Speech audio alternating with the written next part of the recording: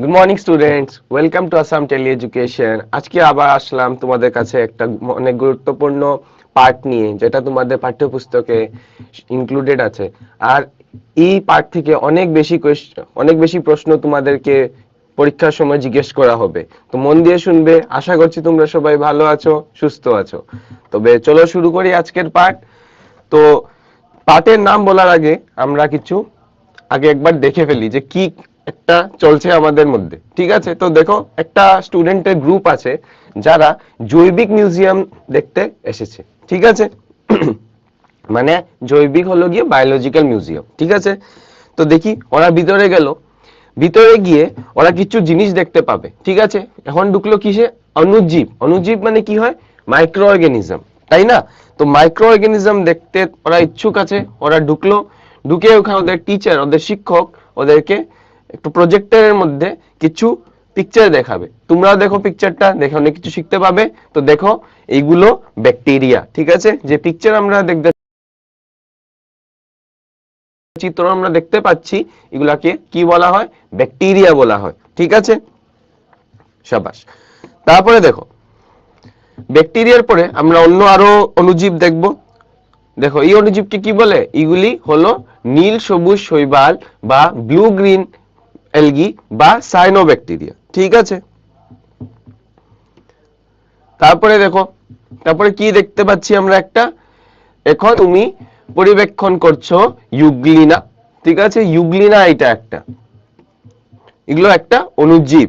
তো অনেক রকমের, বিভিন্ন রকমের অণুজীব আমরা আমাদের আশেপাশে চারদিকে দেখতে পাই, তাই না? আরেকটা আরেকটা দিল, এটার নাম কি? এটা বলবক্স। ওই যে শিক্ষকটা যে তোমার এই তন্ত্রটা ভিতরে একটা ছোট ছোট গ্লাসের স্লাইড রাখছে, এগুলোকে গ্লাস স্লাইড বলা হয়। ঠিক আছে, তো গ্লাস স্লাইডে আমরা এরকম অণুজীব দেখি। তারপরে এটা বলবক্স হলো, বলবক্স দেখি ওদের অণুজীবের এটা শেষ হলো, অণুজীব দেখা। তারপরে ওরা গেল জৈবিক নমুনা দেখার জন্য। ঠিক আছে, জৈবিক নমুনার রুমের ভিতরে ওরা দেখলো কি? হারবেরিয়া দেখতে পাচ্ছে ওরা। হারবেরিয়া কি হলো দেখো তো? একটা বড় বড় কাগজ আছে যার মধ্যে আমরা গাছপালাকে শুকনো করে তাকে আমরা পেস্ট করছি। ঠিক আছে, চিপকিয়ে দিলাম এখানে আমরা। তো এটা হয়ে গেল হারবেরিয়া। এটা তোমরাও ঘরে বানাতে পারবে। তোমাদের জন্য একটা কেউ কোনো তোমাদের শিক্ষকের সাহায্য নেবে বা কোনো বড় কেউ সাহায্য নেবে, যারা তোমাদেরকে সাহায্য করতে পারবে হারবেরিয়া একটা তৈরি করার জন্য, তাই না? ঠিক আছে, তারপরে দেখো আমরা প্রাণীবিদ্যার নমুনা, এটাকে বলে জুলজিক্যাল স্পেসিমেন, যেখানে আমরা প্রাণীদেরকে একটা কেমিক্যালের ভিতরে আমরা এরকম ঢুকিয়ে রাখি। ঠিক আছে, যাতে আমরা এটা পরে পড়াশোনা করতে পারি বা এরকম তোমাদের মতো ছাত্রদেরকে আমরা দেখাতে পাই। ঠিক আছে, তারপরে ওরা দেখলো এখানে কত রকমের আছে। দেখো সাপ, ব্যাঙ সবকিছুকে এখানে ভিতরে ঢুকিয়ে রাখা হয়েছে। তো ওরা দেখে অনেক আশ্চর্যজনক হয়েছে। আশ্চর্যজনক অনেক আছে জীবের বৈচিত্র্য। ঠিক আছে, তো হ্যাঁ, প্রত্যেকেই তাই একে অপরের থেকে আলাদা। আমরা দেখলাম সব জীব একজন থেকে আরেকজন ভিন্ন হয়, আলাদা হয়, তাই না? তবে আমরা পৃথিবীর মধ্যে এরকম অনেক জীব আছে, অনেক প্রাণী আছে, অনেক গাছপালা আছে যারা একজন থেকে অনেক ভিন্ন হয়। ঠিক আছে, তো দেখো এটা একটা ভাইরাস। ঠিক আছে, এগুলা ব্যাকটেরিয়া। ঠিক আছে, এগুলো ব্যাকটেরিয়া। এরকম দেখো কত রকমের অণুজীব, যা এগুলিকে আমরা এমনি খোলা চোখ দিয়ে দেখতে পাই না, এগুলাকে দেখার জন্য আমাদের মাইক্রোস্কোপ লাগে। ঠিক আছে, তারপরে দেখো এগুলো সব হলো গিয়ে একটা ব্যাকটেরিয়া। তারপরে আরো আমরা উদাহরণ দেখবো। দেখো মাছের উদাহরণ দেখি। এটা একটা মাছ, ডলফিন, তাই না? তারপরে দেখো গোল্ডফিশ। তারপরে কি আছে? দেখো অক্টোপাস আছে। অক্টোপাসের পরে কি আছে? আরেকটা রকমের মাছ আছে, রৌ মাছ নাকি? তারপরে আছে কি? তিমি মাছ আছে, ওয়েল মাছ আছে, অনেক বড় মেমেল, এটা আমরা জানি। ঠিক আছে, দেখো সি হর্স। সব ওরা কই থাকে? জেলিফিশ। ওরা সব কই থাকে? জলে থাকে। কিন্তু তবুও দেখো ওরা, এটা একটা জলের পাওয়া যাওয়া একটা গাছ। তো সব কিন্তু বিভিন্ন, দেখো সব জলে থাকে, কিন্তু তাও ওরা কত ভিন্ন একজন থেকে, তাই না? এরকম আমরা যদি গাছে দেখি, দেখো এটা একটা গোলাপ গাছ। ঠিক আছে, এটাও গাছ, কিন্তু এটার মধ্যে কিন্তু আমার ফুল নাই। ঠিক আছে, দেখো এটা কি গাছ? জবা ফুলের গাছ। সবাই করে তো আছে জবা ফুলের গাছ। দেখো এটা কি গাছ? এটা গ্রেপস এর গাছ। ঠিক আছে, তারপরে এটা একটা সুন্দর একটা ফুলের, ডালিয়া ফুলের গাছ। এটা একটা নারকেলের গাছ। তাই ঠিক আছে, তারপরে কি আছে আরো? দেখো এখন আমরা গাছ দেখলাম, গাছের মধ্যে দেখলাম অনেক রকমের ভিন্ন ভিন্ন ভিন্ন গাছ আমরা দেখতে পাই, ঠিক আছে। তারপরে এখন আমরা একটু যা জানোয়ার প্রাণীরা উঠতে ভালো পায়, উড়ে ওরা, ওদের ব্যাপারে দেখি। দেখো প্রজাপতি আছে, ঠিক আছে, তারপরে কি আছে, মধুমাছি আছে। এখন দেখো এগুলা একটা মিলিপিড আসলো, মিলিপিড গুলা কি, এগুলা একটা ইনসেক্ট, পোকার ভিতরে পড়ে ওরা। দেখো প্রজাপতিও কিন্তু দেখো দুইটা আলাদা আলাদা রকমের আছে, তেলচুড়াও দেখছি আমরা, ঠিক আছে, স্করপিয়ন দেখছি। এগুলা কি, এগুলা সব বলো পোকামাকড়, ইনসেক্ট যাকে আমরা বলি। তো এগুলা ওরা ইনসেক্টস এর ভিতরে পড়ে, ঠিক আছে। দেখো ইনসেক্টসও কত রকমের আছে, কিন্তু তাও তারা অনেক ভিন্ন ভিন্ন আছে, ঠিক আছে। এটা কি, একটা উট আমরা দেখতে পাচ্ছি, জান প্রাণী দেখি, উট। তারপরে হরিণ দেখি, তারপরে কি দেখছি আমরা, একটা স্কুইরেল দেখছি, ঠিক আছে, কাঠবিড়ালি। কাঠবিড়ালি পরে আরো কি আছে দেখো, গন্ডার আছে, ডাইনোসর আছে, তারপরে জিরাফ আছে, চিতাবাঘ আছে। তো ওরাও দেখো কত ভিন্ন। এখন দেখো ইয়ে দেখি আমরা, পক্ষী দেখি কিছু, তুতা পাখি আছে, ঠিক আছে। আর কি দেখছি আমরা, মুরগি দেখছি, দেখো ও উড়তে পারে, ও উড়তে পারে না, ময়ূরও উড়তে পারে না সবসময় বেশি ভালো করে, ঠিক আছে। এটা দেখো, এটা কি হামিং বার্ড বলা হয়। হামিং বার্ড কি, হামিং বার্ড জানো, অনেক অনেক ফাস্ট ওরা উঠতে পারে, আর ওদের মাথাটাকে ওরা কেউ ঘুরোতে পারে, 360 ডিগ্রি পুরো চারদিকে ওরা দেখতে পায়, ঠিক আছে। তারপরে দেখো চিল, চিল পাখি দেখছি আমরা। আর কি আছে, পেঙ্গুইন আছে। পেঙ্গুইন উঠতে পারে নাকি, না পারে না, বলো তো তোমরা, পারে না, তাই না? হ্যাঁ।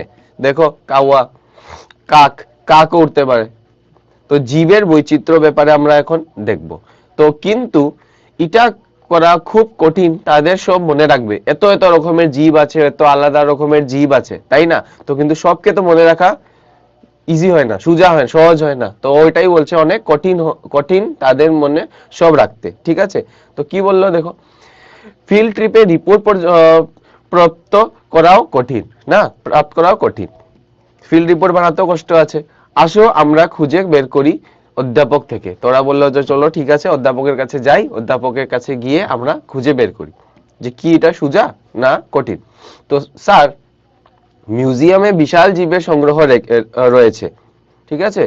তো হ্যাঁ, আমরা ভালো সংগ্রহ করেছি তাদের। তারপরে স্যার, তাহলে মনে রাখা কঠিন এই সব জীব, তাই না? ও স্যারকে জিজ্ঞেস করছে যে এইসব তো মনে রাখা অনেক কঠিন আছে। তারপরে ও স্যার কি বললো, না তেমন কিছু না। কেন? কেন পৃথিবীতে জীব বিপুল সংখ্যা রয়েছে, বিপুল সংখ্যায় জীব রয়েছে তোমাদের পৃথিবীতে, আমাদের নাকি।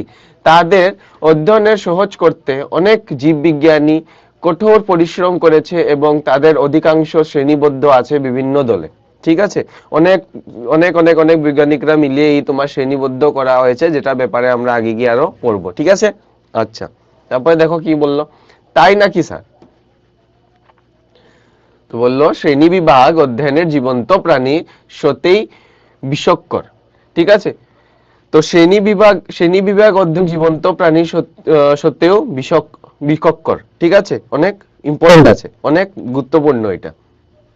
তারপরে দেখো শ্রেণী বিভাগের ব্যাপারে আমরা দেখি কিরকম কিরকম শ্রেণী বিভাগ হতে পারে। তো অধ্যয়ন করতে, শনাক্ত করতে এবং সহজে মনে রাখতে আমরা শ্রেণী বিভাগ করি। তোমার কোয়েশনে, তোমাদের প্রশ্নতে, তোমার পরীক্ষাতে আসতে পারে যে শ্রেণী বিভাগের গুরুত্বপূর্ণতা কি, বা ঠিক আছে। তো তখন তুমি লিখবে যে অধ্যয়ন করতে, শনাক্ত করতে এবং সহজে মনে রাখতে আমাদেরকে শ্রেণী বিভাগ সাহায্য করে। তারপরে কি দেখো, বাঘ, চিতাবাঘ, বিড়াল, তুষার চিতা, মার্গে, জাগুয়ার, ঠিক আছে, এগুলো সব একটা তোমার বাঘের বা বিড়াল পরিবার থেকে ওরা থাকে। তো বিভিন্ন জীবের দলের মধ্যে সম্পর্ক প্রদর্শন, দেখো কত রকমের আছে, কিন্তু ওরা সব তো বিড়াল বিড়াল পরিবারে আছে, কিন্তু তবুও ওরা দেখতে কত ডিফারেন্ট, কত আলাদা, ঠিক আছে। তো এটা যেহেতু আমাদের ফার্স্ট ক্লাস তোমার সাথে, তো একটা জিনিস মনে রাখবে, এখানে বাংলার সাথে সাথে তোমাকে আমি ইংরেজিরও কিছু কিছু শব্দ আমি বলতে থাকবো, তোমরা খাতা বই নিয়ে বসবে আর খাতা বই নিয়ে এটা নোট করতে থাকবে। কেন? পরে যখন বড় ক্লাসে উঠবে তখন তোমাদের এই শব্দগুলো জানা থাকা অনেক জরুরি থাকবে, অনেক গুরুত্বপূর্ণ থাকবে। কেন? পরে এগুলো সব আসবে, তো তোমরা নোট করতে থাকবে, ঠিক আছে। তো দেখো আমরা একটা কি দেখতে পাচ্ছি, একটা কুম্ভীর দেখতে পাচ্ছি, ঠিক আছে। কুম্ভীরের সাথে দেখো কি দেখতে পাচ্ছি, একটা আমরা পাখি দেখতে পাচ্ছি, ঠিক আছে। তো পাখি আর কুম্ভীরের মিডলে দেখো একটা আমরা আরেকটা জন্তু আমি দেখতে পাচ্ছি। এই জন্তুটা দেখেছো কি তোমরা কোনোখানে, কোনো বইয়ে পড়েছো বা কোনো সিনেমায় দেখেছো, ঠিক আছে, দেখেছো নাকি? আর যদি দেখে থাকো তবে খুবই ভালো, আর যদি না দেখে থাকো, যে ওদেরকে আমরা বলছি যে এই জন্তুর নাম হলো গিয়ে আর্কিওপটেরিক্স, ঠিক আছে, আর্কিওপটেরিক্স সরীসৃপ এবং ধাবঙ্গ মধ্যে সংযোগকারী সম্পর্ক, ওরা একটা কানেক্টিং লিংক, ঠিক আছে, কানেক্টিং লিংক মানে ওদেরকে মিলিয়েছে। দেখো এই যে তোমার আর্কিওপটেরিক্সটা আছে, আর্কিওপটেরিক্সটা দেখতে তোমার সরীসৃপের মতনও দেখতে আর পাখির মতনও দেখতে, তাই না? তো সরীসৃপটা অনেক আগে পাওয়া যেত, তখন সরীসৃপ থেকে কি হয়েছে, যখন দুইটা গ্রুপ আলাদা হয়ে গেছে, আলাদা হয়ে একটা বনে গেছে তোমার সরীসৃপ আর একটা বনে গেছে তোমার এভিস বা পাখি। বুঝতে পেরেছো? ঠিক আছে। তারপরে দেখো জীবের বিবর্তন দেখানোর জন্য, তো আমরা কি বলি, তোমার যেটা শ্রেণী বিভাগ আছে এটা জীবের বিবর্তন দেখানোর জন্য সাহায্যকারী, ঠিক আছে না? দেখো অধ্যয়ন শনাক্ত এবং সহজে মনে রাখতে সাহায্য করে, জীবের বিভিন্ন গ্রুপের মধ্যে সম্পর্ক দেখাতে আমাদেরকে সাহায্য করে, তারপরে জীবের বিবর্তন দেখানোর জন্য আমাদেরকে সাহায্য করে। বিবর্তন মানে ইভলিউশন, যে কিভাবে একটা প্রাণী থেকে আরেকটা প্রাণী এসেছে, ঠিক আছে। এটা শ্রেণী বিভাগের উদ্দেশ্য মানে অবজেক্টিভ, ঠিক আছে। অবজেক্টিভ গুলো এই তিনটা আছে, এই তিনটা তোমরা নোট করে রাখবে, আর পরীক্ষাতে তোমার এইসব প্রশ্নতে আসতে পারে 2 মার্ক বা 3 মার্কের জন্য, ঠিক আছে।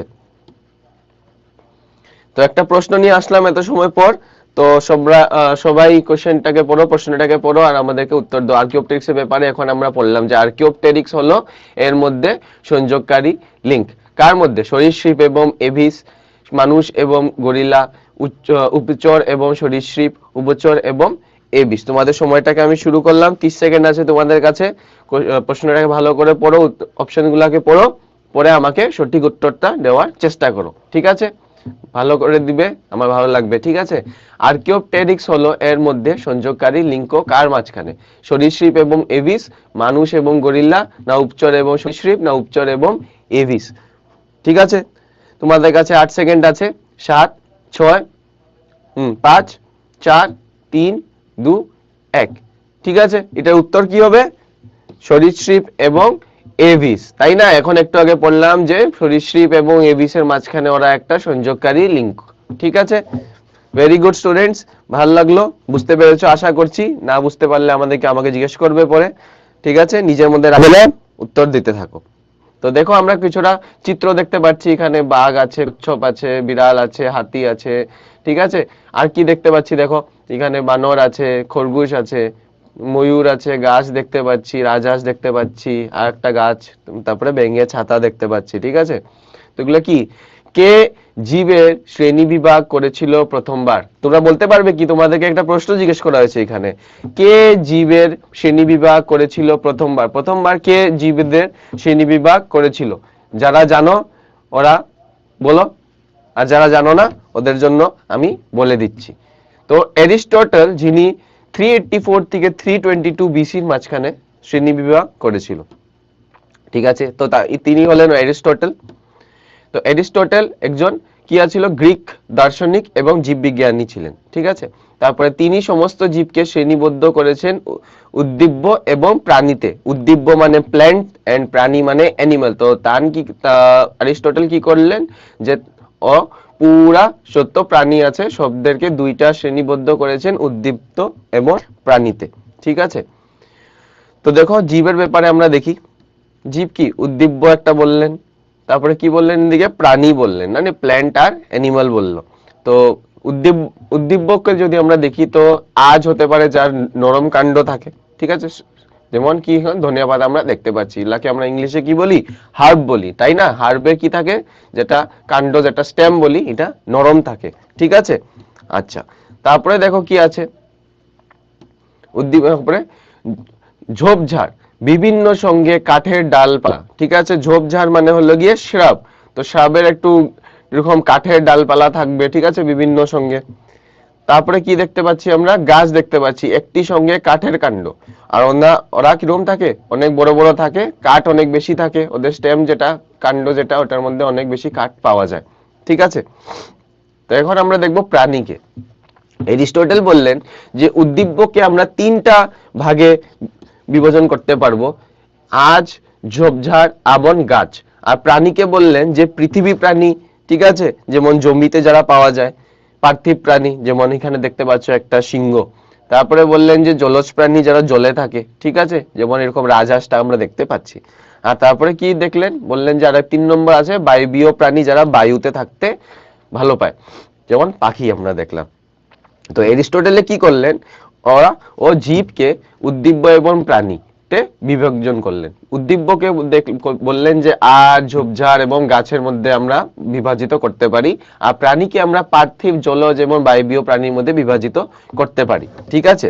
কিন্তু তার ব্যাপার একটা হলো, দেখো এর তার আগে জলজ স্থলজ প্রাণীর উপরে আমরা একটু পড়ি। দেখো স্থলজ প্রাণীতে আমরা কি দেখতে পাচ্ছি, এখানে এখানে আমরা দেখতে পাচ্ছি একটা সিংহ আর সিংহর বাচ্চা।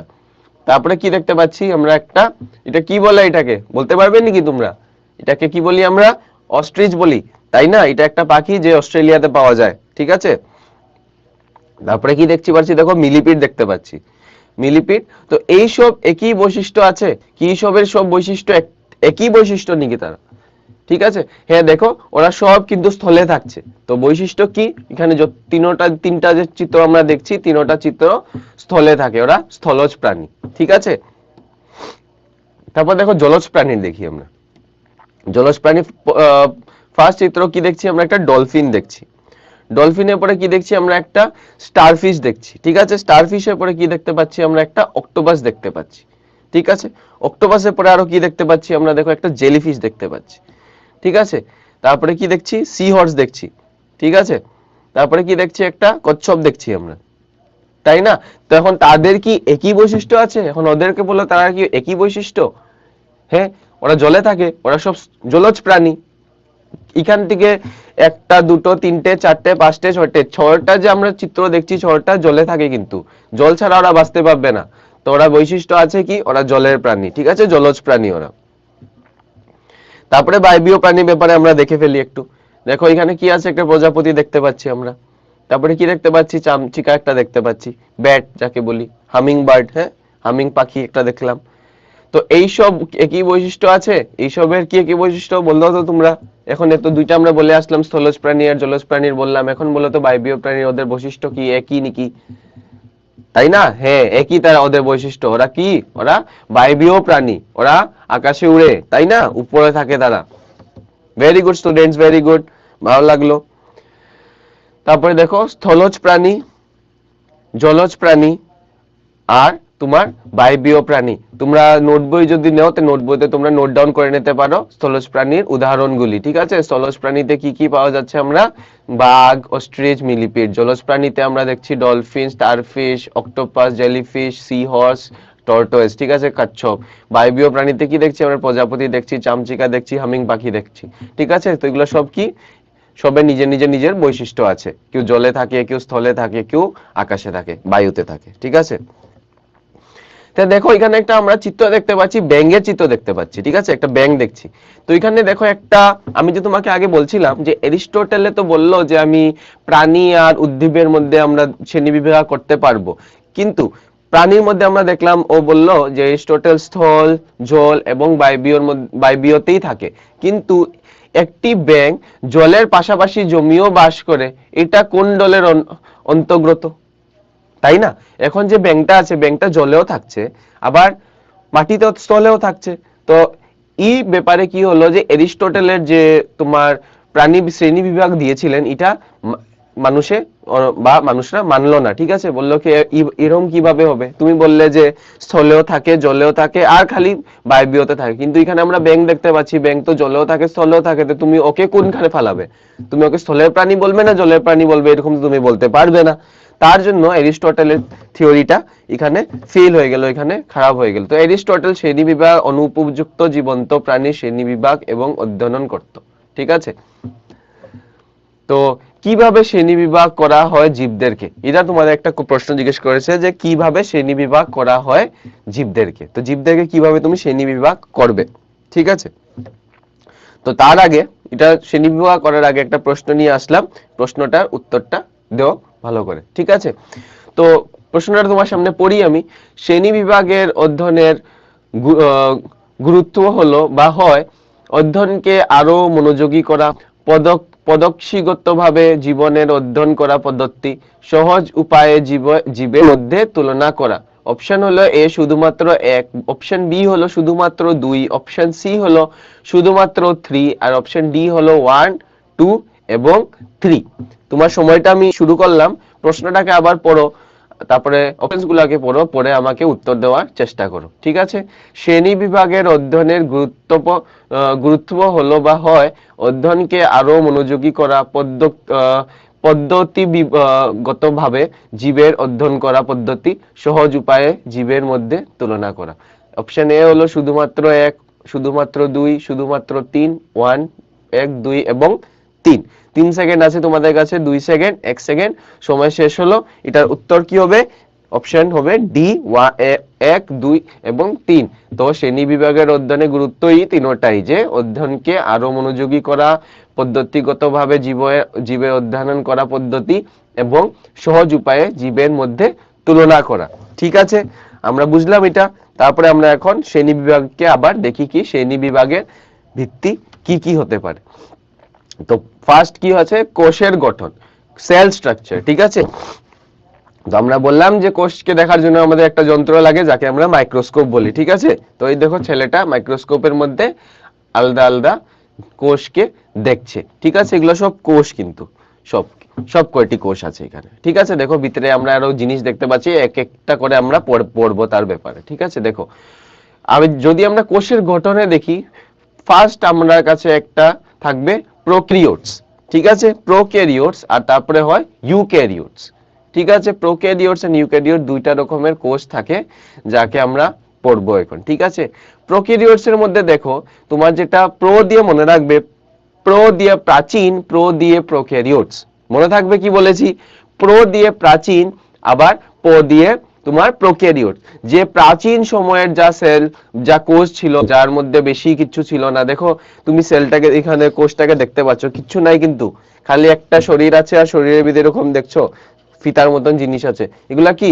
এগুলো ওদের জেনেটিক ম্যাটেরিয়াল, যেটার মধ্যে ওদের সব খবর আছে, তোমার কোষটা কি করবে, কিভাবে বিভাজিত হবে, সবকিছু এটা প্রোক্যারিওটস এর মধ্যে থাকে। এটা ওরা অনেক সাধারণ একটা কোষ। ঠিক আছে, তারপরে আসলো একটু ভালো কোষ, যার মধ্যে অনেক রকমের জিনিস তৈরি হওয়া শুরু হলো, তো তাদেরকে আমরা বলি ইউক্যারিওটস। ঠিক আছে, তো দেখো ইউক্যারিওটসটাকে আমরা যদি ভালো করে জুম করে দেখছি, তো দেখো ভিতরে অনেক রকমের আরো অর্গানেল আমরা দেখতে পাচ্ছি। ঠিক আছে, এটা দেখো এটা কি? প্রোক্যারিওট সেল, তাই না? তো দেখো আমরা তার মধ্যে বিভক্তি করব যে প্রোক্যারিওটস আর ইউক্যারিওটস এর মধ্যে ডিফারেন্স কি। ঠিক আছে, ওদের মধ্যে কি কি আলাদা আলাদা আছে। তো তোমরা খাতা বই নিয়ে এগুলাকে পয়েন্টস গুলাকে নোট করা শুরু করো। তো ঝিল্লি আবদ্ধ উপস্থিতি কোষের অর্গানেল সহ নিউক্লিয়াস, ওদের মধ্যে কি আছে? ঝিল্লি আবদ্ধ। ঝিল্লি মানে হলো গিয়ে সেল মেমব্রেন। ঠিক আছে, একটা তোমার যেমন একটা জিনিস আছে, এরকম মেমব্রেন আছে, এর উপরে কি থাকবে? এরকম করে কাভার আপ থাকবে, এরকম করে কাভার করা থাকবে ওই অর্গানেলটা। ঠিক আছে, তো এটাকে আমরা ঝিল্লি আবদ্ধ উপস্থিতি বলি, কোষের অর্গানেল সহ নিউক্লিয়াস। ঠিক আছে, তারপরে দেখো এটার মধ্যে কি আছে? প্রোক্যারিওটস এর ঝিল্লি আবদ্ধ কোষ, অর্গানেল এবং নিউক্লিয়াস অনুপস্থিতি, ওদের কাছে এইসব থাকে না। অনেক সোজা আছে, একটা জিনিস যদি তুমি মনে রাখো তোমার বাকিগুলো শিখা হয়ে যাবে। ঠিক আছে, তারপর দেখো কোষের প্রতিক্রিয়া হয় দক্ষতার সাথে বাহিত। ঠিক আছে, কোষের যেটা প্রক্রিয়াটা দক্ষতার সাথে হয়। ঠিক আছে, এফিশিয়েন্টলি হয়। তারপরে ঝিল্লি, প্রোক্যারিওটসে কি দেখছি? ঝিল্লি আবদ্ধ উপস্থিতি কোষের অর্গানেল সহ নিউক্লিয়াস। ঠিক আছে, আচ্ছা তারপরে দেখো নিউক্লিয়াস অনুপস্থিতি, আর ওদের মধ্যে দক্ষতার সাথে একটি বহুকোষী জীব তৈরিতে অংশগ্রহণ করে না। ওরা একটা বহুকোষী জীব তৈরি করতে কোনো অংশগ্রহণ করে না ওরা। ঠিক আছে, কিন্তু ইউক্যারিওট যারা আছে ওরা অংশগ্রহণ করে, তাই না? তো ঝিল্লি আবদ্ধ উপস্থিতি কোষের অর্গানেল সহ নিউক্লিয়াস কোষ বিশিষ্ট প্রতিক্রিয়া বাহিত হয় দক্ষতার সাথে, বহুকোষী জীব একটি তৈরিতে অংশগ্রহণ করার ক্ষমতা আছে। ঠিক আছে, তো ইউক্যারিওট যারা আছে ওরা অংশগ্রহণ করে, কিন্তু প্রোক্যারিওট যারা আছে ওরা অংশগ্রহণ করে না। তো তিনটা পয়েন্ট আমরা দেখলাম, তিনটা পয়েন্টটাকে তোমরা মনে রাখবে, লিখে রাখো। ঠিক আছে, তো ঝিল্লি আবদ্ধ কোষ অর্গানেল এবং নিউক্লিয়াস অনুপস্থিতি, কোষ বৈশিষ্ট্য প্রতিক্রিয়া বাহিত হয় না দক্ষতার সাথে, আর বহুকোষী জীব তৈরিতে অংশগ্রহণ করার ক্ষমতা নয়। ঠিক আছে, তারপরে দেখো এটা হলো আমরা পড়লাম কোষের গঠনের ব্যাপারে। ঠিক আছে। এখন আরেকটা আমরা কোষ দেখতে পাচ্ছি, ঠিক আছে। এই কোষের নাম কি তোমরা বলতে পারবে নাকি? দেখো এই আরেকটা কোষ আছে, এগুলোর নাম বলতে পারবে? যদি বলতে পারো তবে ভেরি গুড, অনেক ভালো। আর যে বলতে পারবে না ওরা চিন্তার বিষয় নাই, আমি বলে দেব, ঠিক আছে। দেখো কি কি আছে, অ্যামিবা আছে, প্যারামিশিয়াম আছে, ঠিক আছে, এরকম ব্যাকটেরিয়া আছে, ইউগ্লিনা আছে, ক্লেমাইডোমোনাস আছে, ঠিক আছে। এগুলো সব এককোষী প্রাণী, সব একটা একটা কোষ দিয়ে তৈরি, তার জন্য ওদেরকে আমরা এককোষী প্রাণী আমরা বলি, ঠিক আছে। আর এখানে দেখো এককোষী না, এখানে অনেক রকম বড় বড় হাতি, তারপরে কাঠবিড়ালি, মাছ, ঠিক আছে, মধুমাছি, পাখি, স্পঞ্জেস, এগুলো সব কি আছে, এগুলা সব বহুকোষী জীব। তারা অনেক একটার থেকে বেশি কোষ দিয়ে তৈরি হয়, ঠিক আছে। তো তারা বহুকোষী জীব। তো দেখো আমরা একটা স্তর দেখি, ঠিক আছে, সংগঠনের কোষীয় স্তর, যেমন স্পঞ্জেসের মধ্যে দেখা যায় ওরা খালি কোষ দিয়ে তৈরি, ওদের ভিতরে এমন কিছু নাই, কিন্তু খালি কোষ আছে। তো এটাকে আমরা সংগঠনের কোষীয় স্তর বলি, যে যে তোমার প্রাণীটা খালি কোষ দিয়ে তৈরি, আর কিছু নেই তার মধ্যে, ঠিক আছে। তারপরে দেখো আমরা দেখছি সংগঠনের টিস্যু স্তর। ওই কোষগুলো মিলে মিলে মিলে মিলে কি হচ্ছে, অনেকগুলা কোষ মিলে মিলে মিলে মিলে কি হয়েছে, বানিয়েছে তোমার এখানে টিস্যু, ঠিক আছে। আর টিস্যু তোমার একটাই কাজ করবে, ঠিক আছে। তো তোমার এখানে এক্সাম্পল তুমি উদাহরণ দিতে পারো, হাইড্রা বলতে পারো, ঠিক আছে। ঠিক আছে, ইজ দেখো বাডিং করছে, এরকম। তো ওরা টিস্যু স্তরের ওরা পড়ে সংগঠনে। তারপরে দেখো সংগঠনের অঙ্গস্তর। এখন তোমার এই যে টিস্যু গুলা মিলে মিলে কি হয়েছে, একটা অঙ্গ বানিয়েছে। আর এই অঙ্গর উদাহরণ হলো গিয়ে তোমার আর্তুয়াম তোমার সংগঠনের অঙ্গস্তরে পড়ে, ঠিক আছে। আর তারপরে বনে গেল সংগঠনের অঙ্গতন্ত্র স্তর। এখন অঙ্গতন্ত্র মানে অর্গান সিস্টেম বনে গেছে, এটা আমরা আমাদের মানুষের মধ্যে বা আরো উচ্চ বিভাগের প্রাণীদের মধ্যে আমরা দেখতে পাই। তো যদি আমরা ইংরেজিতে বলি, ফার্স্টেরটা হলো, পয়লাটা হলো কি তোমার সেলুলার লেভেল অফ অর্গানাইজেশন, তারপরটা হলো টিস্যু লেভেল অফ অর্গানাইজেশন, তারপরটা হলো অর্গান লেভেল অফ অর্গানাইজেশন, তারপরটা হলো গিয়ে organ system level of organization. সংগঠনের কোষীয় স্তর, সংগঠনের টিস্যু স্তর, সংগঠনের অঙ্গ স্তর এবং সংগঠনের অঙ্গতন্ত্র স্তর, ঠিক আছে। এটা কি সংগঠনের স্তর। এটা অনেক গুরুত্বপূর্ণ প্রশ্ন, গুরুত্বপূর্ণ কনসেপ্ট তোমার পরীক্ষার উপলক্ষে, ঠিক আছে। তো বহুকোষী জীব শ্রম বিভাজন প্রদর্শন। শ্রম বিভাজন কি? শ্রম মানে কাজ করছে, তাই না, লেবার কাজ করছে। তো ইংলিশে আমরা এটাকে ইংরেজিতে বলে ডিভিশন অফ লেবার। তো ডিভিশন অফ লেবারে কি হয়, যে আমি যে এখন দেখলাম কোষ দেখলাম, টিস্যু দেখলাম, অঙ্গ দেখলাম, অঙ্গতন্ত্র দেখলাম, তবে কি হলো দেখো এখানে সব কোষগুলা মিলে মিলে কি বললো, আমি বলেছি টিস্যু বনলো, ঠিক আছে। এখন সব টিস্যুর কিন্তু নিজের নিজের কাজ থাকবে। তো মানে শরীরের ভিতরে, প্রাণীর ভিতরে কি হয়, যে সব টিস্যু গুলাকে আমরা আলাদা আলাদা কাজ দিয়ে দিই, আমরা শ্রম বিভাজন করে দিই, যে তুমি এই কাজটা করো, তুমি আমার ফুসফুস বানাও, তুমি আমার লাংস বানাও, তুমি আমার নাক বানাও, তুমি আমার স্কিন বানাও, চামড়া বানাও, ঠিক আছে। তো এরকম সব সেলকে আমরা, সব কোষকে আলাদা আলাদা আলাদা আলাদা কাজ দিয়ে দিই, শ্রম বিভাজন করে দিই, ঠিক আছে। এটাকে ডিভিশন অফ লেবার বলি আমরা। তো তারপরে আমরা একটা প্রশ্ন নিয়ে আসলাম তোমাদের সামনে, তোমরা প্রশ্নটার উত্তরটা দাও, ঠিক আছে। অল্প বড় আছে প্রশ্নটা, মন দিয়ে পড়ো, আরামসে পড়ো। সঠিক উত্তরে চয়ন করবে, তুমি চয়ন করো। এরিস্টটলের শ্রেণী বিভাগ ছিল উপযুক্ত কারণ তিনি প্রাণীদের তাদের বাসস্থানের উপর ভিত্তি করে শ্রেণীবদ্ধ করেছেন, ঠিক আছে। 2 নম্বর অপশন কি বললো, অনুপযুক্ত কারণ তিনি তাদের বাসস্থানের উপর ভিত্তি করে প্রাণীদের শ্রেণীবদ্ধ করেছেন। তারপরে কি বলছে, উপযুক্ত হিসাবে তিনি জীবের উপর ভিত্তি করে শ্রেণীবদ্ধ করেছেন তাদের কোষ গঠন ও কার্যকারিতা হিসেবে। অনুপযুক্ত কারণ তিনি জীবের উপর ভিত্তি করে শ্রেণীবদ্ধ করেছেন তাদের কোষ গঠন এবং ফাংশনের উপর, ঠিক আছে। তুমি সঠিক চয়ন করবে, সঠিক উত্তরে চয়ন করবে। এখানে তোমাকে 4টা অপশন দেওয়া আছে, আর এই 4টা অপশন থেকে তুমি যেটা শুদ্ধ হবে এটা তুমি চয়ন করবে, ঠিক আছে। তো আবার দেখিলে এবার প্রশ্নটা, এরিস্টটলের শ্রেণী বিভাগ ছিল, কিভাবে ও শ্রেণী বিভাগ করেছে, ঠিক আছে। আমি তোমাকে সময়টা শুরু করে দিই, সময় শুরু করে তোমার ভাবো, ভেবে বলো যে এরিস্টটলের শ্রেণী বিভাগ কিরকম, কিভাবে ছিল। তো উপযুক্ত কারণ তিনি প্রাণীদের তাদের বাসস্থানের উপর ভিত্তি করে শ্রেণীবদ্ধ করেছেন। অনুপযুক্ত কারণ তিনি তাদের বাসস্থানের উপর ভিত্তি করে প্রাণীদের শ্রেণীবদ্ধ করেছেন। উপযুক্ত হিসাবে তিনি জীবের উপর ভিত্তি করে শ্রেণীবদ্ধ করেছেন তাদের কোষ গঠন এবং কার্যকারিতার হিসাবে। আর অনুপযুক্ত কারণ তিনি জীবের উপর ভিত্তি করে শ্রেণীবদ্ধ করেছেন তাদের কোষ গঠন এবং ফাংশনের উপর, ঠিক আছে, সময় শেষ হলো। এটার উত্তরটা কি হবে? এটা উত্তর হবে বি, অনুপযুক্ত, কারণ তিনি তাদের বাসস্থানের উপর ভিত্তি করে প্রাণীদের শ্রেণীবদ্ধ করেছেন। এটা আমরা একটু আগেই পড়লাম যে স্থলজ, জলজ এবং বায়ু তিনটা ভিত্তির উপর, তিনটা ইয়ের উপর ভিত্তি করে তোমার বাসস্থানের উপর প্রাণীদের শ্রেণী বিভাগ তিনি করেছিলেন। ঠিক আছে, তারপরে দেখো তো বাচ্চারা, একটা জিনিস আমরা পড়বো এখন। এখন দেখো আমরা কি দেখছি, একটা তুতা পাখি দেখছি, তাই না? তুতা পাখিটা কি খাচ্ছে? আম খাচ্ছে। ঠিক আছে, আচ্ছা এখন বলো যে এই যে পাখিটা আছে, পাখিটা তো গাছটার উপরে নির্ভর আছে ওর খাওয়ার জন্য, তাই না? তার জন্য আর এই গাছটায় আমটাকে নিজে বানাচ্ছে, তো গাছকে আমরা বলবো স্বপোষী, আর পাখিকে আমরা কি বলবো? পরপোষী। স্বপোষী মানে কি হয়? Autotrophic nutrition. পরপোষী কি হয়? হেটারোট্রপিক নিউট্রিশন। ঠিক আছে, মানে যে প্রাণীটা কেউ অন্যর উপর নির্ভর থাকে ওদের খাদ্যর জন্য, ওদেরকে আমরা পরপোষী বলি। আর যে প্রাণী নিজের খাদ্য নিজে বানাতে পারে ওদেরকে আমরা স্বপোষী বলি। ঠিক আছে, তো দেখো পুষ্টির মোড আমরা এখন দেখবো। পুষ্টির মোড যেটা আমরা দেখছি, এখানে দেখো একটা গাছ আছে, ঠিক আছে, গাছটার মধ্যে আমরা দেখি যে গাছের নিজের খাদ্য নিজে বানায়, তো ওদেরকে আমরা কি বলবো? স্বপোষী বলবো। দেখো এখানে লেখা আছে স্বতঃ মানে হয় স্বয়ং, ট্রফি মানে হয় পুষ্টি। তো যে জীবগুলি তাদের নিজেদের খাদ্য নিজেই তৈরি করে তাকে আমরা স্বপোষী বলি।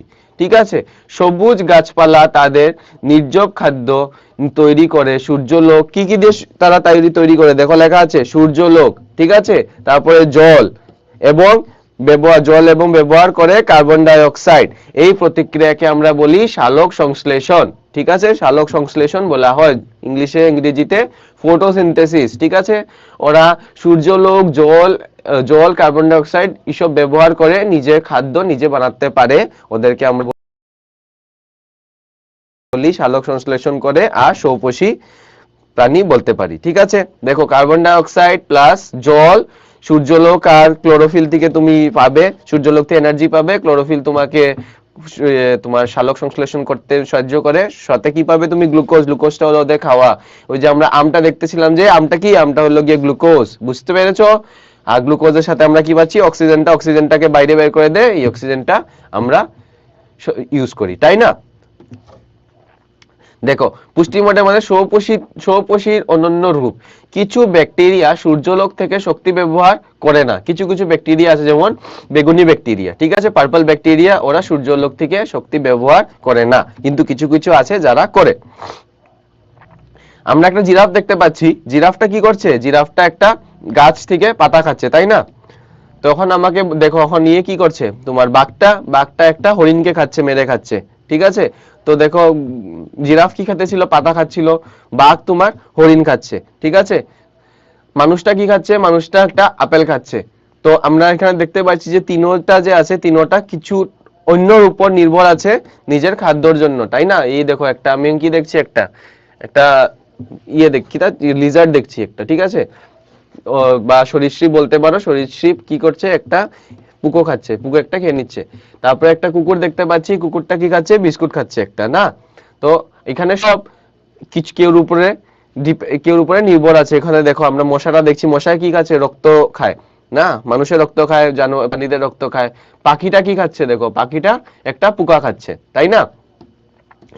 তো আমরা এখান থেকে দেখতে পারলাম যে জিরাফ, বাঘ, মানুষ, সরীসৃপ, কুকুর, মশা, পাখি সব কোনো অন্য প্রাণীর উপর নির্ভর আছে নিজের খাদ্যর জন্য। ঠিক আছে, তো এরকম আমরা কি বলি? ওদেরকে পরপোষী বলি বা হেটারোট্রপস বলি। ঠিক আছে, হেটারোট্রপস। তো যে জীব তাদের সংশ্লেষণ করতে অক্ষম, নিজের খাবারের জন্য অন্য উৎসের উপর নির্ভর করতে হয় খাদ্য, যেমন পাখি, প্রাণী, মানুষ ইত্যাদি জন্য। ঠিক আছে, ওদেরকে আমরা পরপোষী বলি। তখন দেখো আমরা দেখছি শ্রেণী বিভাগের ভিত্তি। তো কোষের গঠন দেখলাম, পয়লা কোষের গঠনের পরে সংগঠনের স্তর দেখলাম, সংগঠনের স্তর পরে আমরা পুষ্টির মোড দেখলাম, পুষ্টির মোড পরে আমরা একটা প্রশ্ন করব। ঠিক আছে, ভালো লাগছে আমি আশা করছি তোমাদের। ঠিক আছে, তো প্রশ্নটা পড়ি আমরা। জীবের শ্রেণী বিভাগের ভিত্তি হলো অপশন এ বাসস্থান, কোষের গঠন এবং পুষ্টির স্তর, পুষ্টির পদ্ধতি। এখনই আমরা পড়েছি কিন্তু, ঠিক আছে। তারপরে কি দেখছি? বাসস্থান, সংগঠনের স্তর এবং পুষ্টির পদ্ধতি। সি কি আছে, কোষের গঠন, সংগঠনের স্তর এবং পুষ্টির পদ্ধতি। ডি কি আছে, কোষের গঠন, সংগঠনের স্তর এবং বাসস্থান। তোমাদের সময়টা আমি শুরু করলাম, সময় শুরু হলো। তুমি আবার প্রশ্নটাকে পড়ো, প্রশ্নটাকে পড়ে আমাকে উত্তর দেওয়ার চেষ্টা করো, ঠিক আছে? উত্তরটা দাও যে জীবের শ্রেণীবিভাগ ভিত্তি হলো কি? বাসস্থান, কোষের গঠন এবং পুষ্টির পদ্ধতি, বাসস্থান, সংগঠনের স্তর এবং পুষ্টির পদ্ধতি, কোষের গঠন, সংগঠনের স্তর এবং পুষ্টির পদ্ধতি। আর ডি হলো কোষের গঠন, গঠনের স্তর এবং বাসস্থান। ঠিক আছে, 8 সেকেন্ড আছে তোমাদের কাছে। প্রশ্নটাকে পড়ো, অপশনসগুলোকে পড়ো, আর ডিভাইসটা দিয়ে আমাকে উত্তরটা দিয়ে ফেলো চট করে। তো জীবের শ্রেণীবিভাগ ভিত্তি হলো তোমার অপশন সি, কোষের গঠন, সংগঠনের স্তর এবং পুষ্টির পদ্ধতি। ঠিক আছে, সেল স্ট্রাকচার, সেল অর্গানাইজেশন এবং মোড অফ নিউট্রিশন, ইংলিশে আমরা বললাম এটাকে। ঠিক আছে, তারপরে আমরা দেখি আরেকটা শ্রেণী বিভাগের শ্রেণী বিন্যাস। তো বিজ্ঞানীরা যারা জীবকে বিভিন্ন দলে শ্রেণীবদ্ধ করেছেন ওদের ব্যাপারে দেখি। দেখো, আর্নেস্ট হ্যাকেল, তারপরে কি আছে, রবার্ট হোয়াইটেকার। ঠিক আছে, রবার্ট হোয়াইটেকার, কার্ল বুশ। আমরা বললাম তোমাকে যে অ্যারিস্টটল কি করেছিলেন, যে অ্যারিস্টটল বলেছিলেন যে আমি প্রাণীদেরকে শ্রেণীবদ্ধ করব ওদের ইয়ের উপরে। ঠিক আছে, কি উপরে বলেছিলাম আমরা, ওদের বাসস্থানের উপরে, তাই না? কিন্তু পরে দেখা গেছে যে যখন একটা ব্যাংকে আমরা দেখলাম ব্যাংকটা জলেও থাকে, স্থলেও থাকে, তবে তখন ওই অ্যারিস্টটলের তোমার শ্রেণী বিভাগটা মানলো না কেউ। তারপরে কি হয়েছে, অন্যান্য বিজ্ঞানীরা আসলো, এসে অন্যান্য শ্রেণী বিভাগের পদ্ধতি তোমাকে দিল। তার মধ্যে থেকে এই যে তিনজন বিজ্ঞানীর নাম আমরা দেখছি, এই নামটা মনে রাখবে, আর্নেস্ট হ্যাকেল, রবার্ট হোয়াইটেকার, কার্ল হুস। ওরা শ্রেণীবদ্ধ করেছেন। দেখো, তো তারা সমস্ত জীবন্ত প্রাণীর শ্রেণী বিভাগ করার চেষ্টা করেছে নেতৃত্বাধীন রাজ্যগুলিতে। ঠিক আছে, যেগুলো গুরুত্বপূর্ণ রাজ্য ছিল এগুলাতে ওরা সমস্ত প্রাণীদেরকে শ্রেণীবিভাগ করার চেষ্টা করেছে। ঠিক আছে, তো সবচেয়ে ভালো যেটা চেষ্টা হয়েছে এটার নাম হলো 5 রাজ্যের শ্রেণীবিভাগ বা 5 কিংডম ক্লাসিফিকেশন। এটা কে করলো? এটা করেছে তোমার রবার্ট হোয়াইটেকার, প্রস্তাব করে 5 রাজ্যের শ্রেণী বিভাগ কোষ গঠনের ভিত্তিতে পুষ্টি এবং শরীরের মোট জীবের সংগঠন দিয়ে। ঠিক আছে, শরীরের পুষ্টির মোট, ঠিক আছে, গঠন এবং শরীরের মোট খানির পুষ্টির মোট দিয়ে সব ও শ্রেণী বিভাগ করার চেষ্টা করলো। তো এটার মধ্যে 5টা রাজ্য, কি কি রাজ্য আছে দেখে নেই আমরা। 5 রাজ্যের মধ্যে আছে তোমার ফার্স্ট হলো, দেখো, মনেরা, এটাকে আমরা বললাম মনেরা। তারপরে আমরা দেখলাম নেক্সট তোমার রাজ্য হলো গিয়ে 2 নম্বর রাজ্য হলো গিয়ে প্রোটিস্টা। ঠিক আছে, 3 নম্বর রাজ্য কি আছে দেখো, এটাকে কি বলি, মাইকোটা বা ফাঞ্জাই। ঠিক আছে, তারপরে 4 নম্বর হলো গিয়ে তোমার, এটা কি গাছ দেখছি, গাছকে আমরা বলি প্ল্যান্টে। ঠিক আছে, তারপরে কি দেখছি আমরা, প্রাণী দেখছি না, প্রাণীকে আমরা বলি অ্যানিমেলিয়া।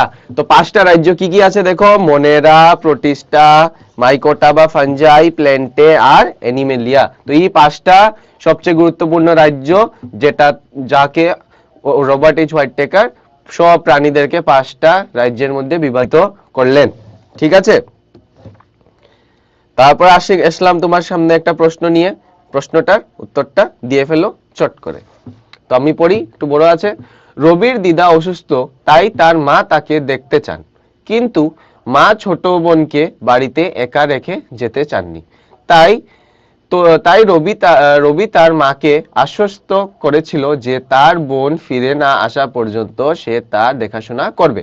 এই পরিস্থিতিতে রবি কোন নৈতিক মূল্য প্রদর্শন করেছে? এটা তোমরা নিজেও বলতে পারবে, অনেক সোজা আছে। ঠিক আছে, তো আবার একবার পরে তোমাকে টাইমারটা স্টার্ট করে দিই, তোমরা পড়ো নিজে নিজে আবার। ঠিক আছে, আমি সাথে তোমাকে সাহায্য করছি। রবির দিদা অসুস্থ, তাই তার মা তাকে দেখতে চান, কিন্তু মা ছোট বোনকে বাড়িতে একা রেখে যেতে চাননি। তাই রবি তার মাকে আশ্বস্ত করেছিল যে তার বোন ফিরে না আসা পর্যন্ত সে তার দেখাশোনা করবে। এই পরিস্থিতিতে রবি কোন নৈতিক মূল্য প্রদর্শন করেছে? ঠিক আছে, এ হলো সততা, বি হলো বন্ধু, সি হলো দায়িত্বশীলতা, আর ডি হলো যত্নশীল। ঠিক আছে, তো এটা অপশন কি হবে? এ, সততা। ঠিক আছে, আশা করছি তোমরা বুঝতে পেরেছো। তাই না? তো রবি এখানে কি দেখালো, এখানে সততা ও বুঝালো। ঠিক আছে, তো আজকের পার্টটা আমরা এখানেই ইতি করলাম। তো তোমার আমাকে বলবে যে তোমার কিরকম লাগলো, তোমার আমাকে বলবে যে অনেক ভালো লাগলো না অল্প ভালো লাগলো, না তুমি সন্তুষ্ট হয়েছো না অল্প তুমি কনফিউজ রয়েছো। ঠিক আছে, তোমার যদি কনফিউজ থাকো তো আমাকে বলতে পারবে, আমি তোমাকে আবার নেক্সট ক্লাসে তোমাকে বুঝিয়ে দেবো আমরা এটা। ঠিক আছে, তো ভালো থাকবে, সুস্থ থাকবে।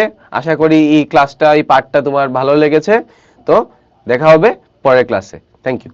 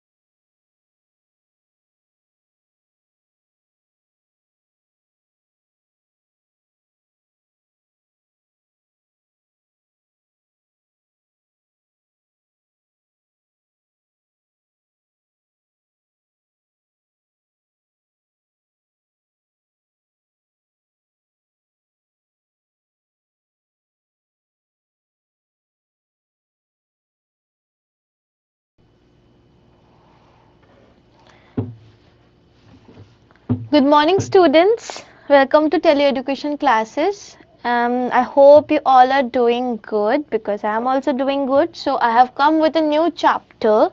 So, let's see what we have today. Please look at the screen. So, I'm not going to say you the topic, what are we going to learn today, but I will love to show you some scenarios, okay, some situations and some sentences associated with these scenarios, okay. So, now what do you see? You can see a dining table where so many people are sitting and having their food, and they are saying we are having our lunch together, right? Now can you see that they have highlighted a part, that is are having, correct? So we are going to see many sentences like this, and even you are going to see some highlighted portions also, okay. So this is that you just have to keep those highlighted portion in your mind, because I am going to say why did we highlight this portion. Let's see the next sentence. So here you can see a vegetable market. So some people are selling vegetables, and some people have come to buy vegetables, and they are saying with my neighbor. Which part is highlighted again? Okay, so this time go. So go is the highlighted part, correct? Now the next sentence. Okay, so before moving to the next sentence, let's do a question. So what is the question here? Find the verb in the following sentence. Okay, so you have to find the verb in this following sentence. I am going to tell you the sentence. Read for you. Harry Potter is a series of novels and films. Okay, so this is your sentence. Harry Potter is a series of novels and films. So Harry Potter is a very common series of novels. I hope everybody has watched it, correct? Now you have four options: is, Harry, Potter and, correct? And you have to tell me which is the verb. You have to find the verb from this sentence, and you have to tell me which is the verb, and you have to select the correct option. But first you tell me, do you know what is the meaning of verb? I hope you know, but I wanted you to recall. Okay, so verb, let me help you. I will tell you the definition so that you can easily choose the correct answer out of this. Okay, so verb is a word which is which help us to express any action, any occurrence which is happening right now. Okay, whatever you are doing is verb. So in this sentence you have to find the verb. I am starting the timer. You can choose the correct answer. Okay, so your timer has started. Just read the sentence carefully, because verbs are of different types, so you have to figure out which verb is coming in this sentence. Because if you go in a typical way, maybe it will be difficult for you, but you have to read the sentence carefully to find out the correct answer. So I think only 5 seconds left. Please answer and tell me which is the correct option. Okay, so your timer is done. Now let me tell you which is the correct answer. So this time your correct answer is option A, is. Why is? Because is also a verb, but it is a helping verb, correct? So let's move with the class. Now what we have? Okay, so we can see a situation where this girl is studying, and the sentence here is I can see the hard work she is doing for the final exam, correct? Now let's see which is the highlighted part. Okay, so can see, this part is the highlighted part in this sentence, correct? Now let's see what is the next sentence we have. Okay, so what do you see here? So it is raining so heavily, roads are full of water, so many vehicles are moving in this road. So they are saying I was stuck in the traffic for hours because of the flood. Let's see which part is highlighted. Okay, so was stuck is the highlighted portion in this sentence. So you have already seen so many sentences, right? And we have seen so many highlighted part in these sentences. Okay, let's recall all the sentences again. We are having our lunch together. Are having is the highlighted part. Next sentence was I go to the market with my neighbor. So go is the highlighted part again. Now let's see what is the third sentence. I can see the hard work she is doing for the final exam. Now can you see that? Can see is the highlighted part. Now the last sentence, that is I was stuck in the traffic for hours because of the flood. So I was stuck. So do you know why did we highlight this part in these sentences? Because these highlighted parts are known as verb phrases. Okay, so these highlighted parts are some phrases that are known as verb phrases, and our topic is verb phrases. So today we are going to learn verb phrases. Okay, now let's do a question before moving to verb phrases. Let's see what we have. The question is, which among the following is an irregular verb? Okay, so what do you know by irregular verb? So irregular verb is that verb which changes its, well, sometimes it doesn't change its form, like it doesn't change its spelling, and sometimes it changes spelling but it doesn't follow the common rule. Okay, so there are four words you can see: dream, asked, depend, looked. So you all know that we have four forms of words, like for the base form, the ing form, the past participle form, the past form, right? These are four forms of verb. But in irregular verb, we don't change the form sometimes. If we change also, it doesn't follow the common rule. So you have to tell me among these four which verb is an irregular verb. So you have options, you have four options. The first option is dream, second option is ask, third option is depend, and fourth option is look. Okay, so you have to choose the correct irregular verb from this four. I am starting the timer. Your time starts now. Please choose the irregular verb. Okay, just think wisely, just see which words follow the common rule and which words doesn't follow the common rule. Okay, so there is a word among this four which doesn't follow the common rule. Okay, so that is the base form, there is the, and then the ing form, and then past form and the past participle form. So you have your last 5 seconds. Please let me know what is your correct answer. Okay, so your timer is done now. Your correct answer is dream. Now tell me why dream. Because dream doesn't follow the common rule. Whenever you see the past tense of dream, it's dreamt. Okay, the spelling is D-R-E-A-M-T. So it doesn't follow. Otherwise, we always, whenever we write past form or past participle form of any word, if you say ask, then we write ask, asked. A-S-K-E-D. But in dream, in case of dream, we don't write in that way. We write D-R-E-M-M-T. This is the past participle form of dream. So that is why dream is an irregular verb. So we are going forward with the session. Let's see what we have. So all the verbs, we are going to see all the verbs in these sentences, whatever sentences we have studied already. So these are the verbs we have seen in our sentences, right? So we had seen 4 sentences, and these were the verbs we could see in those sentences. Now, did you see them in this form? What do you say? Tell me. No, right? We have not seen them in this form, but we have seen them in their other forms. Now let's see what is written here. But in most of the sentences, the verb is not functioning alone. Correct. The verb was not functioning alone. That's why we didn't see them in this form. They had some other words which were helping them to make them more meaningful. Okay, let's see in which form we have seen them in the sentences.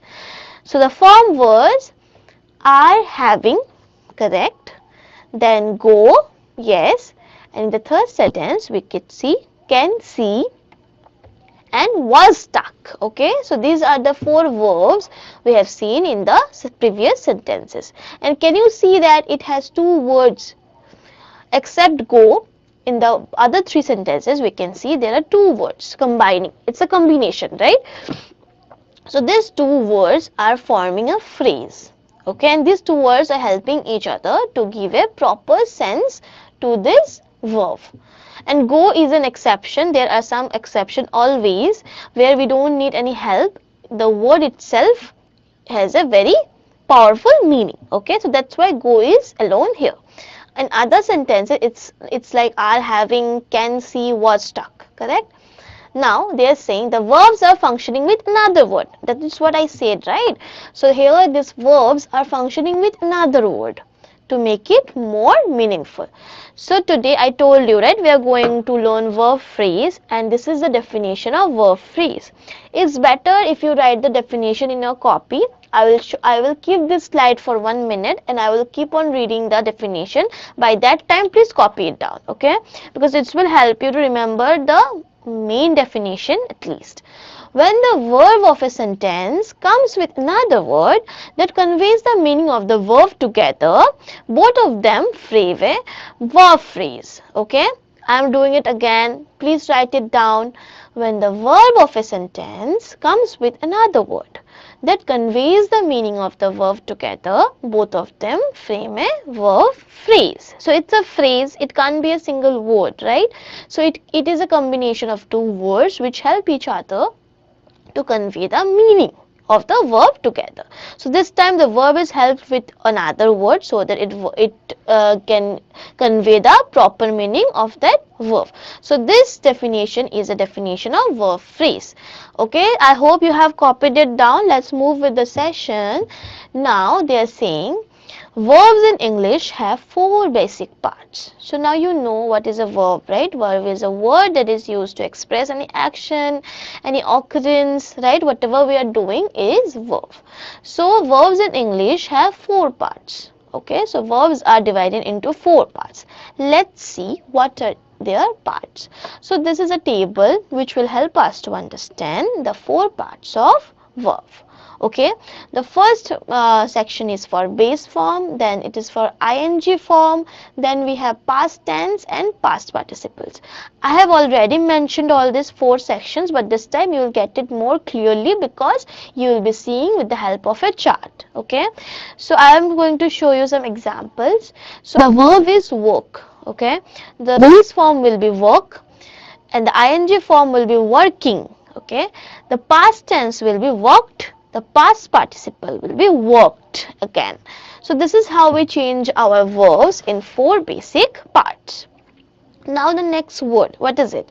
Play, playing, played and played. Correct? Now the last word, listen, listening, listened, listened. So this is how we divide verbs in four basic parts. That is, one is base form, the second is ing form, the third is past form and the fourth is past participle form. This is the common way of dividing verbs in their four basic parts. Correct? Now we are going to see, they are saying verb phrases in English have the following forms. Okay, so verb phrases are also divided into four basic categories. Okay, but before reading those categories, I feel you should do a question with me. Okay, so it's question time. Let's see what question we have. They are saying find the verb or verb phrase in the following sentence. Okay, so you have to find the verb or the verb phrase in the following sentence. So your sentence is, during the novels, Harry is learning things about magic and is past. So you have four examples, that is magic, past, is learning, during. Okay, so you have to find the verb or the verb phrase in the following sentence. By this time, I think you have a little bit understood what is verb or verb phrase. I think you will be able to answer this question. So the sentence is, during the novels, Harry is learning things about magic and his past. So you have to find the verb or verb phrase from this sentence. You have four options. I am going to start your timer. So your timer has started. Please answer it correctly.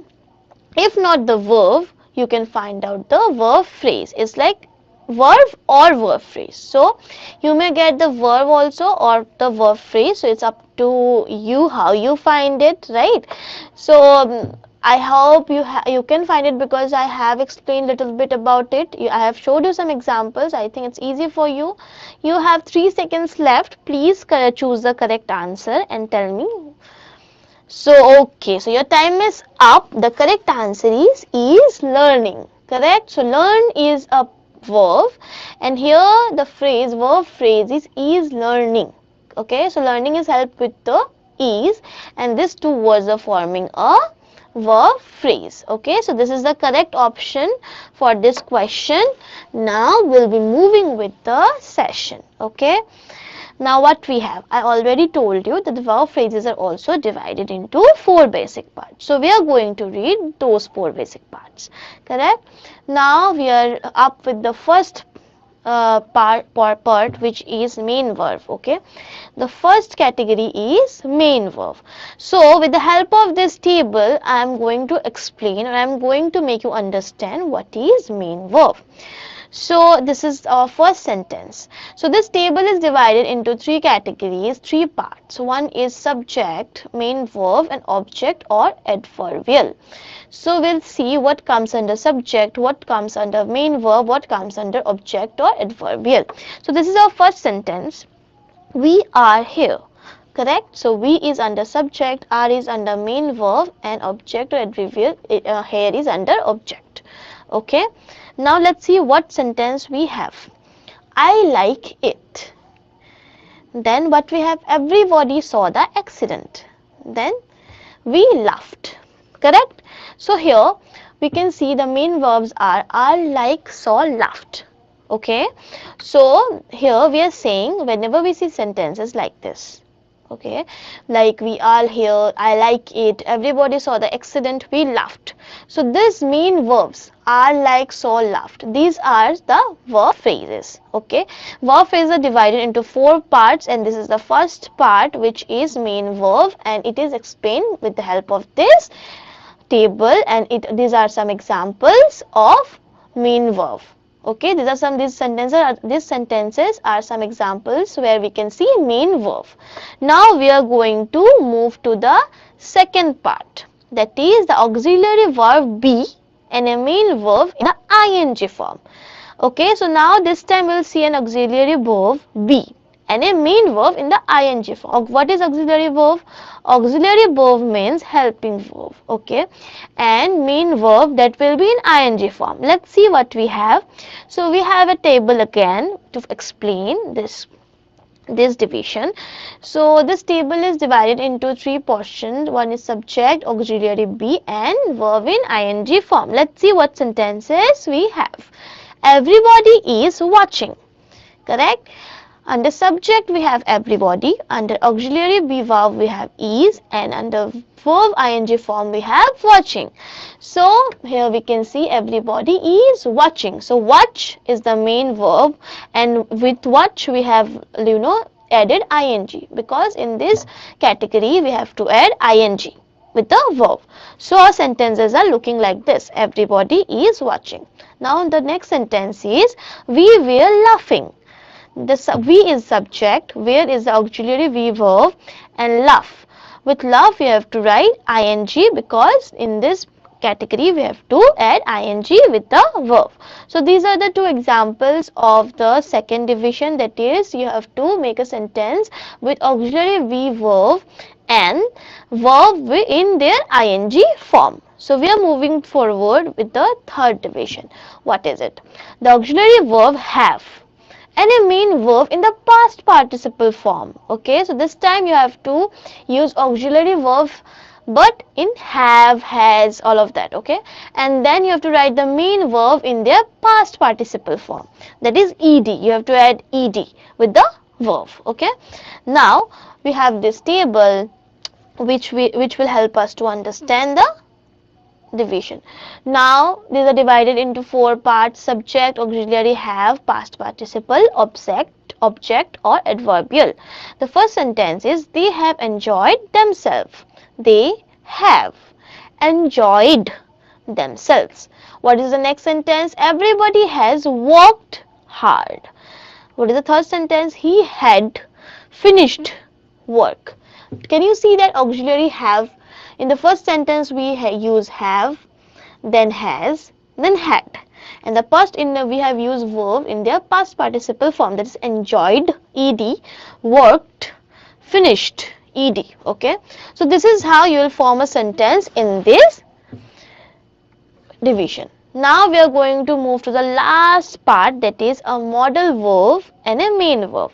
So you can see some examples of modal verb that are can, could, may, might, must, shall, should, will, would. So these are some examples of modal verb. These are also known as helping verbs and a main verb. Okay, so this time main verb will stay in its original form, but we are going to use some modal verb with it. So let's see what examples we have. So this time this table is divided into three parts: subject, modal verb, main verb. They will come. Okay, so modal verb here is will and main verb is come, and it is in its original form. The second sentence is he might come. Okay, so might is the modal verb here and main verb is the come. So these are some examples of the fourth division where modal verb, it is verb and in its main form. So we are going to do an question now with related to what we have studied just now. Okay, so the question is, which among the following is the past participle form of the verb put? So you have for example, putted, put, putten, puttered. So that's very easy. So it's just like you have to read it properly and you have to understand which is the correct option. Okay, I am starting the timer because I don't think this question needs an explanation. So I have started the timer already. So just read it properly, just read all the options properly and see which is the correct option, because this is a word which we use every day. So I don't think, I think that by just looking at the options you will be able to figure out which is the correct option, right? So just read the options and think what will be the correct answer. You have last 5 seconds. Please choose the correct option because it's very easy. I'm expecting everyone to answer it. Okay. So the correct option is B. Okay. It is put. Put never changes its form. It stays like its original form in all the time. Now we'll be moving with the session where we can see this scenario. It is a footwear shop where this man is selling footwear. Let's see what conversation they are having. This man is saying, "Good morning, ma'am. May I help you?" So this woman will say, "Yes, I'm looking for a pair of shoes." Let's see. "Okay, which size do you need?" 6 or 7, it depends how it fits. Now let's see what this man brings. Okay, so do you like this one? What this lady says, "I really like the style but I don't like the color. Do you have them white?" One moment. Okay, here you are. Would you like to try them on? Okay, let's see. Thanks. She said thanks. Let's see if she tries it or not. How do you feel? Perfect. How much are they for? Rupees 1500. That's a bit expensive. Have you got less expensive shoes? What about the silver ones? They are on sale. Cool. Can I try them on? Let's see what she does. Yes, you can. So I think she is going to try the silver ones. Okay, so we are done with this conversation. So now we are going to read the whole conversation again. Let's see what it is. "Good morning, ma'am. May I help you?" "Yes, I am looking for a pair of shoes." "Okay, what size do you need?" 6 or 7, it depends on how it fits. "Do you like these ones?" "I really like the style, but I don't like the color. Do you have them in white?"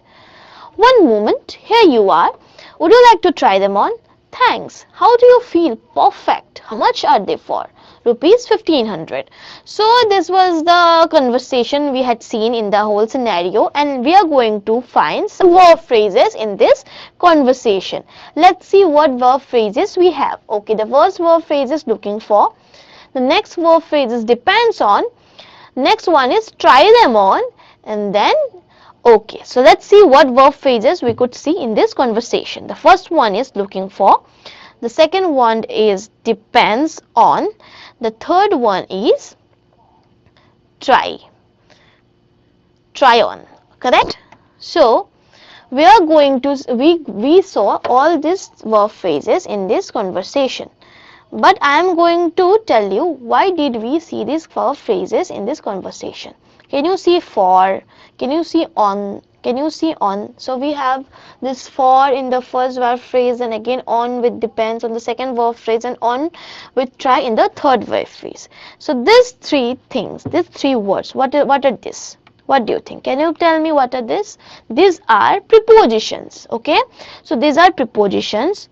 And what are this? What is this whole thing? Looking, depends, try. What are this? These are verbs, right? So whenever we see this combination where we can see a preposition with a verb, it is known as preposition verb or phrasal verb. Okay. So phrasal verbs consist a verb and a preposition or adverb. So phrasal verbs are made up of a verb and a preposition or an adverb. Okay. So whenever you see this combination, you have to understand this. These are phrasal verbs. So we are going to do a question now. The question is, I was looking dash you everywhere. Which among the following preposition will convey the same meaning as searching something after getting added to the verb look? Okay, so your options are of, after, for, to. So you have to fill the gap. This is a fill in the gap. You have to fill the gap with the suitable preposition. The options are of, after, for and to, and your time starts now. I hope you can do it. This is very easy. You have studied in your earlier classes, or in your when you were small you studied preposition. So please, I'm expecting the correct answer. Please read the question carefully and choose the correct option. I was looking dash you everywhere. Just think what preposition will suit with looking.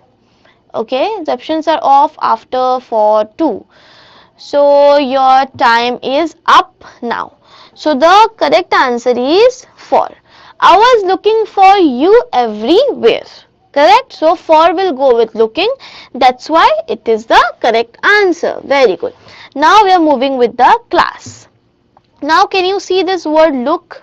We have just done a question with this word. So you can see this word look, and it is linked with so many prepositions, right? You can see these are some combinations which comes with look. You can use look up, look at, look after, look forward to, look for, look into. Correct? So these are all combinations you can have with look. So this is a phrasal verb where the verb is combined with a preposition. Now let's see what we have. Okay, so this is a different scenario where we can see two ladies are sitting on their sofas and their kids are playing, right? Now we are going to read their conversation. What are they talking? Let's see what are they talking. So this lady is saying, I'm extremely scared to keep my windows open even in such hot weather. Okay. Now let's see what is the other lady saying in her response. So true, dengue has broken out this year too. Now what she says, let's see. Broken out. Can you see that part? Broken out is highlighted because it's a verb phrase, phrasal verb. Okay, that's why it is highlighted. Let's see what the other lady says. Yes, the other day our neighbor immediately called in the doctor as their little child fell sick. Now let's see which is the highlighted part here. Called in. Okay, so this time the highlighted part is called in because it is also a phrasal verb. Now let's see what she says again. They used to keep their surroundings very dirty. This is not how we deal with our environment. Correct? Now the phrasal verb is deal with. Yes, very nice.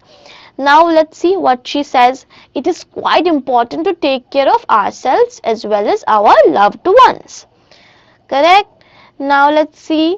Yes, so in this line we can see the phrasal verb is take care of. Okay?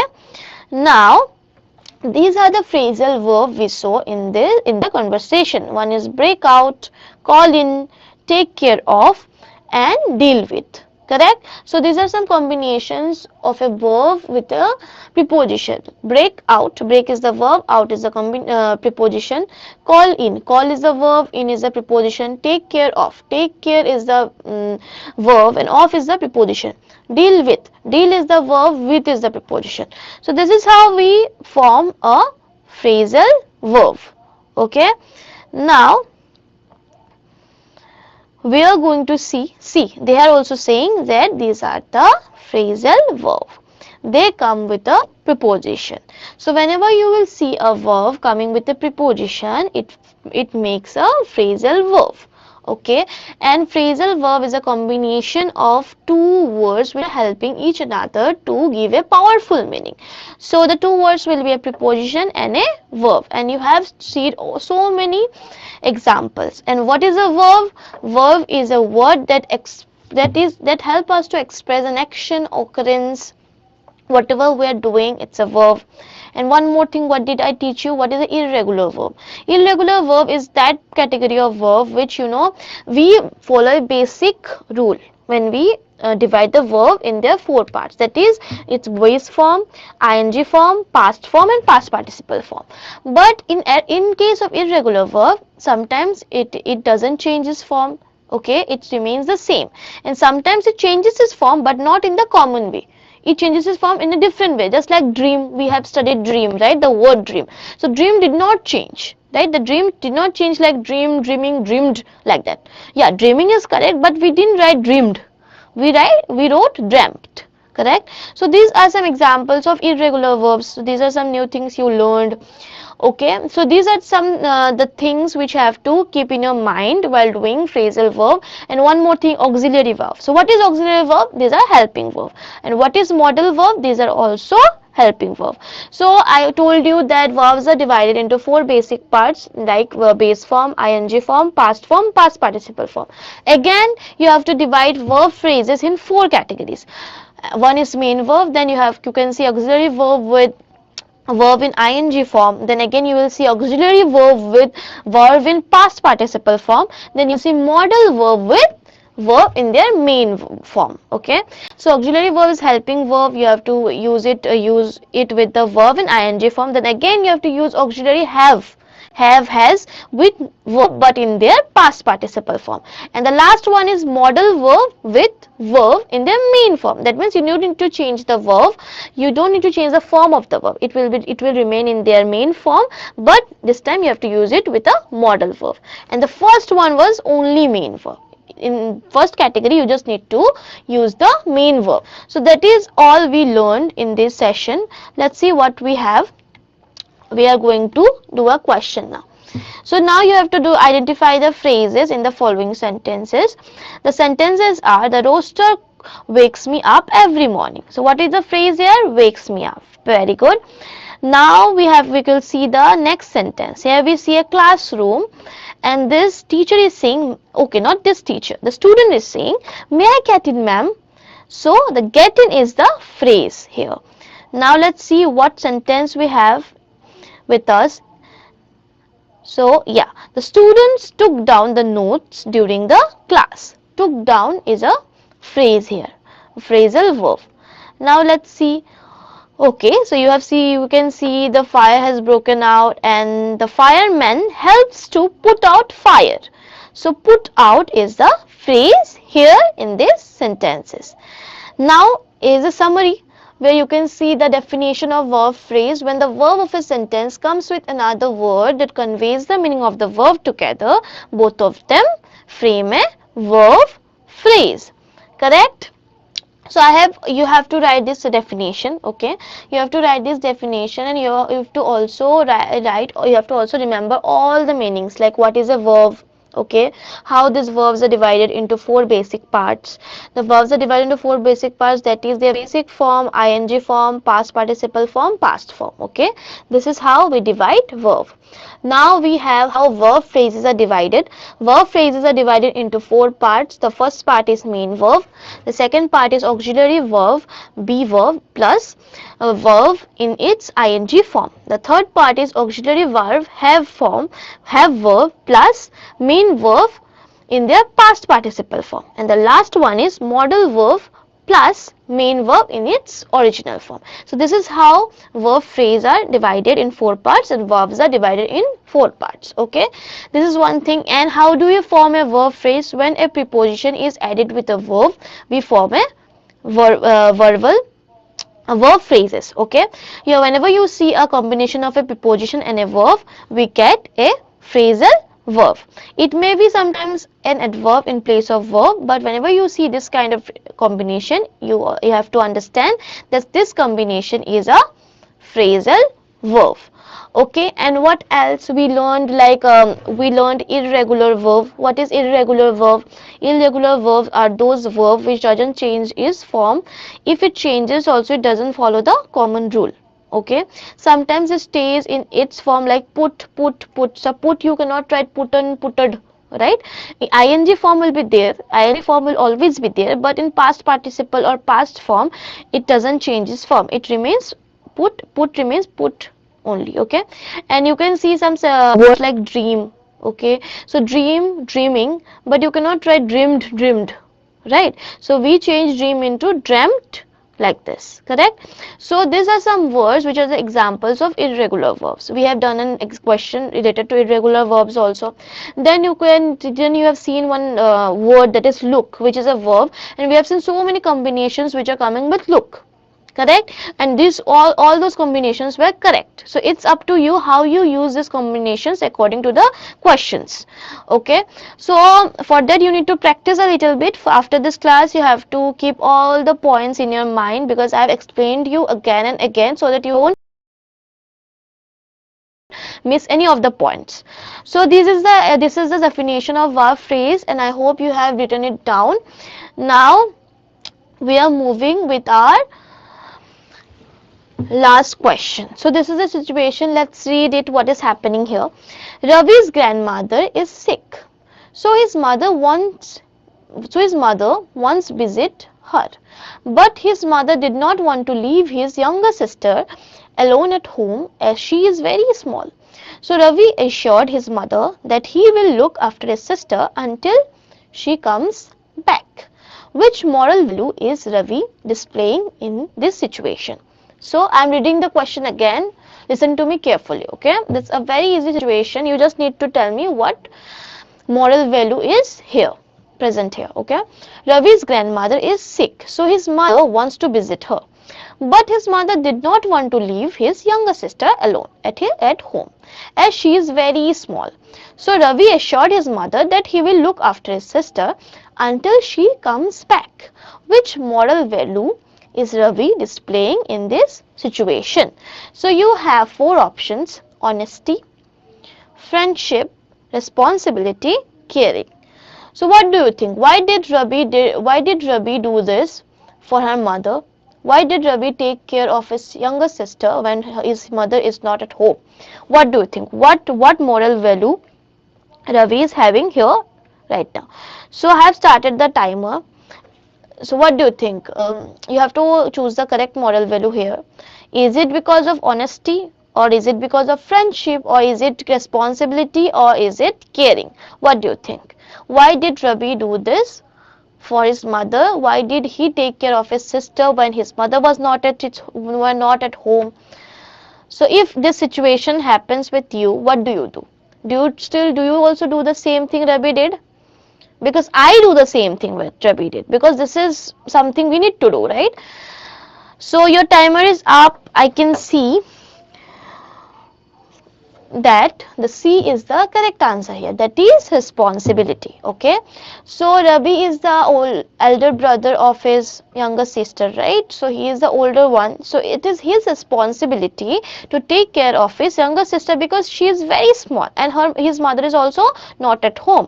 So it is his responsibility to take care of his younger sister whenever his parents are not at home, because it shows how responsible he is towards his family, correct? So this is what moral value is displaying here, that is responsibility. Honesty, friendship, it will not come here, it is not applicable in this situation. Caring is still applicable, but which is the appropriate one, that is responsibility. I hope you all are also very responsible in your lives.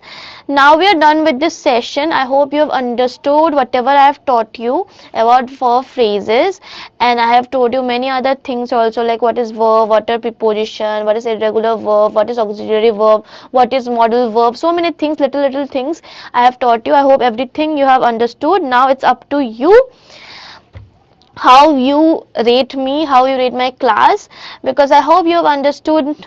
And please give me your feedback.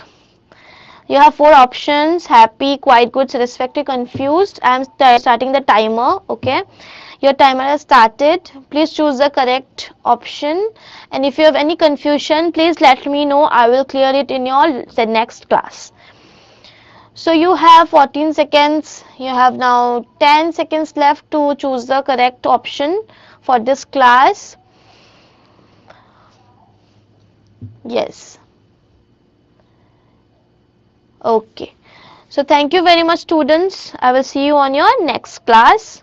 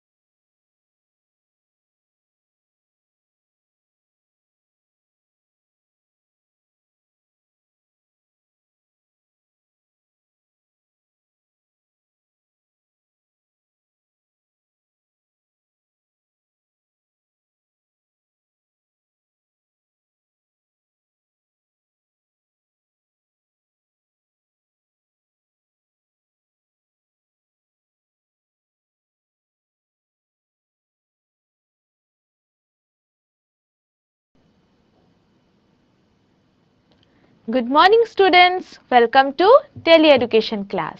আশা করি সবাই ভালো আছো। তো আজকে আমরা কি পড়তে চলেছি চলো দেখা যাক। তো দেখতেই পাচ্ছ এখানে একটি ছেলে দেখানো হয়েছে, ও কি নিচ্ছে? ওর উচ্চতার পরিমাপ নিচ্ছে, তাই না? তো আমরা দেখতেই পেলাম। তো এখানে দেখতেই পাচ্ছ যে এখানেও তারপরে এখানে আরেকটি ছেলে দেখানো হয়েছে, ও কি করছে? ওইখানে ওর ওজনের মাপ নিচ্ছে, তাই না? ওর ওজন কত হয়েছে। তো দেখো আমরাও এগুলো করতে থাকি, তাই তো? ছোট থেকে যখন বড় হই আমরাও দেখি আমরা কতটুকু আমাদের উচ্চতা বেড়েছে কিনা, তাই তো? আমাদের বন্ধু বান্ধবের সাথে তুলনা করি যে কতটুকু উঁচা হয়েছি বা লম্বা হয়েছি, ওজন কত আমার। কেউ কেউ বলে না আমি মোটা হয়ে গেছি, আমি রোগা হয়ে গেছি, তাই তো? তো আমরা দেখেছি যে আমাদের দৈনন্দিন জীবনে অনেক জায়গার মধ্যে আমরা কি দেখতে পাই, এই যে পরিমাপ আমরা করি সেইগুলো দেখতে পাই, তাই না? এই যে দেখতেই পাচ্ছ আরেকটি ছেলে দেখানো হয়েছে, ও কি করছে? ঘড়িতে সময় দেখছে, তাই তো? এখন কয়টা বাজছে ঘড়িতে? এখন ঘড়িতে 10টা বাজছে, ওর ঘড়িতে 10টা বাজছে, তাই তো? তো এখন দেখো আমরা আমাদের ভিন্ন ভিন্ন আমরা আমাদের দৈনন্দিন জীবনে পরিমাপ দেখতে পাই। তো দেখো পরিমাপের সাথে যুক্ত পরিমাণকে পরিমাপ বলা হয়, তাই তো? আমরা যখন ভিন্ন ভিন্ন যখন আমরা দেখলাম উচ্চতা, দেখলাম দৈর্ঘ্য, দেখি প্রস্থ, দেখি, তাই তো? বা ওজন, ভিন্ন ভিন্ন জায়গায় আমরা দেখি যে পরিমাপ আমাদের জীবনের সাথে যুক্ত আছে, তাই না? এখন দেখো তো তোমাদের সামনে এটি কি দেখানো হয়েছে? ইয়েস, এগুলো হলো ভিন্ন ভিন্ন আকৃতি, তাই না? আমরা দেখতেই পাচ্ছি। আচ্ছা বলো তো এই আকৃতিটির নাম কি? তোমরা তো পড়েছো, তাই না? আগেও ক্লাসে পড়েছো। এই আকৃতিটিকে আমরা কি বলি? ইয়েস, আমরা এটাকে আয়াত বলি, তাই তো? তারপরে এই আকৃতিটিকে আমরা কি বলি বলো তো? ইয়েস, ভেরি গুড, এটাকে আমরা বর্গ বলি, তাই তো? আর এটি এটি কি আকৃতি? ইয়েস, এটি হলো ত্রিভুজ, আর এটি হলো আমাদের বৃত্তি, তাই তো? তো আমরা দেখেছি যে আমাদের ভিন্ন ভিন্ন আমাদের যে এই যে আকৃতিগুলো দেখানো হয়েছে এগুলো কি? এগুলি হলো আমাদের বহুভুজ, তাই তো? তো বহুভুজের মধ্যে অনেক প্রকার রয়েছে, তাই তো? সামান্তরিক রয়েছে, ট্র্যাপেজিয়াম রয়েছে, রম্বাস, এইসব আকৃতির বিষয়ে আমরা আগেও পড়েছি। তো দেখো যে কোনো জ্যামিতিক, ঠিক আছে, যে কোনো জ্যামিতিক আকৃতির সাথে যুক্ত পরিমাপকে বলা হয় পরিমিতি। কি বলা হয়? যখনও আমরা যে কোনো জ্যামিতিক আকৃতি, যেভাবে আমাদের এই যে বৃত্তি, ত্রিভুজ, ঠিক আছে, বর্গ, আয়াত, সামান্তরিক, তাই না, চতুর্ভুজ, এগুলো যে রয়েছে, বা বহুভুজ, আমরা একই শব্দে বলতে পারি বহুভুজ, তাই তো? আমাদের বহুভুজ যেগুলো জ্যামিতিক আকৃতি, তাই তো? এগুলো হলো আমাদের জ্যামিতিক আকৃতি। তো এই জ্যামিতিক আকৃতির সাথে যুক্ত পরিমাপ, যখন আমরা এই জ্যামিতিক আকৃতির পরিমাপ বের করি, ঠিক আছে, কালি বলো বা এগুলোর দৈর্ঘ্য বলো বা এগুলোর প্রস্থ, এগুলো যখন বলো, তার যে এই জ্যামিতিক আকৃতিগুলোর বহুভুজের সাথে যে পরিমাপগুলো যুক্ত রয়েছে তাকে আমরা কি বলি? পরিমিতি, ঠিক আছে? আমরা এটাকে পরিমিতি বলি। তো আজকে তোমরা জানতেই পারলে আমরা কি বিষয় নিয়ে পড়বো। আজকে আমরা পরিমিতি নিয়ে পড়বো, ঠিক আছে? চলো তো দেখা যাক। তো দেখো এখানে কি দেখা হয়েছে? পরিমিতিতে আমরা এখানে ভিন্ন ভিন্ন আকৃতি দেখতে পাচ্ছি, তাই না? এই যে দেখো এখানে এই সবগুলো আকৃতি চলে আসলো। একই শব্দে আমরা ওদেরকে কি বলতে পারি? আমরা ওদেরকে বহুভুজ বলে বলতে পারি, তাই না? এই দেখো একটি দেখানো হয়েছে, তাই তো? চতুর্ভুজ দেখানো হয়েছে, তাই তো? আমরা যে যে দেখলাম এই যে চারটি বাহু রয়েছে, তাই না? এই যে এই সব প্রত্যেকটি পরিমাপের দেখো চারটি চারটি বাহু রয়েছে, তাই তো? তো চারটি বাহু যুক্ত যে আকৃতিগুলো থাকে সেগুলোকে আমরা কি বলি? আমরা সেগুলোকে চতুর্ভুজ বলে বলি, তাই তো? চতুর মানে হলো চার, ভুজ মানে হলো বাহু, তাই তো? তার জন্য আমরা ওদেরকে চতুর্ভুজ বলি। এখন চতুর্ভুজের মধ্যে তো ভিন্ন ভিন্ন আমাদের কাছে আকৃতি রয়েছে, তাই না? বর্গ রয়েছে, রম্বাস রয়েছে, সেইগুলো আমরা জানি। তো আমরা একটি চতুর্ভুজের কালি, ঠিক আছে, চতুর্ভুজের যে কালি, কালি কি হয়? কালি হয় মানে যদি আমরা এই চতুর্ভুজটি ধরি, বর্গটি ধরি, এই বর্গটির ভিতরে যে কতটুক জায়গা রয়েছে, তাই না, সেটাকে আমরা কালি বলি। তো এই চতুর্ভুজের কালি আমাদের কত হবে আমরা সেটা এখন দেখব, ঠিক আছে? তো দেখো এখানে চতুর্ভুজ আকৃতির একটি লোকালয় দেখানো হয়েছে, একটি জায়গা, ঠিক আছে, জমিন বা সেখানে যেখানে মানুষ বসবাস করে সেটি দেখানো হয়েছে। আকৃতিটি দেখেই আমরা দেখছি যে এটি তো হলো একটি চতুর্ভুজ, তাই না? তারপরে দেখো আরেকটি জমি দেখানো হয়েছে। তো এখন এই যে জমিটি দেখানো হয়েছে, এই জমিটি কি, এই জমিটি ট্র্যাপেজিয়াম আকারে হতে পারে, তাই না? ট্র্যাপেজিয়ামের আকারও হতে পারে, ট্র্যাপেজিয়ামও একটি চতুর্ভুজ, তাই তো। তারপরে দেখো এইখানে দেখতে পারলাম যে একটি টেবিল দেখানো হলো, এই টেবিলটি কি ট্র্যাপেজিয়ামের আকারে, তাই না? তারপরে দেখো তো এই যে ছবিটিতে যে আকৃতিটি দেখানো হলো, এখানে কি বাগান দেখানো হয়েছে, তাই না? সবজি লাগিয়েছে, একটি বাগান দেখানো হয়েছে। তো এই বাগানটি, এটি কি, এই যে বাগান করার জন্য ব্যবহৃত কালি ট্র্যাপেজিয়ামের আকারের, তাই তো। আমরা দেখতেই পাচ্ছি এটির আকারও কি ট্র্যাপেজিয়াম আকারে, তাই না? তো আমরা দেখলাম। এখন দেখো তো আমরা একটি কক্ষে চলে আসলাম, ঠিক আছে? সেই কক্ষের মধ্যে দেখতেই পাচ্ছ সুন্দর সুন্দর টাইলস লাগানো আছে, তাই তো। তো এই যে প্রতিটি টাইল আছে, যেগুলো আমরা ভালো করে লক্ষ্য করি, সেগুলো কি, সেগুলি হলো রম্বাসের আকারে। তো এই যে রম্বাস দেখলাম, ট্র্যাপেজিয়াম দেখলাম, ঠিক আছে, সেইগুলো কি, সেইগুলো হলো এক ধরনের চতুর্ভুজ, তাই তো। তো দেখো চতুর্ভুজ আকৃতির স্থানের কালি, দেখুন আমরা আমাদের দৈনন্দিন জীবনে বহু জায়গায় আমরা চতুর্ভুজ পাই, দেখেছো তো, আমরা কক্ষে পেলাম, বাগানে পেলাম, এই ধরনের লোকালয় জায়গায় আমরা পেলাম, তো চতুর্ভুজ আমরা পাই।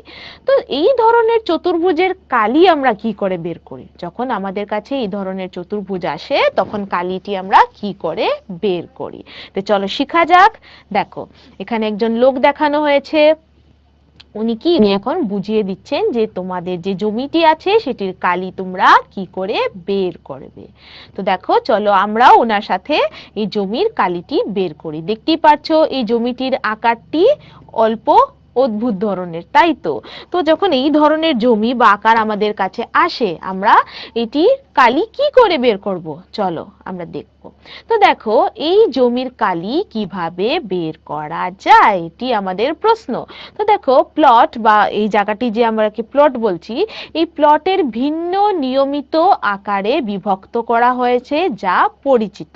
তো প্রথম আমরা প্লটটাকে কি করব, আমরা সেটাকে ভিন্ন ভিন্ন আকারে আমরা এটাকে বিভক্ত করব, যে আকারগুলোর কালি আমরা বের করতে পারি। তো তোমরা ভালো করে লক্ষ্য করো তো এটাকে কি কত ভাগে বিভক্ত করা হয়েছে। দেখো এক, প্রথম ভাগটি কি একটি ত্রিভুজ, তারপরে 2 নম্বরে এটিও হলো ত্রিভুজ, 3 4 5 6 নম্বরে আমরা দেখতে পাচ্ছি যে এইগুলো হলো একটি চতুর্ভুজ, তাই তো। ত্রিভুজ আর চতুর্ভুজ আকারে আমরা এগুলোকে বিভক্ত করে দিলাম।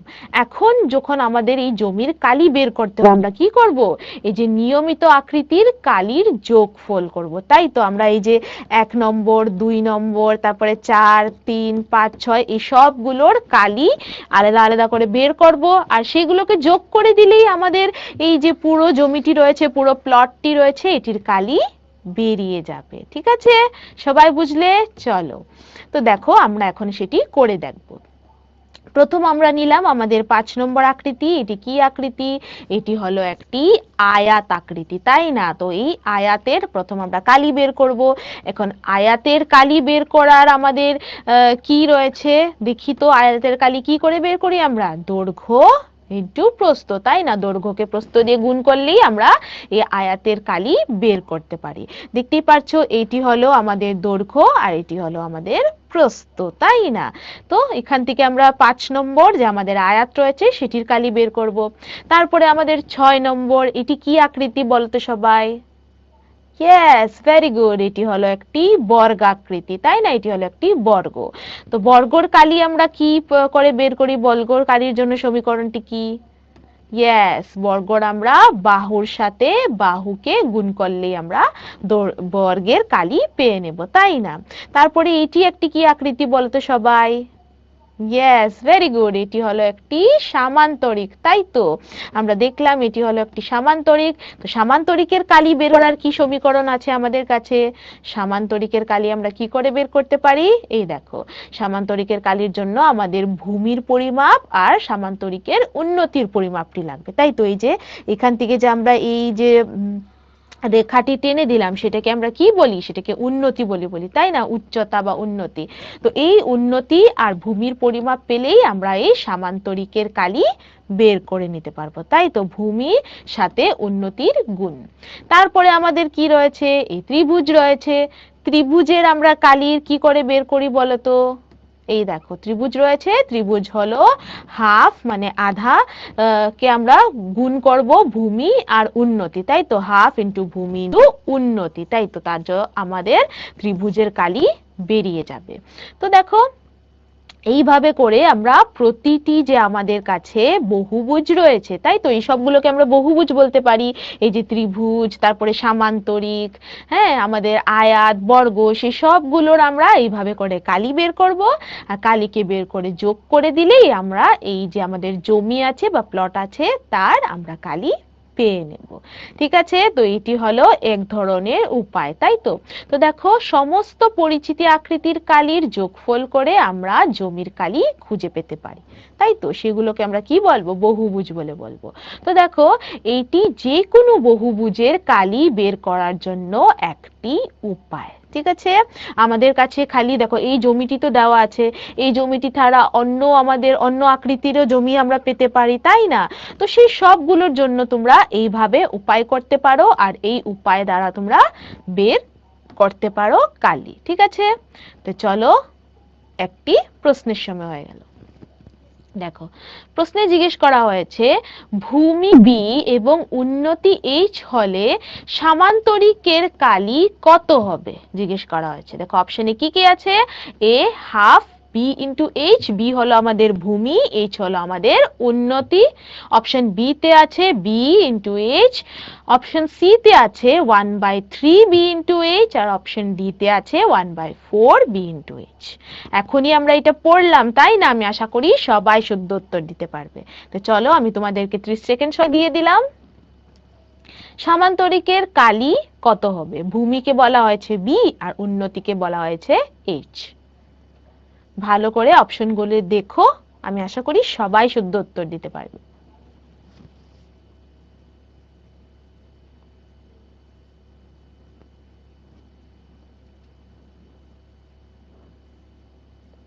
সময় কিন্তু বেশি নেই, সময় এখানে শেষ হলো। শুদ্ধ উত্তরটি আমি বলে দিচ্ছি, শুদ্ধ উত্তরটি হলো বি, ভূমি ইন্টু উন্নতি, তাই না? আমরা অল্প আগেই দেখলাম, তাই তো, যে আমাদের সামান্তরিকের কালির কি আমাদের সমীকরণ রয়েছে, তাই তো। চলো এখন দেখো আমরা এখানে এই যে ভিন্ন চতুর্ভুজ দেখানো হয়েছে, তাই তো, এই চতুর্ভুজের কালি কি কি করে বের করব। এখন যে আমরা উপায়টি শিখলাম সেই উপায়টি ব্যবহার করে আমরা এই চতুর্ভুজের কালি কি করে বের করতে পারবো। তো দেখো প্রথম আমরা এই যে আমাদের জমিতে যদি আমরা আবার চলে আসি, এই ধরনের চতুর্ভুজ যে রয়েছে, এই যে চতুর্ভুজ আকৃতির স্থান বা লোকালয় রয়েছে, এইগুলো চতুর্ভুজের কালি আমরা কি করে বের করতে পারি। চলো এই জমিটিকে আমরা ধরে নিলাম যে জমিটির যে 4টি কোণা রয়েছে, 4টি শীর্ষ রয়েছে, সেটাকে আমরা এবিসিডি করে ধরে নিলাম। তো এই যে এবিসিডি চতুর্ভুজ, এটির কালি বের করার জন্য আমরা কি করতে পারি চলো দেখি। দেখো আমরা এই চতুর্ভুজকে দুটি ভাগে বিভক্ত করে নিলাম।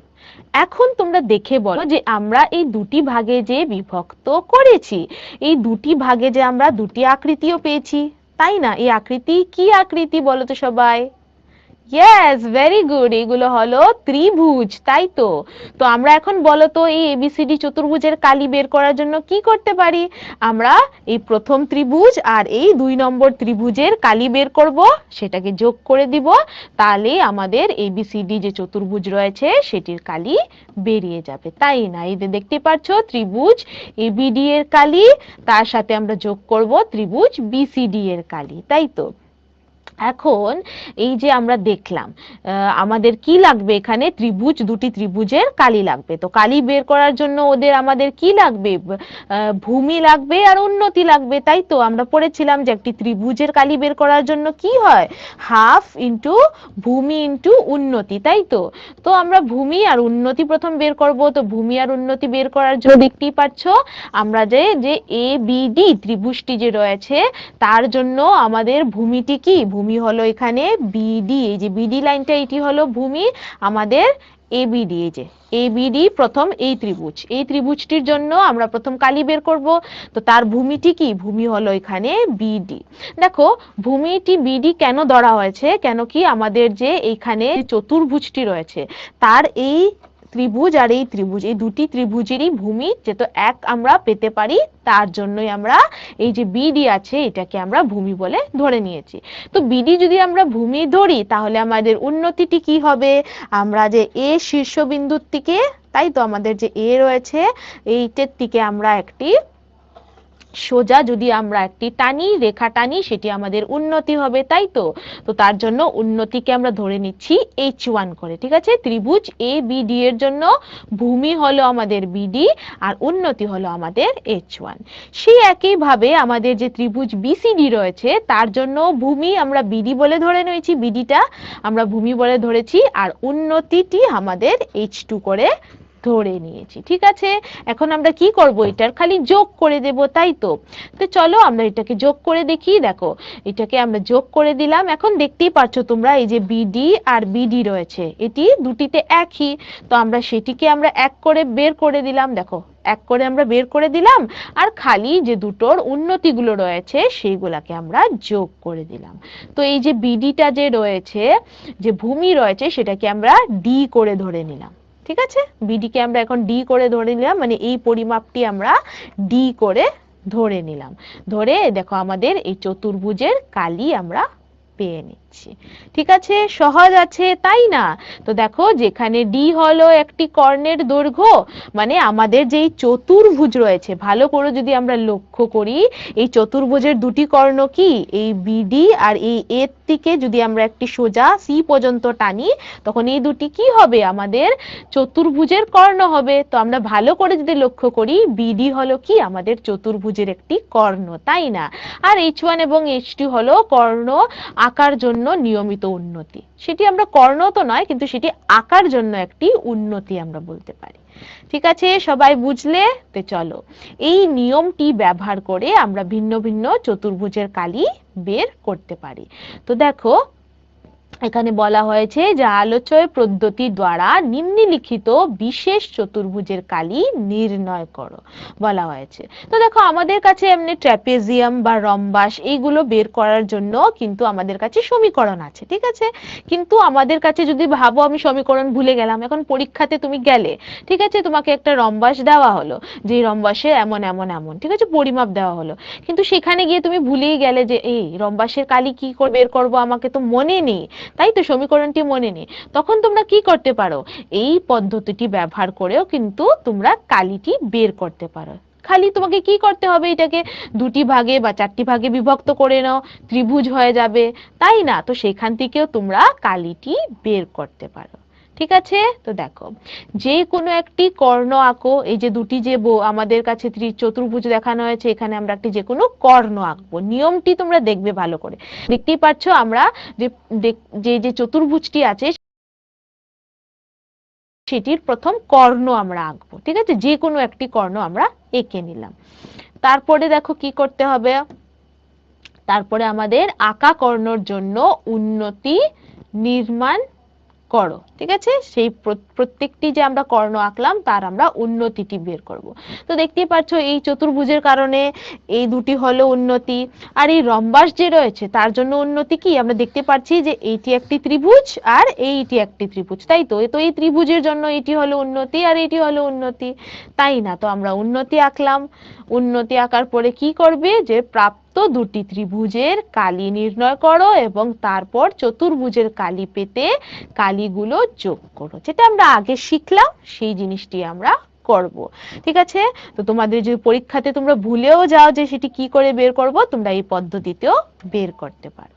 তো দেখো এখন এখানে কি দেখানো হয়েছে, চতুর্ভুজ গেল, চতুর্ভুজ গিয়ে এখানে কি দুটি বহুভুজ দেখানো হয়েছে। তো এই বহুভুজের নামটি কি বলতো? প্রথমটি হলো আমাদের পঞ্চভুজ। পঞ্চভুজ কেন হলো, কেন এটির পাঁচটি বাহু আছে, তাই না? 1 2 3 4 5, পাঁচটি বাহু আছে, ঠিক আছে। এখন এইটি কত বাহু, যে 2 নম্বর ছবিটির আমরা 1 2 3 4 5 6, এটিকে আমরা কি বলবো বলতো? এই বহুভুজকে আমরা কি বলি?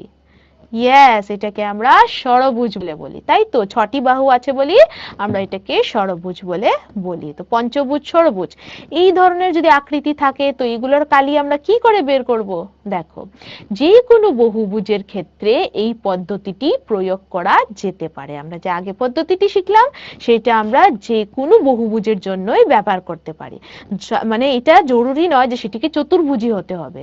আমরা আগে যে জমিটি দেখলাম, জমিটি আমরা কি করেছিলাম, 6টি ভাগে বিভক্ত করেছিলাম, সেটিও তো একটি বহুভুজ ছিল, তাই না? সেটি তো শুধুমাত্র চতুর্ভুজ ছিল না। তো আমরা এই যে পদ্ধতিটি, সেটি যে কোনো আমরা বহুভুজের কালি এই পদ্ধতিতে বের করতে পারি। তো দেখো, পঞ্চভুজকে আমরা কি করতে পারি, ত্রিভুজে বিভক্ত করতে পারি। এই যে আমাদের যে পঞ্চভুজ রয়েছে, যে দেখতে পাচ্ছ একটি, এখানে আমরা কয়টি ত্রিভুজ পেলাম, 3টি ত্রিভুজ, তাই না? 1 2 3, এই যে 3টি ত্রিভুজ আমরা পেলাম, আমরা সেটি আমরা দেখলাম, তাই তো? এই যে আমাদের যে 1 2 3, 3টি ত্রিভুজে আমরা বিভক্ত করে দিয়েছি, আর এই 3টি বিভুজে আমরা কালি বের করে নিলেই আমাদের পঞ্চভুজের কালি বেরিয়ে যাবে, তাই না? তো দেখো, প্রতিটি ত্রিভুজের জন্য উন্নতি তৈরি করা হয় এবং তারপর প্রতিটি ত্রিভুজের কালি পাওয়া যায়, তাই তো? তো দেখো, আমরা সেটি দেখলাম।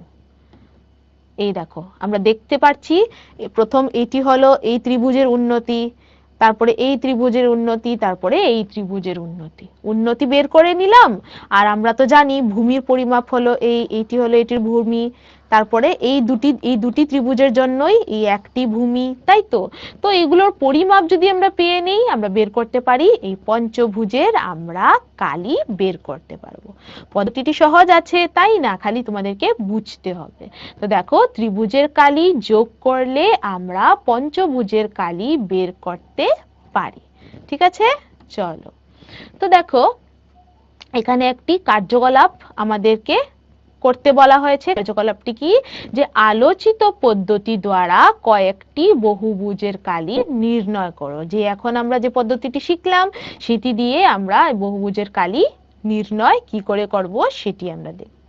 ঠিক আছে, তো এখন দেখো, এখানে একটি নিয়মিত ষড়ভুজের প্রতিটি বাহুর দৈর্ঘ্য 6 সেন্টিমিটার, তারপরে এই সিএফ হলো প্রতিটি বাহু কত বলা হয়েছে, 6 সেন্টিমিটার। মানে এই যে বহুভুজ আমাদেরকে দেখানো হয়েছে, এই বহুভুজটি কি, এটি হলো একটি ষড়ভুজ।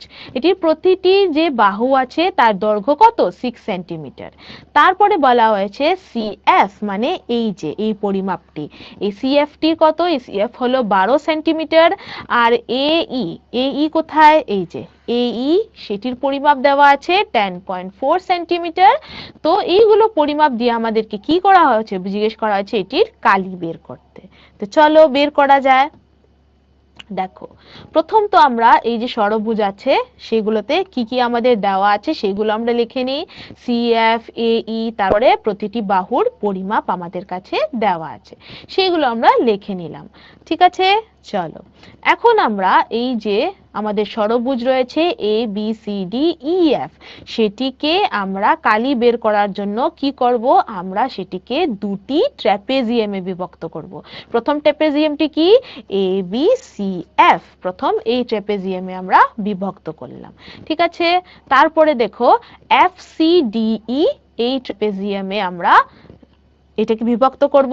এই দুটি ট্র্যাপেজিয়ামের কালিকে আমরা যোগ করে দিলেই আমাদের যে ষড়ভুজ আছে সেটির কালি আমরা বের করে নিতে পারি। ঠিক আছে, তো দেখো, এখানে প্রথম দেখানো হয়েছে যে হাফ, প্রথম আমাদের যে ট্র্যাপেজিয়াম রয়েছে সেই ট্র্যাপেজিয়ামের কালি বের করার জন্য আমাদের কি সমীকরণটি রয়েছে, হাফ এ প্লাস বি ইন্টু এইচ। এ প্লাস বি কি হয়, ভাবো এটা আমাদের ট্র্যাপেজিয়াম। ঠিক আছে, এইচ হলো আমাদের ট্র্যাপেজিয়ামের উন্নতি। ঠিক আছে, এটিকে আমরা এইচ ধরবো।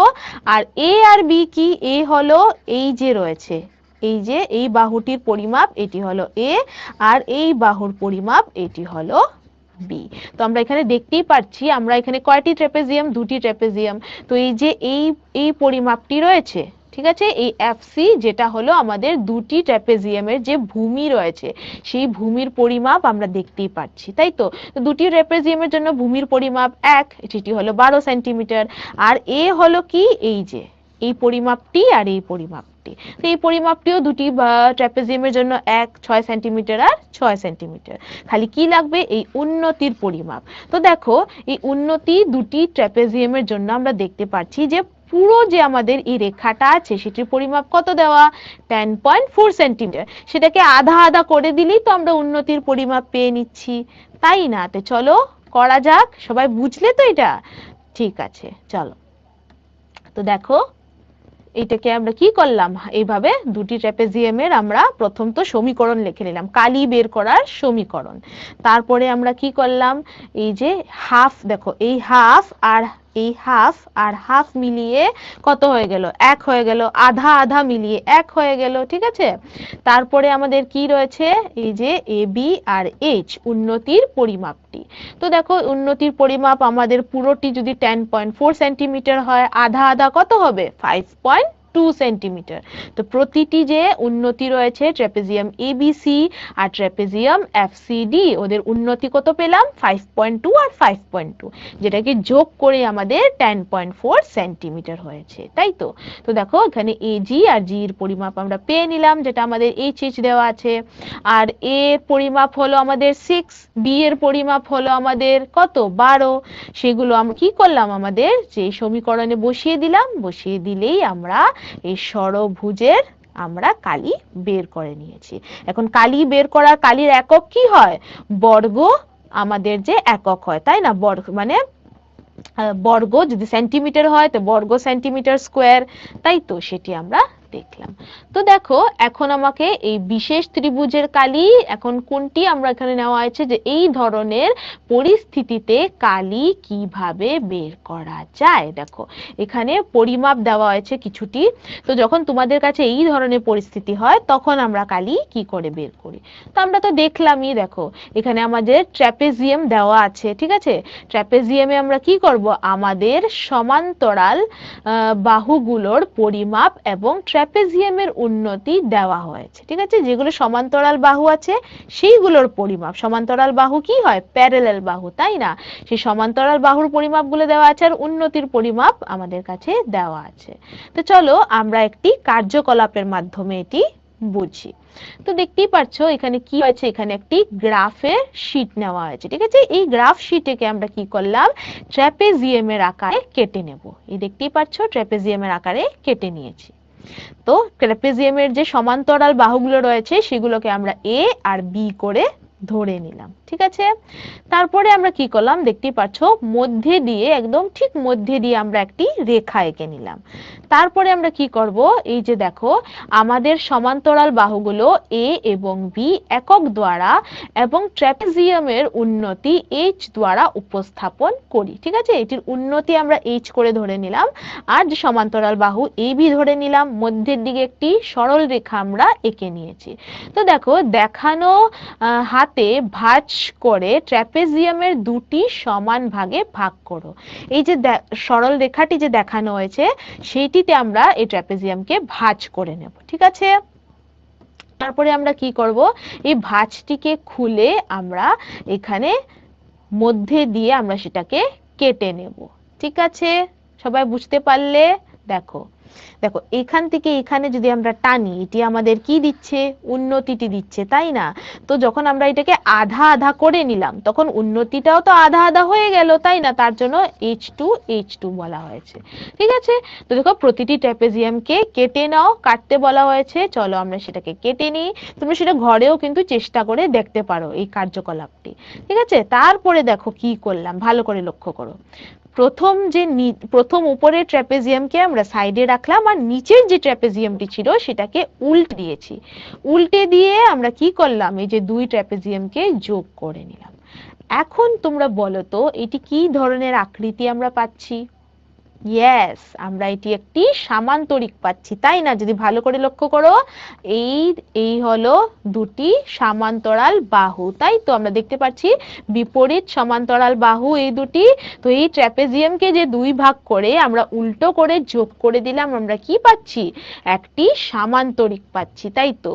তো সামান্তরিকের বাহু কালি বের করার আমাদের কাছে কি উপায় আছে, ভূমি আর উন্নতিকে আমরা যদি গুণ করে নিই, তাই না। সেটা আমরা অল্প আগেও দেখেছি যে সামান্তরিকের কালি যদি ভূমি উন্নতিকে আমরা গুণ করে দিই তাহলে আমরা পেয়ে নেব, তাই না? তো দেখো একটি ট্র্যাপেজিয়ামের কালি আমরা সামান্তরিকের কালির মতন ব্যবহার বা তুলনা করেও বের করতে পারি। ঠিক আছে, এই কার্যকলাপে তোমরা বুঝলে? ঠিক আছে, চলো তো দেখো ট্র্যাপেজিয়ামের কালি আমরা এখান থেকে, যে ট্র্যাপেজিয়ামের কালি যে আমরা লিখলাম, আমরা কি করে বের করলাম? এইখান থেকে আমরা বের করেছি, তাই তো। ভূমি আর উন্নতি তো আমরা পেলাম, আর এখানে উন্নতিকে কি করে দিলাম? আমরা আধা করে দিলাম, তার জন্য এটা h/2 হয়ে গেল। ঠিক আছে, আর ভূমিটি কি হয়ে গেল? ভূমিটি হয়ে গেল, এখানে আমরা জানি যে এতটুক হলো a, তাই তো, আর এতটুক হলো আমাদের b। তো এই দুটি যদি এটি a হয় আর এটি b হয়, তো এটাকে যোগ করে কি পাবো আমরা? a প্লাস b পাবো, তাই তো। চলো, এখন বুঝলে যে আমরা ট্র্যাপেজিয়ামের কালি কি করে বের করি? ঠিক আছে, চলো। তো আমরা ট্র্যাপেজিয়ামের কালির সমীকরণ পেয়ে নিয়েছি। তো এই কার্যকলাপের মাধ্যমে আমরা বুঝলাম যে ট্র্যাপেজিয়ামের কালির কি আছে, এটা তোমরা মনে রাখবে, ঠিক আছে? পরীক্ষায় জিজ্ঞেস করতে পারে, সেটা হলো যে উন্নতির আধা, ট্র্যাপেজিয়ামের উন্নতির আধা আর যে দুটি সমান্তরাল বাহু রয়েছে সেটির যোগফল, আর এই দুটোকে গুণ করলে আমরা ট্র্যাপেজিয়ামের কালি পেয়ে নিই। ঠিক আছে, সবাই বুঝলে? চলো, ভেরি গুড। এখন আমরা কি করব, যে আমরা যে শিখেছি এখন এইগুলো, এই সবগুলোর আমরা সূত্র ব্যবহার করে ট্র্যাপেজিয়ামের কালি নির্ণয় করব। সূত্র ব্যবহার করে ট্র্যাপেজিয়ামের কালি নির্ণয় করব। দেখো এখানে এই ট্র্যাপেজিয়ামটি আমাদের কাছে দেওয়া আছে। ট্র্যাপেজিয়ামের আমাদের দুটি সমান্তরাল বাহুর পরিমাপও দেওয়া আছে, এ আর বি, তাই তো। এর পরিমাপ কত দেওয়া? 5 সেন্টিমিটার। বি এর পরিমাপ কত দেওয়া? 7 সেন্টিমিটার, তাই তো। উন্নতির পরিমাপ কত দেওয়া? 4 সেন্টিমিটার। তো আমরা এখানে উন্নতিতে 4 বসিয়ে দিলাম আর দুটি সমান্তরাল বাহু বসিয়ে দিলাম, আমরা এখান থেকে ট্র্যাপেজিয়ামের কালি কত পেলাম? 24 বর্গ সেন্টিমিটার, তাই তো। তো সবাই বুঝলে? চলো, ভেরি গুড। তো আর এখন আমরা কি করব, আমাদের কাছে আরেকটি চতুর্ভুজ চলে এসেছে। এটি কি? এটি হলো একটি রম্বাস। তো রম্বাসের আমরা কালি কি করে বের করি? দেখো কর্ণের পরিমাপ দেওয়া আছে, এখানে আমরা দেখতেই পাচ্ছি, এখানে আমাদের যে রম্বাস রয়েছে, তাই না? এটি দুটি কর্ণ, কি এটি হলো একটি কর্ণ আর এটি হলো এক কর্ণ, তাই না? তো দুটি কর্ণর পরিমাপ দেওয়া আছে, একটি কর্ণ হলো 10 সেন্টিমিটার আর একটি কর্ণ হলো 8 সেন্টিমিটার, তাই তো। তো এইগুলোর আমরা কালি কি করে বের করি? দেখো আমরা প্রথমেই ক্লাসের শুরুতে দেখেছি যে আমরা যে একটি ঘর দেখেছিলাম, তাতে যে প্রতিটি টাইলস লাগানো হয়েছিল, টাইলসের কি সেগুলো হলো রম্বাসের আকৃতি, তাই না? তো এই রম্বাসের যদি আমাদের দেওয়া থাকে, সেইগুলোর কালি আমরা কি করে বের করব? দেখতেই পারছো কি দেওয়া আছে? কর্ণের পরিমাপ দেওয়া আছে। তো দেখো দুটি কর্ণ আঁকো এবং পরীক্ষা করো যে তার লম্ব এবং পরস্পরের দক্ষিত্ব করো কি না। ঠিক আছে, ওরা যে লম্ব রয়েছে আর ওদের যে পরস্পর যে রয়েছে, ঠিক আছে, বাহুগুলো, সেগুলো দুঃখিত করে কি না। তো দেখো রম্বাস কর্ণগুলি লম্বভাবে দক্ষিত হয়, তাই তো। আমরা দেখতেই পাচ্ছি, যদি আমরা কর্ণকে আঁকি, যে এই কর্ণ এই কর্ণ, আমরা দেখতেই পাচ্ছি একটির সাথে কি এখানে একটি কোণ তৈরি করছে 90 ডিগ্রি, তাই তো। মানে এটি লম্বভাবে একে অপরকে দক্ষিত করছে, তাই তো, আমরা দেখলাম। তো সেখান থেকে যদি আমরা এখন এই রম্বাসের, দেখতেই পারছো প্রতিটি আমরা কি এখানে 4টি ত্রিভুজ পাচ্ছি, তাই তো। তো এই যে 4টি ত্রিভুজ আমরা পাচ্ছি, সেই ত্রিভুজ থেকে আমরা রম্বাসের কালি বের করতে পারি, তাই তো। কালি বের করার সমীকরণটি আমাদেরকে লাগে। আমরা দেখলাম যে ট্র্যাপেজিয়ামের কালিটি আমরা কি করে বের করলাম? প্রথম আমরা সেটিকে সামান্তরিকে তৈরি করলাম, আর সামান্তরিকে তৈরি করে আমরা সেখান থেকে ট্র্যাপেজিয়ামের কালির সমীকরণটি পেয়ে নিলাম। এখন সেই আমরা যদি রম্বাসে যাই, তখন আমরা কি করতে পারি? দেখতেই পারছো প্রতিটি আমরা যে কর্ণ রয়েছে সেটির পরিমাপ আমরা নিয়েছি। তো দেখো এ বি সি ডি রম্বাসের কালির জন্য আমরা কি করতে পারি? আমরা সেটাকে দুটি ত্রিভুজে বিভক্ত করেছি, ঠিক আছে। ত্রিভুজটি কি? A B D R B C D, এই যে A B D R B C D, ঠিক আছে। আরো সহজভাবে যদি তোমরা বের করতে চাও, তো তোমরা এটাকে 4টি ত্রিভুজেও ভাগ করতে পারো, এই যে 1 2 3 4, ঠিক আছে, 4টি ত্রিভুজেও ভাগ করে বের করতে পারো। তো আমাদের কাছে দুটি আমরা ত্রিভুজে ভাগ করলাম। ত্রিভুজের কালি বের করার জন্য আমরা জানি কি, সেটির কালির সমীকরণটি হলো হাফ ইন্টু ভূমি ইন্টু উন্নতি, তাই না? তো দেখো এইভাবে যদি আমরা দুটি ত্রিভুজের আমরা যদি নিয়ে নিই সমীকরণ, তাহলেই আমরা সেটাকে যোগ করলেই আমাদের যে রম্বাস আছে সেটির কালি আমরা বের করতে পারবো। তো দেখো কি পেলাম আমরা সমীকরণ, এ বি সি ডি রম্বাসের কালি হলো half into BD into AC. ঠিক আছে, half into BD into AC মানে আমাদের রম্বাসের যদি দুটি কর্ণের পরিমাপ দেওয়া থাকে সেটির কালির আমরা সমীকরণ কি পাবো, রম্বাসের কালির সমীকরণ হলো হাফ ইন্টু দুটির কর্ণের পরিমাপ। ঠিক আছে, সবাই মনে রাখবে। বুঝতে পারলে তো আমরা কি করলাম, প্রথম দুটি ত্রিভুজে বিভক্ত করলাম, সেই ত্রিভুজের কালিগুলো আমরা লিখলাম আর যোগ করে দিলাম, সেখান থেকে আমরা কি পেয়ে নিলাম যে আমাদের রম্বাসের কালি হলো হাফ ইন্টু দুটি কর্ণের গুণ। ঠিক আছে, সবাই বুঝলে? চলো, ভেরি গুড। তো চলো একটি প্রশ্নের সময় হয়ে গেল। এখন দেখো জিজ্ঞেস করা হয়েছে যে ট্র্যাপেজিয়ামের কালি 40 সেন্টিমিটার স্কোয়ার, তারপরে এর সমান্তরাল বাহু হলো 12 সেন্টিমিটার আর এবং 8 সেন্টিমিটার। তো সমান্তরাল বাহুগুলির মধ্যে দূরত্ব কত এখানে জিজ্ঞেস করা হয়েছে। অপশনে কি কি আছে দেখো, A 1 centimetre, B 2 centimetre, C 3 centimetre বা 4 ডি হলো 4 সেন্টিমিটার। আমি তোমাদেরকে 30 সেকেন্ড সময় দিয়ে দিচ্ছি। খুবই সহজভাবে জিজ্ঞেস করা হয়েছে, এখানে কালি দেওয়া হয়েছে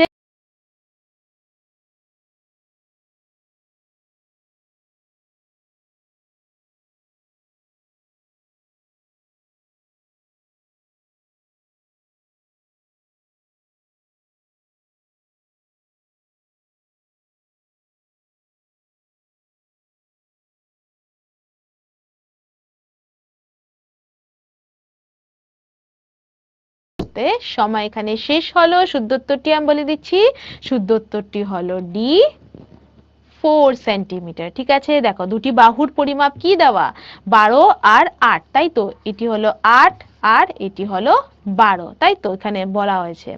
আর কালির পরিমাপ কত দেওয়া হয়েছে, কালি আমরা জানি কি হাফ ইন্টু আমাদের যে দুটি সমান্তরাল 8 আর 12 আর আমাদের উন্নতি, তাই তো? তো তোমরা দেখো এই যে এইটি হলো কত, এটি দেওয়া হলো 40, তাই তো?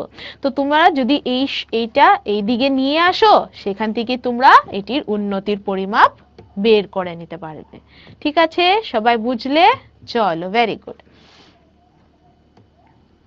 এখন আমরা দেখলাম যে রম্বাস, ট্র্যাপিজিয়াম যে ভিন্ন ভিন্ন আমাদের কাছে যে রয়েছে বহুভুজ, সেগুলোর কালি আমরা কি করে বের করতে পারি, তাই না? সেটি আমরা দেখলাম। তো এখানে চতুর্ভুজের কালি, তারপর এখানে ট্র্যাপিজিয়ামের কালি, রম্বাসের কালি, সেই সবার জন্যই আমাদের কাছে ভিন্ন ভিন্ন সমীকরণ রয়েছে। এই সমীকরণ গুলো কিন্তু তোমাদেরকে মুখস্থ করতে হবে, মনে রাখতে হবে। আর যদি ভুলেও যাও তাহলেও কোনো আপত্তি নেই, তোমরা এই যে পদ্ধতিটি দেখলা সেটি দিয়ে তোমরা বের করতে পারো। ঠিক আছে, সবাই বুঝলে? চলো, তো আজকের ক্লাসটি আমি এখানে শেষ করব। শেষ করার আগে তোমাদের দৈনন্দিন জীবনের সাথে জড়িত একটি প্রশ্ন করে নেব। প্রশ্নটা কি দেখো, বলা হয়েছে যে রবির দিদা অসুস্থ, তাই তার মা তাকে দেখতে চান, কিন্তু মা ছোট বোনকে বাড়িতে একা রেখে যেতে চায়নি। তাই রবি তার মাকে আশ্বস্ত করলো যে তার বোন ফিরে না আসা পর্যন্ত সে তাকে দেখাশোনা করবে। এই পরিস্থিতিতে রবি কোন নৈতিক মূল্য প্রদর্শন করেছে? দেখো অপশনে কি কি আছে, এ সততা, বি বন্ধু, সি দায়িত্বশীলতা বা ডি এটাকে যত্নশীল। আমি তোমাদেরকে 30 সেকেন্ড সময় দিয়ে দিলাম। তোমরা নিজে ভাবো যে এই ধরনের পরিস্থিতির মধ্যে যে রবি যে করলো সেটি কি প্রদর্শন করেছে।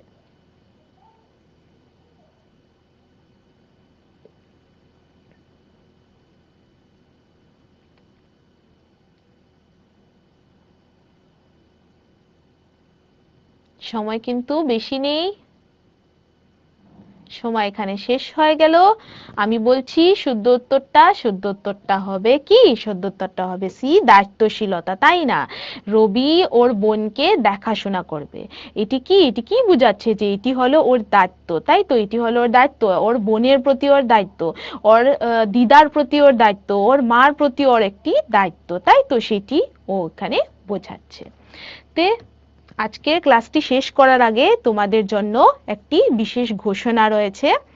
4 নভেম্বর শনিবারে 11:15টার সময় তোমাদের জন্য একটি বৃত্তি পরীক্ষার আয়োজন করা হয়েছে, যেটি তোমাদের আপাতকালীন স্থিতিতে আমরা যে ব্যবহার করি, আমরা ফার্স্ট এড কিট যে ব্যবহার করি, সেটি নিয়ে একটি বৃত্তি পরীক্ষা আয়োজন করা হয়েছে। আমাদের যে সেরা 100 জন হবে তোমাদের মধ্যে, ওদেরকে এই বৃত্তি প্রদান করা হবে এককালীন। তে সেটি বৃত্তি পরীক্ষাটি হবে তোমাদের অ্যানালাইটিক্স পাওয়ার ক্লাসরুমে গঠিত হবে। আর তোমাদের যে মূল্যায়ন যন্ত্র আছে সেটি ব্যবহার করে তোমরা উত্তর দিতে পারবে। তোমাদেরকে এমসিকিউ জিজ্ঞেস করা হবে, সেটির দ্বারা তোমরা উত্তর দিতে পারবে। ঠিক আছে? পরীক্ষাটি তোমাদের হবে 4 নভেম্বর শনিবার 11:15টার সময়। তো চলো, আজকের ক্লাসটি আমি এখানে শেষ করলাম। শেষ করার আগে জিজ্ঞেস করে নেব তোমাদেরকে ক্লাসটি কেমন লাগলো। তোমাদের উত্তরের মাধ্যমে আমি বুঝতে পারবো ক্লাসটি কেমন হয়েছে।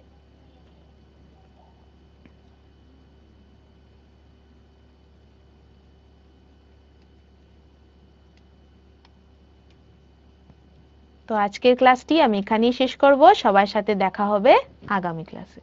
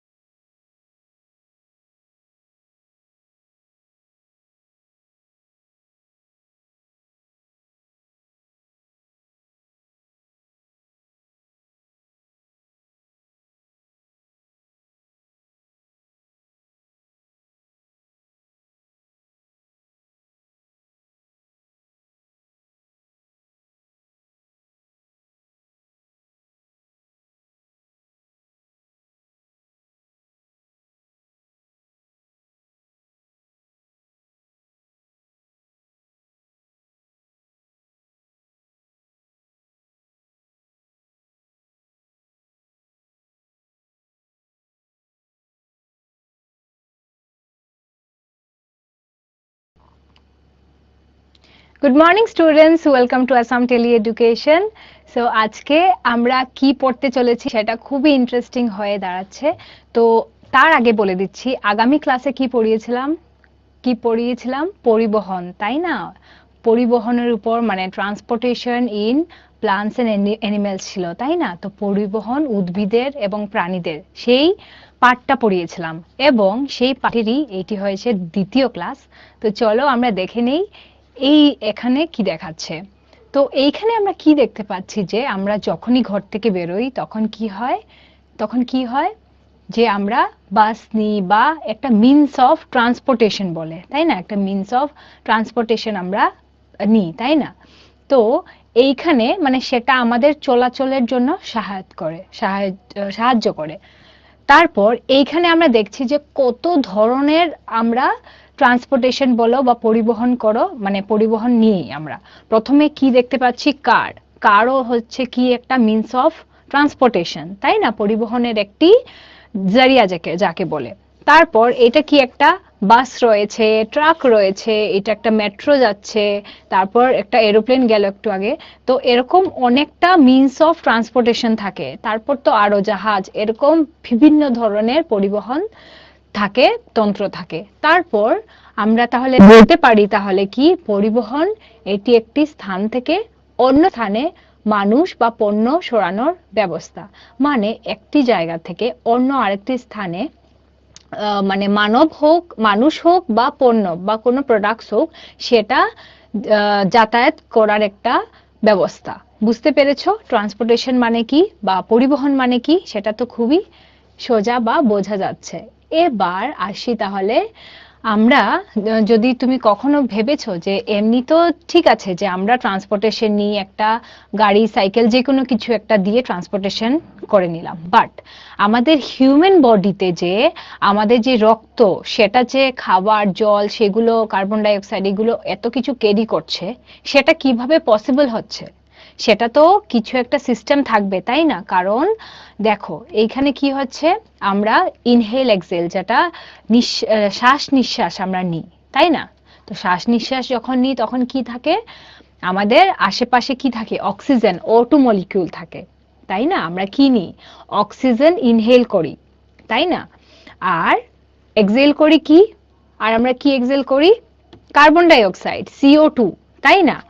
তারপর এই দেখো কার্বন ডাই অক্সাইড মলিকিউলটা আমরা কি করি? এক্সেলের সময়, শ্বাস প্রশ্বাসের সময় বের করি। সেম, এটা যে কোনো জীব জন্তু সবার ক্ষেত্রেই সেম। শ্বাস প্রশ্বাসন মানে বা রেসপিরেশন মানেই কি, যে আমরা অক্সিজেন মলিকিউলটা ইনহেল করি আর কার্বন ডাই অক্সাইড মলিকিউলটা এক্সেল করি, মানে বের করি বডি থেকে। বুঝতে পেরেছো? Very good. এবার দেখো এটা হাঁফাচ্ছে, তাই না? মানে শ্বাস প্রশ্বাসন নিচে ব্রিদিং করছে। তো সেম, মানে সেই পশুটা, সেই কুকুরটাও কিন্তু সেম অক্সিজেন মলিকুল নিল আর কার্বন ডাই অক্সাইডটা এক্সেল করলো।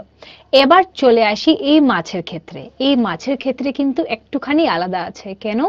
কারণ এদের কিন্তু এক জোড়া কি আছে? ফুসফুস আছে। মানে কি, সরি ফুসফুস না, এক জোড়া গিলস আছে, তাই না? ওরা কি করে? গিলসের সাহায্যে কিন্তু রেসপিরেশনটা করে। কি করে? আমরা জানি যে জলের মধ্যে ডিজলভড অক্সিজেন আছে, সেই ডিজলভড অক্সিজেনটা মাছ ইউজ করে, ইনহেল করে, তাই না? এই যে দেখো এখানে দেখাচ্ছিল যে সেই মলিকিউলটা ইনহেল করে আর এক্সেল করে কি? গিলসের সাহায্যে কার্বন ডাই অক্সাইডটা এক্সেল করে, তাই না? তো আমরা দেখেছিলাম এখানে কি দেখেছিলাম, এটা শ্বাস প্রশ্বাস দেখেছিলাম মানুষের ক্ষেত্রে যে অক্সিজেন নিচ্ছে। আর মাছের ক্ষেত্রে আমরা কি দেখেছিলাম? মাছের ক্ষেত্রে আমরা বলছিলাম যে গিলসের সাহায্যে ওরা শ্বাস প্রশ্বাসনটা নিতে পারে। এবার তাহলে আমরা দেখে নেই আর ব্যাঙের ক্ষেত্রে কি ছিল। ব্যাঙের ক্ষেত্রে যে ব্যাঙ নিজের স্কিনকে ইউজ করে, তাই না? ব্যাঙ নিজের স্কিনকে ইউজ করে কি করে? শ্বাস প্রশ্বাসন নিতে পারে স্কিনকে ইউজ করে। আচ্ছা এখানে আমরা কি একটা মিস করেছিলাম? এই যে এরোপ্লেনটা, তাই না? এখানে মিনস অফ ট্রান্সপোর্টেশনে আমরা এরোপ্লেনটাও দেখেছিলাম। আচ্ছা তারপর রেসপিরেশনটা আমরা দেখলাম মানুষের জন্য, আর দেখলাম কিসের জন্য বলতো? কিসের জন্য? কুকুরের ক্ষেত্রে, মানে নিম্ন শ্রেণীর প্রাণীদের মধ্যে দেখলাম। আর দেখলাম আমরা কি মাছের ক্ষেত্রে, তাই না? মাছের ক্ষেত্রে কি দেখেছিলাম যে ডিজলভড অক্সিজেন থাকে। আর ডিজলভড অক্সিজেন কোথায় থাকে? জলে থাকে, তাই না? জলে সেই ডিজলভড অক্সিজেনটা থাকে। এই দেখো এখানে কি নিচ্ছে, O2 মলিকিউল। এটা জলের মধ্যে কি ছিল? Dissolved oxygen. আর গিলসের সাহায্যে কি বের করলো? কি বের করলো? Carbon die oxide. Very good. তো এবার এইসব দেখে নিলাম। এবার দেখে নিই, মানে ওটা কি দেখছিলাম, অ্যাকোয়াটিক না, স্থলে যেগুলো থাকে, স্থলে কি থাকে, কুকুররা বা আমরা মানে মাটিতে থাকি। আর এগুলো কি জলে, যেগুলো অ্যাকোয়াটিক অ্যানিমেলস, এদের ক্ষেত্রে কি হচ্ছিল, একটা তো গিলসের সাহায্যে নিয়েছিল যেটা মাছ। এবার ব্যাঙের ক্ষেত্রে কি হচ্ছে, ওদের শরীরকে ইউজ করে, স্কিনকে ইউজ করে। স্কিনে কি থাকে? পোর্স থাকে ছোট ছোট, তাই না? সেই ক্ষুদ্রতম অংশ থাকে আমাদের স্কিনের মধ্যে। সেখানে কি হয়, সেখানে এই যে পোর্সের মধ্যে দিয়ে অক্সিজেনটা এন্টার করতে পারে, ঢুকতে পারে। আর এবং আরেকটা পোর্স দিয়ে ওরা বেরোতেও পারে। তো ওরা কি করে, স্কিন কি ইউজ করে ইনহেল এবং এক্সহেল করতে পারে। দেখেই বোঝা যাচ্ছে এটা O2 মলিকিউল এইখানে পাস হচ্ছে। আর কার্বন ডাই অক্সাইড যেটা, সেটা এই দিক দিয়ে, মানে আরেকটি যেটা হোল ছিল, পোর ছিল, সেদিক দিয়ে এক্সহেল করেছে। তারপর দেখে নিই তাহলে এটা কি একটা স্ট্রাকচার, মানুষের শরীর, তাই না? জীব। তো এবার দেখে নিই তাহলে, এই যে মানুষ, এই যে আমরা মানুষ জাতি, আমাদের মধ্যে যে অক্সিজেন আছে, জল আছে, খাদ্য থাকে, তাই না? এগুলো ক্যারি কি করে করে? রক্ত অক্সিজেন, ওয়াটার, ফুড, এই তিনটে জিনিসকে রক্ত কি করে বহন করতে পারে, ট্রান্সপোর্ট করতে পারে? কোথায়? To the other parts of the body. আলাদা অংশ আমাদের বডিতে বহন করতে পারে রক্ত। তো বলছে যে কিভাবে খাদ্য, জল এবং অক্সিজেনের একটি জীবন্ত শরীরের বিভিন্ন অংশে পরিবাহিত হয়। মানে একটি লিভিং অর্গানিজমে কি করে তাহলে খাদ্য, জল এবং অক্সিজেনটা পরিবহন করতে পারে বিভিন্ন অংশে। আমাদের তো বিভিন্ন কলা আছে, তারপর কি আছে, সেলস আছে, কোষ আছে, টিস্যু আছে, তাই না? তো সমস্ত অঙ্গে কিন্তু খাবার, জল এবং অক্সিজেনের প্রয়োজনই পড়বে, নয়তো কি হবে, আমাদের সেলসগুলো ডেথ হয়ে যাবে। তাহলে দ্যাট মিন্স আমাদের খুবই এসেনশিয়াল কম্পোনেন্টস, আমাদের খুবই গুরুত্বপূর্ণ যে আমাদের প্রত্যেকটা কোষ, প্রত্যেকটা কলা যাতে খাদ্য, জল এবং অক্সিজেনটা পায়, সময় মতো পেয়ে যায়। তো সেটা রক্তটা বহন করে, সেটা পৌঁছিয়ে দেয় কে? রক্ত পৌঁছিয়ে দেয়, তাই না? দ্যাট মিন্স কি, রক্ত হচ্ছে এখানে একটা ট্রান্সপোর্টেশন, মিনস অফ ট্রান্সপোর্টেশন, তাই না? ওই ছেলেটা কি করছিল, ফ্লাইট বা বাস, একটা ওই একটা যানবাহন দিয়ে কিন্তু ট্রাভেল করেছিল। ওই বাস বা ফ্লাইটটা কি ছিল, একটা মিনস অফ ট্রান্সপোর্টেশন। সেম মানুষের শরীরে রক্তটা হচ্ছে একটা কি, মিনস অফ ট্রান্সপোর্টেশন। ক্লিয়ার? এই জায়গাটা বুঝতে পেরেছো? Very good. এবার দেখি তাহলে রক্ত কি করে অ্যাকচুয়ালিতে করে। তার আগে তোমরা বুঝতেই পেরে গেছো এই পাঠের নামটা তাহলে কি হতে চলেছে, প্রাণী এবং উদ্ভিদের পরিবহন তন্ত্র। ঠিক আছে, ক্লিয়ার আছে? মানে transportation in plants and animals. তাহলে আমরা দেখে নেই পাঠের নামটা, তাহলে ক্লিয়ার হয়ে গেল, বুঝতেই পেরে গেছো। এতক্ষণ ধরে আমি পরিবহন বলছি, তাহলে এটা রিলেটেড টু এই পাঠটাই হবে। এবার দেখো এই ছেলেটা কি হলো, হুট করে পড়ে গেল, তাই না? পড়ে যাওয়ার ফলে কি হলো, ওর পাটা, হাঁটুটা একটুখানি ইনজিওর্ড হলো, একটুখানি আঘাত পেলো এবং রক্ত বেরোতে শুরু করলো। রক্ত বেরোতে শুরু করলো, তারপর আমরা দেখি এটা তো রক্ত। তো রক্তটা কি করে, অনেক সময় কি হয়, রক্ত পড়া বন্ধ হয় না, তাই না? বা অনেক সময় কি হয়, একটুখানি পর মানে মানে একটু কিছু আঘাত পেলে তারপরে রক্ত পড়লো, একটুক্ষণ পরেই দেখলে রক্ত পড়াটা বন্ধ হয়ে যায় অটোমেটিক। সেটা কি করে হয়, সেটা নিয়েও আজকে আমরা পড়বো। খুবই ইন্টারেস্টিং, তাহলে মনোযোগ দিয়ে শুনো আর সঠিক উত্তরগুলো দেওয়ার চেষ্টা করবে, ঠিক আছে? তাহলে এখানে কি বলছে, রক্ত তন্ত্রের একটি অংশ যা আমাদের শরীরে খাদ্য, জল এবং অক্সিজেন পরিবহনে সাহায্য করে। সেটা তো আমরা বলেই আসছি যে রক্তই হয়েছে একটা মিনস অফ ট্রান্সপোর্টেশন সিস্টেম একটা হিউম্যান বডিতে। এবার এখানে দেখো এটা কি বলতো, এই যে হার্টবিট, হার্টটা পাম্প হচ্ছে, বলেই দিলাম আমি এটা একটা হার্ট, তাই না? আর এই দুটো কি আছে, কি আছে? ফুসফুস মানে কি? লাংস। আর এটা কি? ব্লু কালারের যে একটা কেজের মতো একটা বনে রয়েছে, এটা কি? রিবস। রিব কেজ বা রিবস বলে, তাই না? এটাকে রিবস বলে। মানে আজকে আমরা পড়বো তাহলে সংবহন তন্ত্র, মানে সার্কুলেটরি সিস্টেমটাও আজকে আমরা পড়বো। তাহলে দেখে নিই, তাহলে সার্কুলেটরি সিস্টেম পড়ার আগে কি কি অঙ্গ আছে, কি কি এটার মধ্যে আরো আরো কি কি জড়িত রয়েছে। এগুলো কি বলতো? বলতো এগুলো কি? আমাদের যে সেলস, এটার মধ্যে অনেকগুলো ডার্মিস, এপিডার্মিস, অনেকগুলো লেয়ার্স থাকে। সেম একটা শিরাতেও কিন্তু অনেকগুলো কি থাকে? এগুলো কি বলতো? ব্লাড সেলস, তাই না? এটা একটা ব্লাড সেল। তো আমরা একটু দেখলাম জুম করে যে অনেকগুলো লেয়ার্স থাকে না আমাদের স্কিনে, হাড় থাকে, তারপরে কি থাকে? নার্ভস থাকে, অনেক কিছু থাকে। তার মধ্যে কি থাকে? রক্ত থাকে, তাই না? Body is made up of কি? রক্ত, মাসেলস এন্ড ওয়াটার। তারপর আমরা এখানে দেখি যে কি? এখানে সংবহন তন্ত্র বলছে, আর এই হার্টটা কন্টিনিউয়াসলি কিন্তু পাম্প মানে বিট হয়েই যাচ্ছে। আর একটা তাহলে প্রশ্ন মাথায় আসলো, বলো তো তোমরা 1 মিনিটে কতবার হার্ট বিট করে? আমাদের হার্ট কতবার বিট করে বলবে তাহলে তোমরা। এই অ্যাক্টিভিটিসটা তোমাদেরকে দিলাম। এটা হয়েছে কি? হৃৎপিণ্ড মানে হার্ট, তাই না? Human heart. এবার এখানে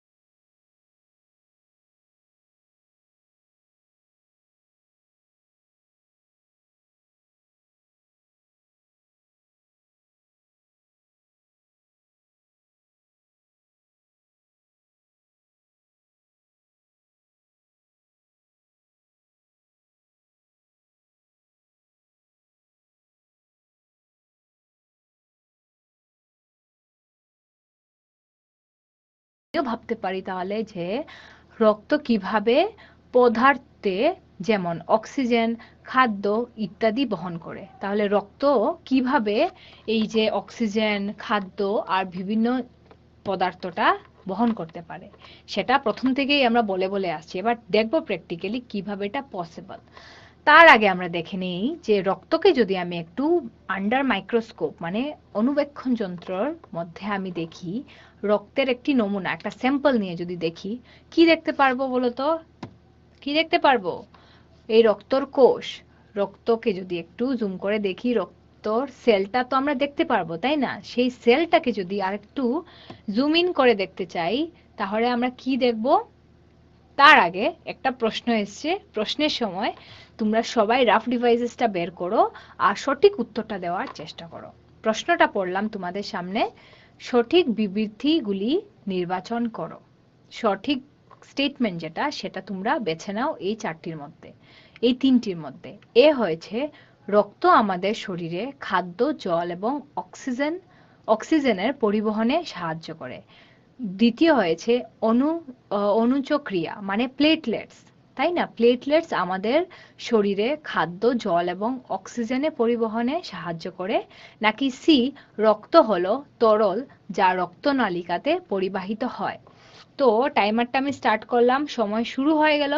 তোমাদের হাতে সময় আছে 30 সেকেন্ড, একটুখানি ভেবে ভালো করে বলো। এ হয়েছে শুধুমাত্র নাম্বার 1 অপশনটা, বি হয়েছে 1 এবং 3 নম্বর, ঠিক আছে? সি হয়েছে শুধুমাত্র 2 নম্বর, আর ডি হয়েছে শুধুমাত্র 3 নম্বর। একটুখানি ভেবে বলো এই চারটির মধ্যে কোনটি হবে। সময় শেষ হয়ে যাচ্ছে কিন্তু। 3 2 1 সময় শেষ হলো। আর উত্তরটা হয়েছে কি জানো? সবাই দিয়েই দিয়েছো, তাও আমি বলে দিচ্ছি উত্তরটা হয়েছে সি, শুধুমাত্র কি 2, মানে অনুসূচনা আমাদেরকে খাদ্যে এবং অক্সিজেনে পরিবহন করে।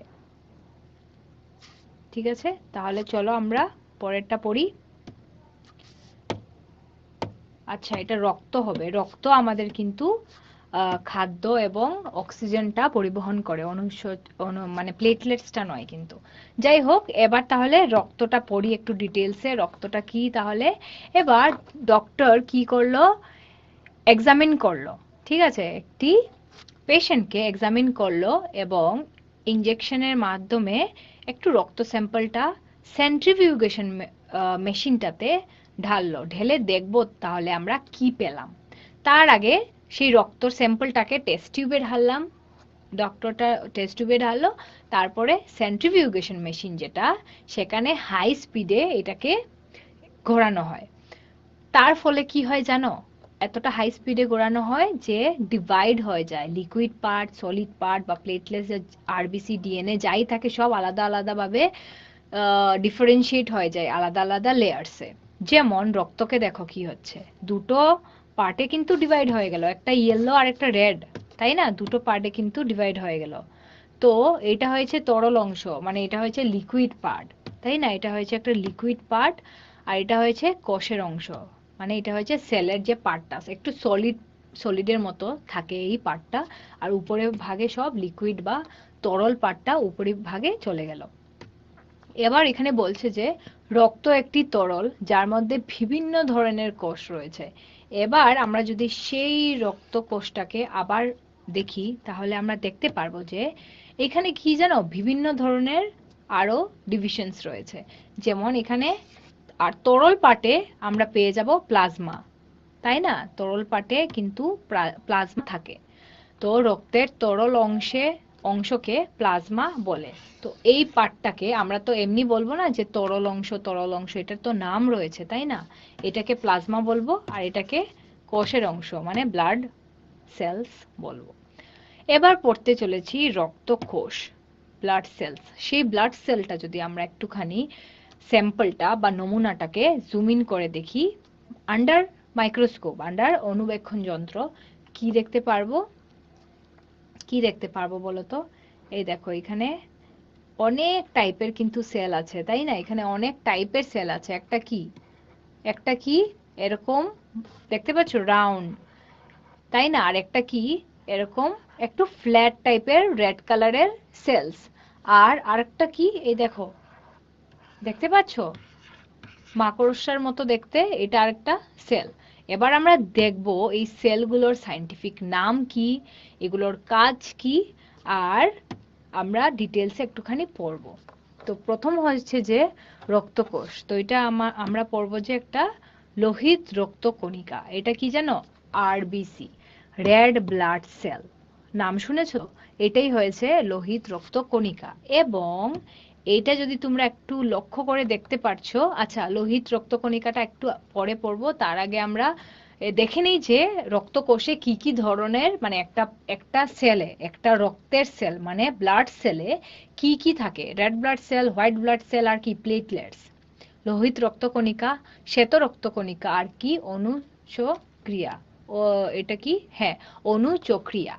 তো আমরা তাহলে দেখব যে এই তিনটে পার্ট বিভিন্নভাবে এবার পড়তে চলেছি। তার আগে এসছে একটি প্রশ্ন। প্রশ্নের সময় সবাই সঠিক উত্তর করার চেষ্টা করবে, ঠিক আছে? তো প্রশ্নটা হচ্ছে যে সংবহন তন্ত্র গঠিত হয়, এ হয়েছে হৃৎপিণ্ড, রক্ত ও রক্ত নলিকা, বি হয়েছে হৃদয়, সি হয়েছে রক্ত এবং রক্ত নলা, আর ডি হয়েছে হৃদয় এবং রক্ত। তো সময়টা স্টার্ট হয়ে গেল। একটুখানি ভেবে বলো এই চারটির মধ্যে কোনটা হবে সঠিক উত্তর।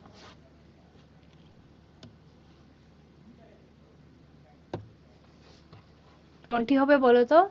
হৃৎপিণ্ড, রক্ত ও রক্তনলিকা হবে, নাকি হৃদয় হবে, নাকি রক্ত এবং রক্তনলিকা হবে, নাকি হৃদয় এবং রক্ত হবে? সময় শেষ হয়ে যাচ্ছে কিন্তু। 3, 2, 1, সময় সমাপ্ত হলো। আর উত্তরটা হয়েছে কি জানো? উত্তরটা হয়েছে এ, হৃৎপিণ্ড, রক্ত ও রক্তনলিকা। তো সংবহন তন্ত্র যেটা circulatory system made up of কি?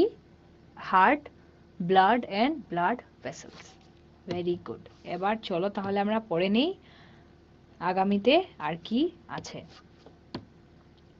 এবার দেখো লোহিত রক্ত নলিকা। এবার পড়বো আমরা একটুখানি ডিটেলসে যে রেড ব্লাড সেলসটা কি হয়, কিভাবে গঠিত হয়, কাজ কি ওর আমাদের হিউম্যান বডিতে। একটা জিনিস যদি তোমরা লক্ষ্য করে দেখতে পাচ্ছ যে রক্তকণিকা যেটা, সেটা কিন্তু রাউন্ড না, সেটা কিন্তু একটু বায়োকনকেভ নেচারের, একটুখানি ফ্ল্যাট ডিস্কের মতো দেখতে। রেড ব্লাড সেলটা এটা কিন্তু এরকম রাউন্ড নয়, ঠিক আছে? আর লোহিত রক্ত কণিকাকে অন্যথায় আমরা কিও বলতে পারি, যেটা বলেছিলাম আমি, আরবিসি মানে রেড ব্লাড সেল। এবার এটি একটি বাইকনকেভ ডিস্ক যা নিউক্লিয়াস ছড়ায়, গোলাকার এবং সমতল। তো এটা কি হয়েছে, একটি কি নিউক্লিয়াস কিন্তু এটা নেই, অ্যাবসেন্স অফ নিউক্লিয়াস। মনে রাখবে RBC doesn't consist any nucleus, মানে আরবিসি তে কোনো নিউক্লিয়াস থাকে না। আর এটা কিন্তু বায়োকনকেভ ইন নেচার থাকে, এটা কিন্তু একটু ডিস্ক লাইক স্ট্রাকচার থাকে, এটা গোলাকার থাকে না। এতে হিমোগ্লোবিন লাল রঙের রং থাকে যা রক্তকে লাল করে তোলে। সেটা তো দেখেই বুঝতে পারছো, red blood sell, red itself সিগনিফাইস haemoglobin, মানে রেড মানেই তো লাল রঙের রং। তো লাল রংটা কোথা থেকে আসে? আমাদের যে রক্তে লাল রংটা রয়েছে সেটা হেমোগ্লোবিনের প্রেজেন্সেই রক্তটা লাল হয়ে তোলে। বুঝতে পেরেছো? তাই আরবিসিতে কিন্তু হেমোগ্লোবিনটা প্রেজেন্ট আছে। তারপর বলছে যে হেমোগ্লোবিনটা তাহলে কি? এটা হয়েছে একটি বিশেষভাবে একটি অণু, অক্সিজেন ধরে রাখতে এবং কোষে বহন করার জন্য এটা কি বলছে যে ডিজাইন করা হয়েছে, যার এটা প্রয়োজন। মানে এটা বলছে যে এটা একটা একটা হেমোগ্লোবিন হয়েছে একটি বিশেষভাবে জড়িত একটি অণু, যেটা অক্সিজেনকে কি করে ধরে রাখতে সাহায্য করে। বুঝতে পেরেছো? এটা অক্সিজেনকে কিন্তু ধরে রাখতে সাহায্য করে, আর তাই ট্রান্সপোর্টেশনে এটা হেল্প করতে পারে। এবার এসছি আমরা শ্বেত রক্ত কণিকাতে। শ্বেত রক্ত কণিকা, হোয়াইট ব্লাড সেল। এইখানে কি তোমরা রেড কালারের কোনো পিগমেন্ট কিছু দেখতে পাচ্ছো? বলো তো, এখানে কি তোমরা কিছু রেড কালারের কিছু দেখতে পাচ্ছো? না, তাই না? কারণ এইখানে কিন্তু হেমোগ্লোবিনটা প্রেজেন্ট নেই, এখানে অ্যাবসেন্স অফ হেমোগ্লোবিন। আর এখানে নিউক্লিয়াসটা দেখো, নিউক্লিয়াসটা অনেকটা বড় আকারে গঠিত। আর রেড ব্লাড সেলে কি ছিল? নিউক্লিয়াস প্রেজেন্ট ছিল না, তাই না? নিউক্লিয়াস অ্যাবসেন্ট ছিল। আর হোয়াইট ব্লাড সেলে কি নিউক্লিয়াস প্রেজেন্ট আছে, আর খুব ম্যাগনিফিসেন্ট ওয়েতে আছে, মানে খুব বড় আকারে গঠিত আছে। আর দেখে নিই তাহলে শ্বেত রক্তকণিকার কি কি আর কাজ কি কি। তো শ্বেত রক্তকণিকা বিভিন্ন ধরনের হয়, বিভিন্ন ধরনেরও হয়। এটা এটার থেকে আলাদা, এইটা এটা থেকে আলাদা, এটা এটা থেকে আলাদা, সব কিন্তু বিভিন্ন ধরনের ডিজাইনের হয়। আর তাদের একটি বড় নিউক্লিয়াস থাকে, সেটা আমি বললাম। এবং এটাকে কি বলে? ডাব্লিউবিসিও বলা হয়। শ্বেত রক্তকণিকা, শ্বেত মানে হোয়াইট, রক্ত মানে ব্লাড ফর বি, আর সি ফর কণিকা বা সেল, তো এটাকে বলে হোয়াইট ব্লাড সেল বা ডাব্লিউবিসি। রেড ব্লাড সেল মানে লোহিত রক্তকণিকা, রেড কালার থাকে, হেমোগ্লোবিন থাকে, নিউক্লিয়াস থাকে না। আর শ্বেত রক্তকণিকা হোয়াইট ব্লাড সেল, নিউক্লিয়াস থাকে আর খুবই বড় থাকে। আর এটা কিন্তু এটাতে কোনো হেমোগ্লোবিন কিন্তু থাকে না। ডিফারেন্সটা দেখতে পেরেছো? বুঝতে পারছো তো ডিফারেন্সটা? Very good. এবার দেখি তাহলে আমাদের ইমিউন সিস্টেমে, মানে আমাদের যে ইমিউন সিস্টেম আছে সেটার একটি অংশ হয়েছে শ্বেত রক্ত কণিকা। এগুলো আমাদের বিভিন্ন রোগ থেকে রক্ষা করে। এবং এইটি হয়েছে কেন জানো? এটা হয়েছে আমাদের বিভিন্ন রোগ রোগ যাতে আক্রান্ত না হতে পারে, এটা ফাইট করে এগেইনস্ট ডিজিজেস। তো এগুলো আমাদের বিভিন্ন রোগ থেকে রক্ষা করে। এবার তাহলে আরেকটি প্রশ্ন চলে এসছে, প্রশ্ন দেওয়ার তোমরা সবাই চেষ্টা করো। তো প্রশ্নটা হচ্ছে যে সঠিক বিবৃতিগুলি নির্বাচন করো। তো এ হয়েছে রক্তের তরল অংশকে প্লাজমা বলে, বি রক্ত একটি তরল যার মধ্যে বিভিন্ন কোষ স্থগিত রয়েছে, আর সি রক্তের তরল অংশকে রক্তনলিকা বলে। তো আমি টাইমারটা স্টার্ট করলাম, এবার তোমরা অপশনটা বলো। এ হয়েছে শুধুমাত্র 1, বি হয়েছে শুধুমাত্র 2, সি হয়েছে 1 এবং 2, 1 এবং 2, আর ডি হচ্ছে যে শুধুমাত্র 3। কি হবে বলো তো?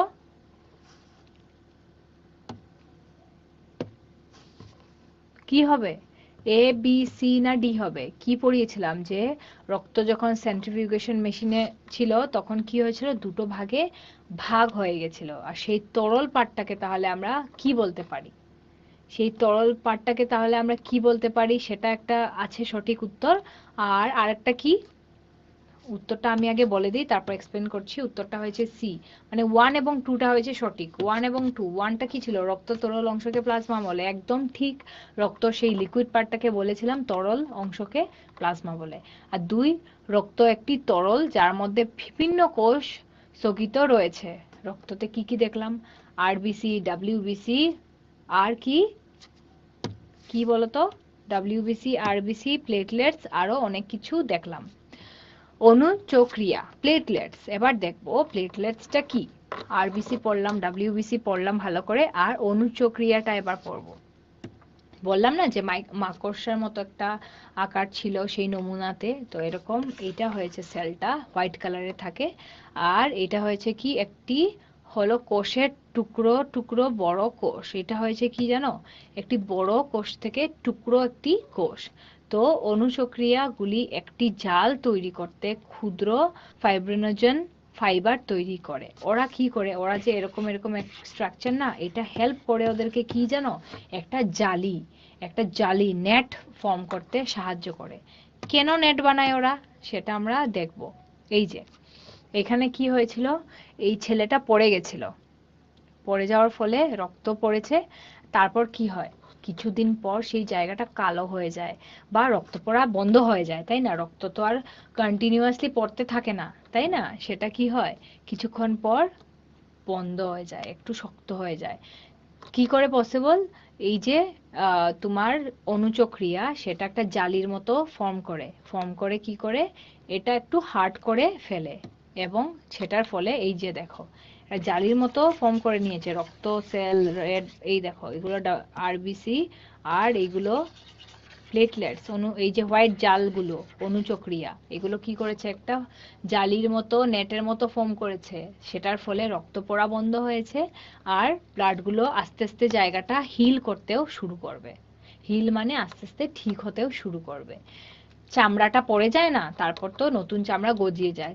সেই চামড়াটা যে পড়ে যায়, সেই জালি বানানো যেই হার্ড অংশটা, সেটাই কিন্তু পড়ে যায়, এবং তারপরেই কিন্তু নতুন একটা কি হয়, ত্বকের সৃষ্টি হয়, নতুন স্কিনের সৃষ্টি হয়। এবার তাহলে আমরা পড়বো একটা প্রশ্নের সময়, আর তোমরা সবাই প্রশ্নটা পড়ে বলো এটির উত্তরটা কি হবে, সঠিক উত্তরটা কি হবে। টাইমটা স্টার্ট করলাম, একটুখানি ভেবে বলো যে অনুচক্রিয়া হলো এক প্রকার। এ হয়েছে রক্তকোষ, বি হয়েছে রক্তনলিকা, সি হয়েছে ডাব্লিউবিসি মানে অনুচক্রিয়া, ঠিক আছে? আর সরি, অনুচক্রিয়া না, ডাব্লিউবিসি হয়েছে শ্বেত রক্তকণিকা, আর ডি হয়েছে প্লাজমা। কি হবে এই চারটির মধ্যে, কি হবে বলো তো? চারটির মধ্যে রক্তকোষ হবে না রক্তনালিকা হবে, নাকি নলিকা হবে, নাকি সে ডাব্লিউবিসি হবে, নাকি প্লাজমা হবে? সবাই উত্তর করতে পেরেছো, ভেরি গুড। এটা কি হয়েছে উত্তরটা হবে এ। অনুচক্রিয়া হলো এক প্রকার রক্তকোষ, তাই না? রক্তের আন্ডারেই এগুলো হয়েছে, মানে সেই রক্ত নমুনার আন্ডারে কি দেখেছিলাম, red blood cell, white blood cell, আর ডাব্লিউবিসি মানে অনুচক্রিয়া, সরি প্লেটলেটস। তো এই তিনটে মধ্যে মানে এই যে তিনটে, এটা কোথায় আমরা পেয়েছিলাম, কিসের আন্ডারে, রক্তর মধ্যেই কিন্তু আমরা এই তিন প্রকারের দেখেছিলাম, তিন প্রকারের কোষ দেখেছিলাম, সেলস দেখেছিলাম। This are all types of blood, তাই না? ব্লাডের মধ্যেই আমরা এই তিনটে টাইপ দেখেছিলাম, কি, red blood cell, white blood cell আর কি, প্লেটলেটস। ক্লিয়ার আছে? এবার তাহলে আমরা একটু এগোতে শুরু করি। সংবহন তন্ত্র, রক্ত নলিকা। এবার দেখতে পাচ্ছি আমরা যে রক্ত নলিকা যেটা, সেটার মধ্যে কি কি আছে। একটা হয়েছে ধমনী মানে আর্টারিজ থাকে, আর একটা থাকে কি জানো, ভেইনস মানে রক্তনলিকা, ব্লাড ভেসেলস। ব্লাড ভেসেলসে কি থাকে, ব্লাড ভেসেলসে দেখলাম এই যে রক্তনলিকাতে কি থাকে, এটা কি, এগুলোতে শিরাও থাকে, তাই না? শিরা থাকে আর কি, আর্টারিজ থাকে। এবার আমরা দেখব তাহলে একটু ডিটেলসে। এই দেখো শিরা, আর কি থাকে, ক্যাপিলারিস মানে কৈশয় জালিকা, তাই না? এবার তার আগে পর্ব কি একটি প্রশ্ন, সেটা প্রশ্নের সময়, প্রশ্নটা হচ্ছে যে সত্যি নাকি মিথ্যা তা বলো। লোহিত রক্ত কণিকা বাইকনকেভ ডিস্ক আকৃতির এবং সেটি নিউক্লিয়াস ছাড়া, এটি সত্যি নাকি মিথ্যা বলো তো, কি হবে এই দুটির মধ্যে?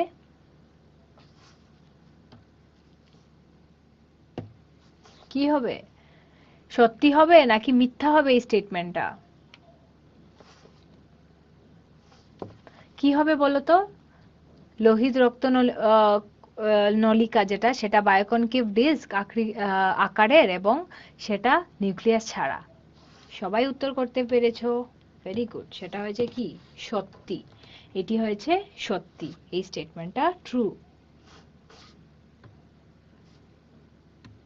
তাহলে দেখি আজকে আর আমরা কি কি পড়তে চলেছি।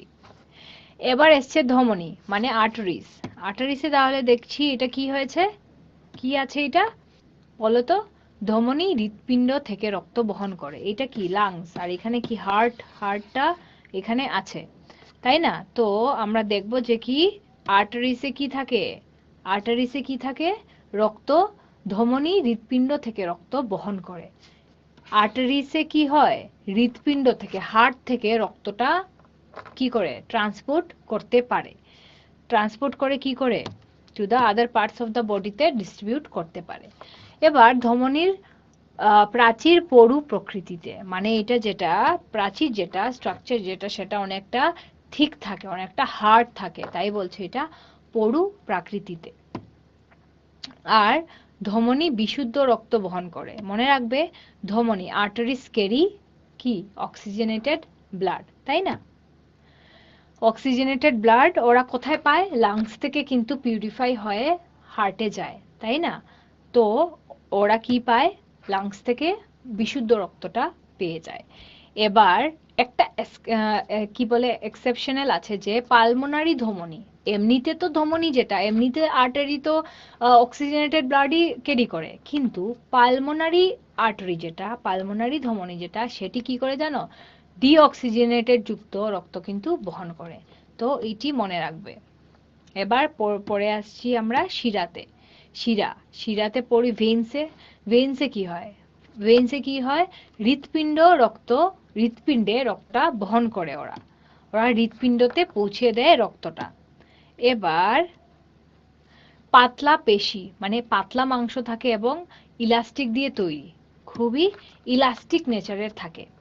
তারপর কি থাকে, ভালভ রয়েছে যা রক্তের ব্যাকফ্লো প্রতিরোধ করে শিরার ডিঅক্সিজেন যুক্ত রক্ত বহন করে।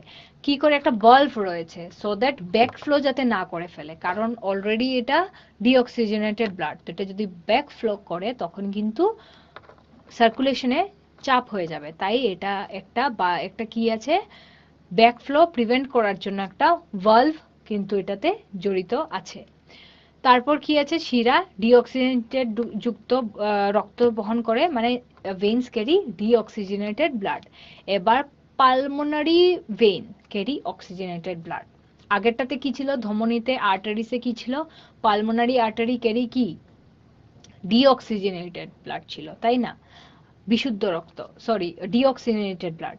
আর পালমোনারি শিরা, যেটা শিরা ভেইনস, সেটা কি করে অক্সিজেন যুক্ত বিশুদ্ধ রক্ত বহন করে। এটা হয়েছে ডিফারেন্স আর্টারিস আর শিরার মধ্যে। আর্টারিসে কি হয় আবার বলছি, যেহেতু এটা একটু কনফিউজিং আছে। পালমোনারি আর্টারি কি করে বলতো, কি করে ডিঅক্সিজেনেটেড ব্লাডটা ক্যারি করতে পারে।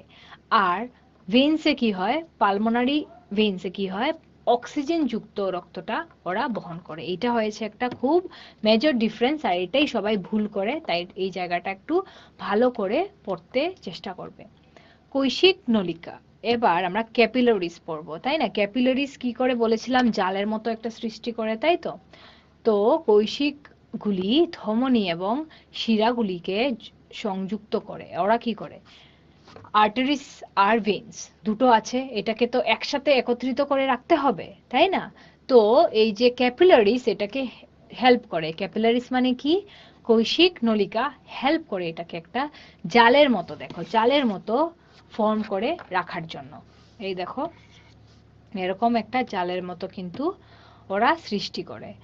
আর কৈশিক সংগ্রহকে কৈশিক বিছানা বলে, আর ক্যাপিলারিস বেডও বলে। এই কৈশিক যেটা সংগ্রহকে একসাথে এরকম করে করে কি করে একটা বেডের মতো ফর্ম করে, তাই এটাকে কি বলে, কৈশিক বিছানাও আমরা বলতে পারি। ক্লিয়ার আছে? তাহলে আরেকটি প্রশ্ন চলে এসেছে, প্রশ্নটা উত্তর করার সবাই চেষ্টা করো। এটা হয়েছে একটা সাইকোমেট্রিক কোয়েশ্চেন, আর এটা আমি কোয়েশ্চেনটা পড়ছি তোমাদের সামনে। এই প্রশ্নটা হচ্ছে যে, রবির দিদা অসুস্থ, তাই তার মা তাকে দেখতে চান, কিন্তু মা ছোট বোনকে বাড়িতে একা রেখে যেতে চাননি। তাই রবি তার মাকে আশ্বস্ত করেছিল যে তার বোন ফিরে না আসা পর্যন্ত সে তার দেখাশোনা করবে। এই পরিস্থিতিতে রবি কোন নৈতিক মূল্য প্রদর্শন করছে? তো এটা হয়েছে একটি সাইকোলজিক্যাল বেসড কোয়েশ্চেন। এখানে কি হয়েছিল যে, রবির দিদা অসুস্থ হয়ে পড়েছিল, তাই কি করেছিল, তার মা দেখতে চেয়েছিল, কিন্তু মা ছোট বোনকে বাড়িতে একা রেখে যেতে চাননি। কিন্তু রবির একটা ছোট বোন আছে, সেটাকে কিন্তু একা রেখে যেতে রবির মা চায়নি। তাই রবি তার মাকে আশ্বস্ত করছিল যে মা তার বোন ফিরে না আসা পর্যন্ত সে তারা দেখাশোনা করবে। তো এই পরিস্থিতিতে কিন্তু রবি কি করতে পারে সেটা তোমরা ভেবে বলো। টাইমারটা স্টার্ট করলাম। আর এ হয়েছে সততা। এখানেও সততা দেখাতে চেষ্টা করছে, নাকি বি বন্ধু, নাকি সি দায়িত্বশীলতা, নাকি ডি যত্নশীল।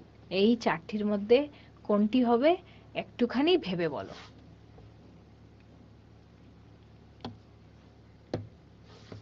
কি হবে, সততা হবে, না বন্ধু হবে, না দায়িত্বশীলতা হবে, না যত্নশীল হবে, কি হবে বলো তো, কি হবে? ভেরি গুড, এটা এ হবে, তাই না? ও সততা প্রদর্শন করতে পেরেছে। বুঝতে পেরেছো? তো এবার তাহলে কি আসছে, এবার তাহলে আজকের ক্লাসটি এখানে শেষ হয়ে গেল। আশা করছি আজকের ক্লাসটা তোমাদের সবাই ভালো লেগেছে, বুঝতে পেরেছো যে পরিবহন কি করে আমাদের হিউম্যান বডিতে কাজ করে, তাই না? রক্ত কি করে অক্সিজেন, জল, খাদ্য এগুলো কি ট্রান্সপোর্ট করতে পারে আমাদের বিভিন্ন কলাতে এবং আমাদের বিভিন্ন কোষে, মানে টিস্যুতে এবং সেলসে, তাই না? এটা যদি ট্রান্সপোর্ট না করতে পারতো, তাহলে কি হতো না, আমাদের শরীরটা চলতেই পারতো না সঠিকভাবে, তাই না? আর হার্ট হয়েছে এটার কি, হার্টই হয়েছে একটা means of transportation.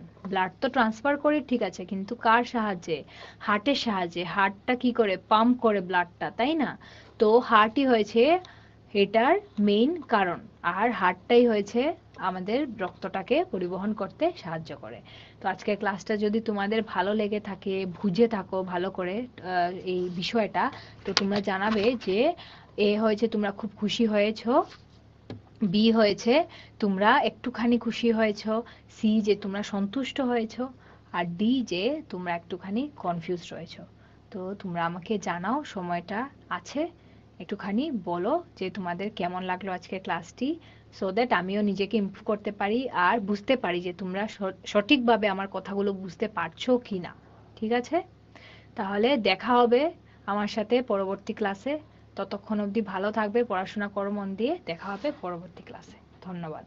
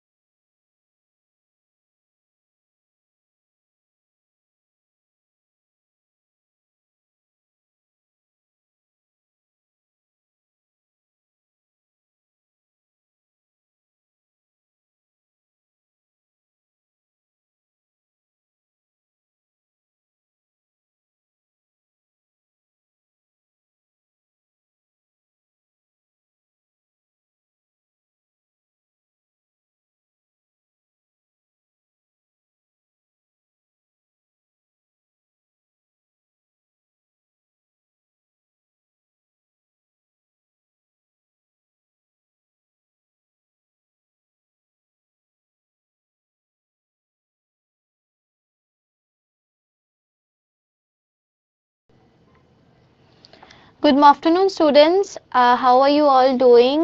I hope you all are doing good and welcome to tele-education classes. So I have come with a new topic today. So before starting a new topic, I am going to show you some pictures, a scenario actually. So you have to see the scenario, you have to see the conversation, then only I am going to tell you what topic are we going to study. Okay? So now tell me, what do you see in the screen? So what do you think? It is a classroom, right? We can see students, we can see a teacher. Okay, so let's see what is happening here. Okay, so there is a girl. She is saying, "Excuse me, ma'am, may I come in?" Let's see what the teacher says. "Yes, come in, Suma. Why were you absent yesterday?" Let's see what she replies. Okay, so she is entering the class and she is replying to a ma'am. "I'm sorry, ma'am, I was not well yesterday." Then let's see what the teacher says. Okay, "Why are you late today?" So she was asking, "Why are you late today?" Let's see what she replies. "As I was not well, I could not sleep properly and got up late. So I am late today." So this is her reply. This is what Shuma replied.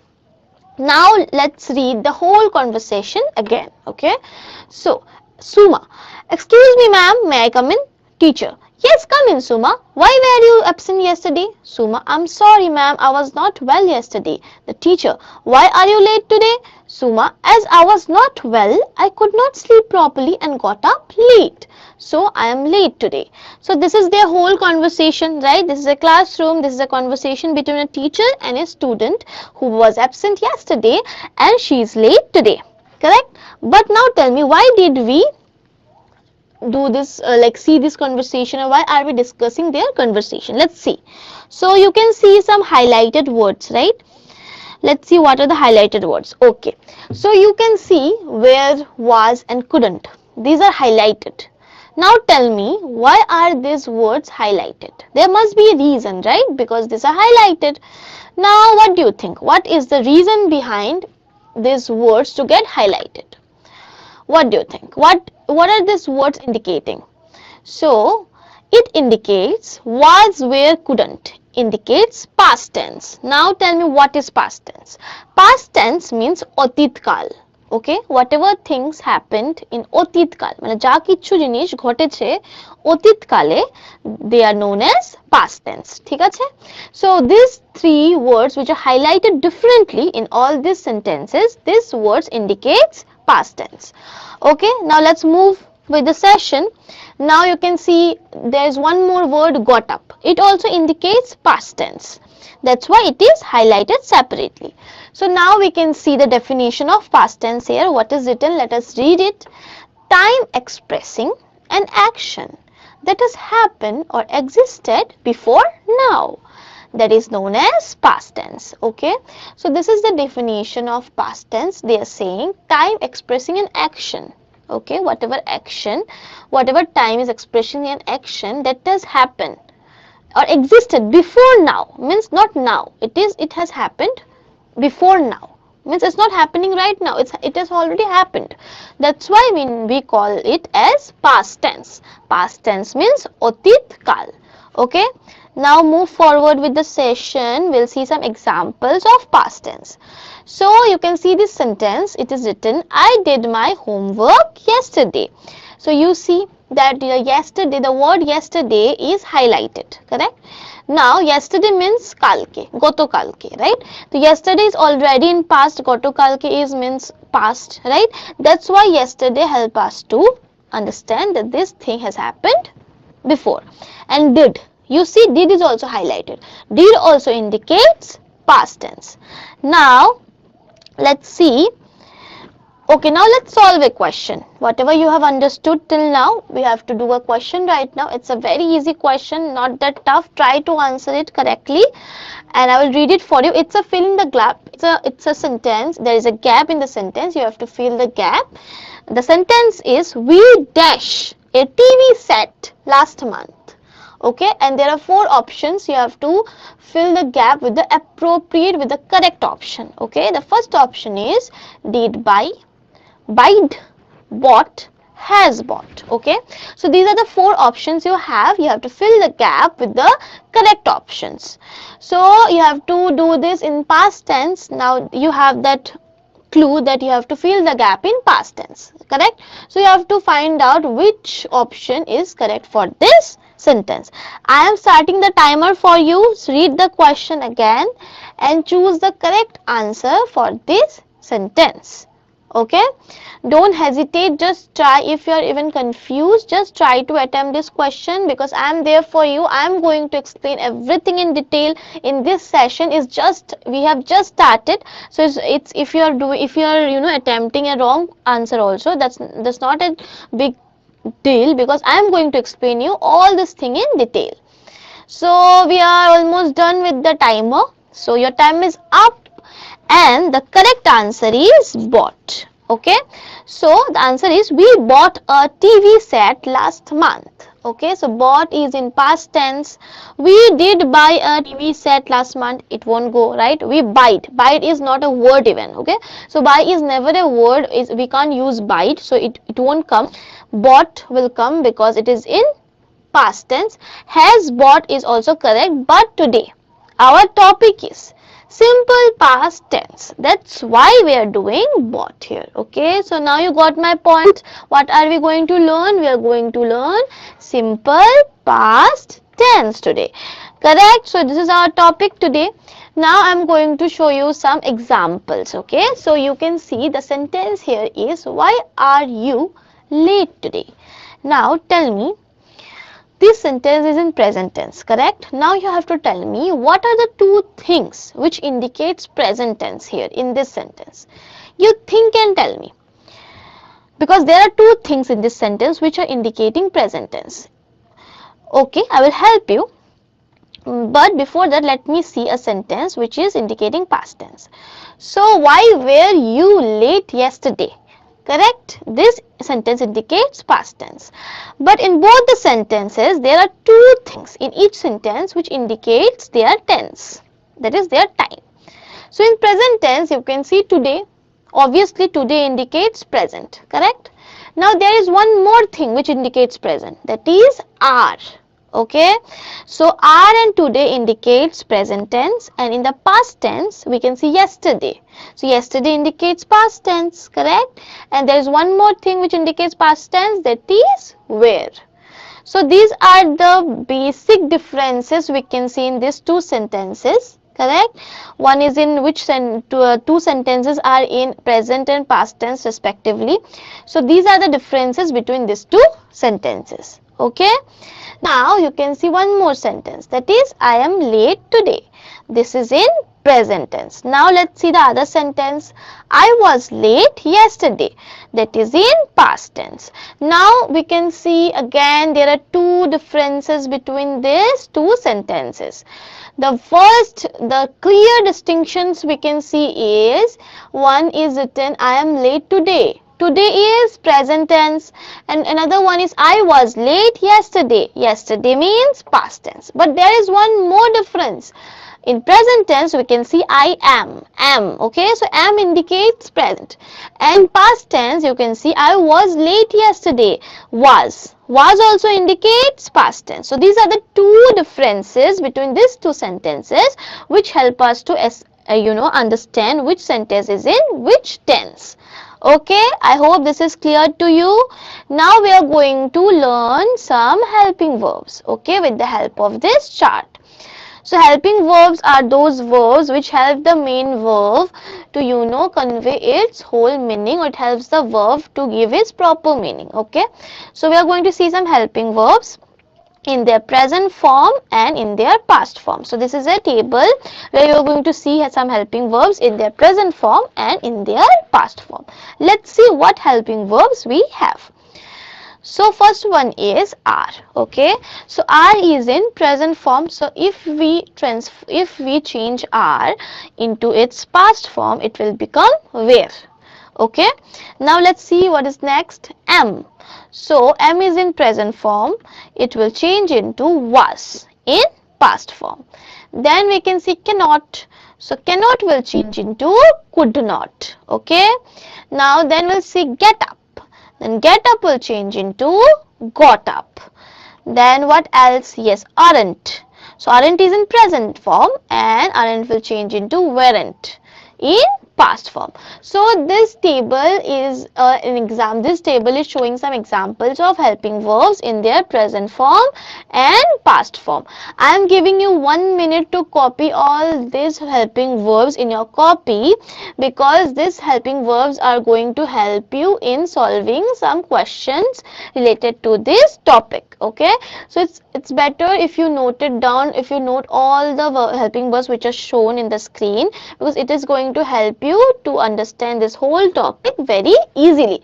So I am repeating it again. This is a table full of helping verbs in their present form and past form. So the present form of are is in the present form.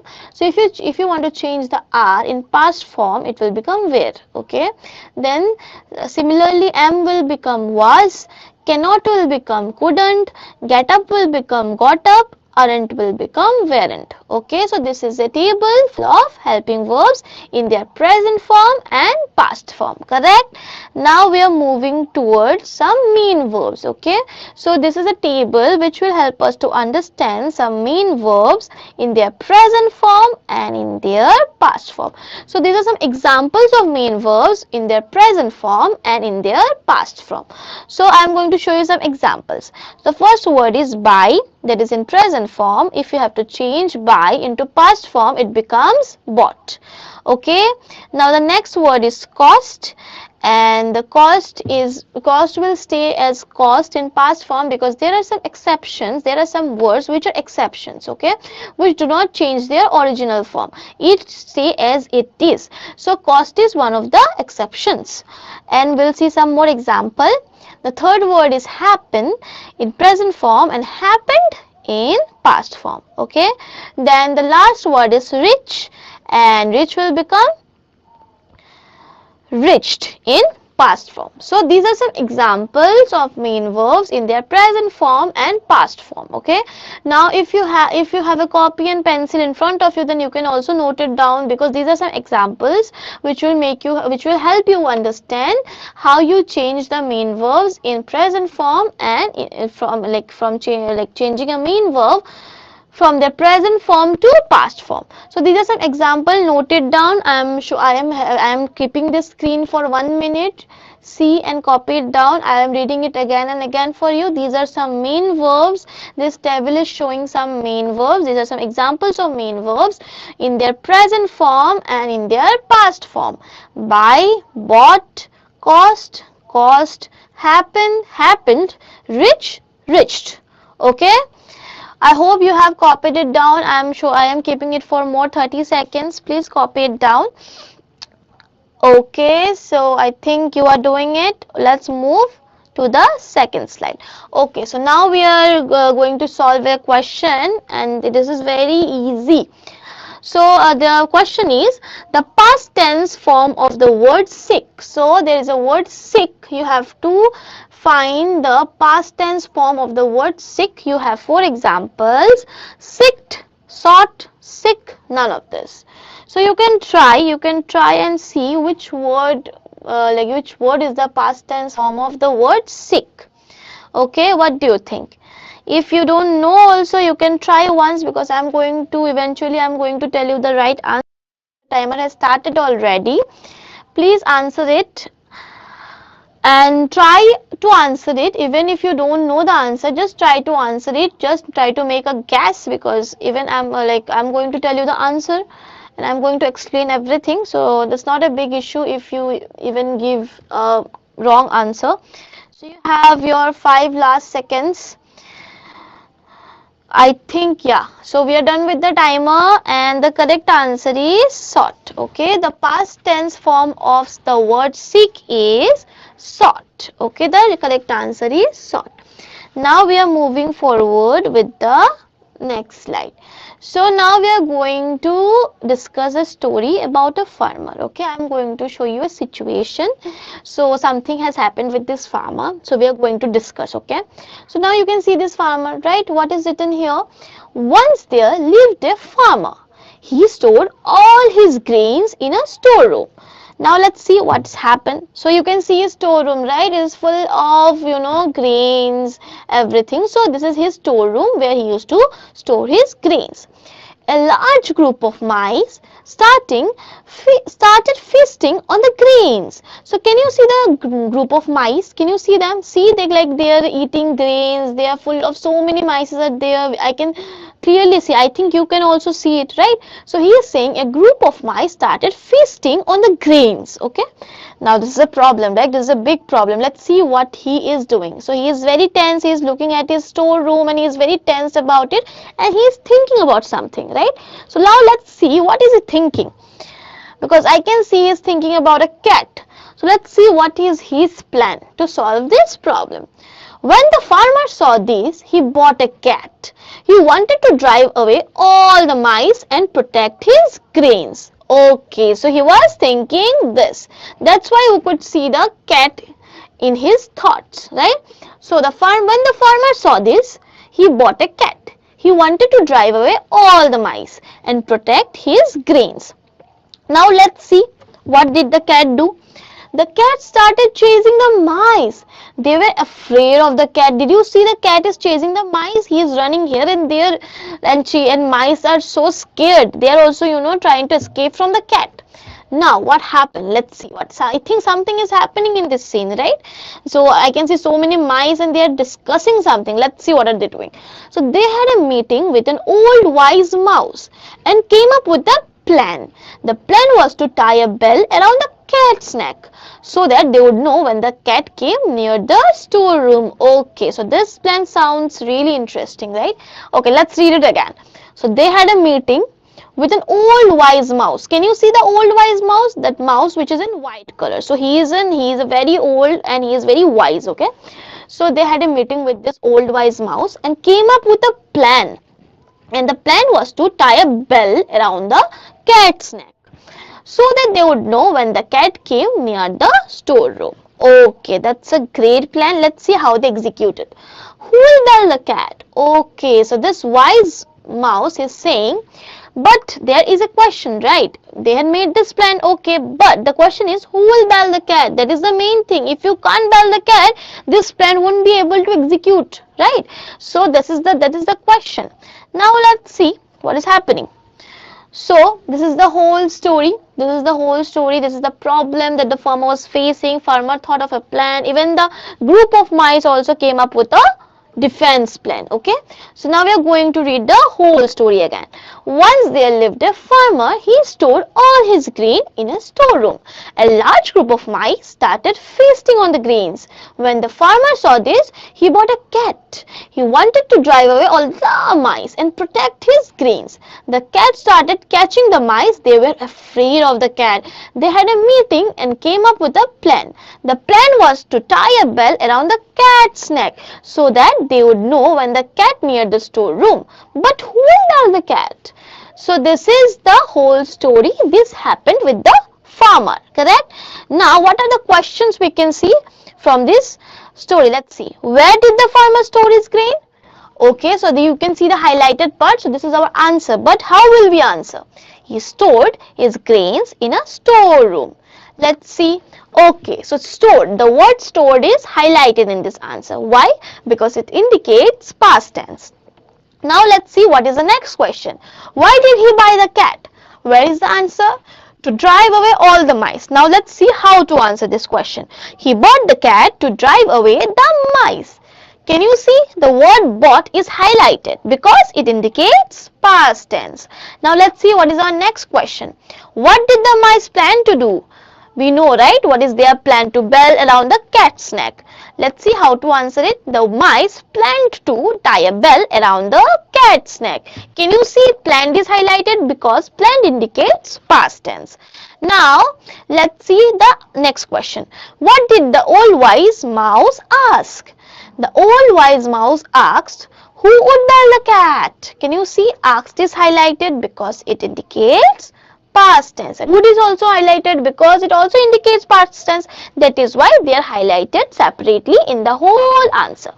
Okay, now we are going to again read this small paragraph from the story. Let's see, why are we reading this? Once there lived a farmer. He stored all his grains in a storeroom. A large group of mice started feasting on the grains. When the farmer saw this, he bought a cat. He wanted to drive away all the mice and protect his grains. Now I am going to show you some words from this paragraph. You can see the highlighted words, right? Lived, stored, started, saw, bought, wanted. Now what we need to do is we have to write the present tense of the highlighted words. So our first word is lived. So you have to rewrite the present tense of the word lived. What do you think? What is it? Live. Very good. Now the next word, what is it? Bought. Now what do you think? What is the correct present tense of the word bought? Buy. Very nice. Now the third word, that is stored, its present tense is store. The next word is wanted. Its present tense is want. The next word is started and its present tense is start. So these are the present tense of the highlighted words from the paragraph. Very good. Okay, one more word is left. So the last word is saw and it becomes see. Very good. Now we are going to solve a question. Okay, to express an action that existed before now, we use, so you have four options: present tense, past tense, future tense, none of this. So whatever action has happened before today, what do we call it? So your question is this. So your time starts now. It's very easy. We are doing this topic only. You don't have to think much about it. Just answer it. Your timer has started. You have 20 seconds in your hand. Just answer fast because this is very easy. I don't think you have to take much time to answer this because we are doing this topic only today and it's very easy to answer. Just do it. You have your last 5 seconds to answer this question. Don't take much time. Okay, let's see. Okay, we are done with the timer and the answer is past tense. Okay, so our answer is past tense. I already told you whatever thing happened before today, it is past tense. Now we are going to practice something. Okay, we are going to practice some words in their past tense form. Okay, your first word is cross. What will be its past tense form? Crossed. Then walk, walked.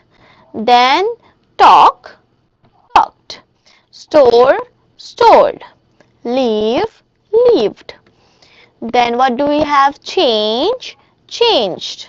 Okay, so these are some words which are in their present form and we have changed them into their past forms. So we have written their past tense forms. Okay, so now this is how you need to change the words from their present form to past form. So this is very easy. You have seen some examples. I know it will help you to solve all the questions related to this topic. So we are going to do a question related to this.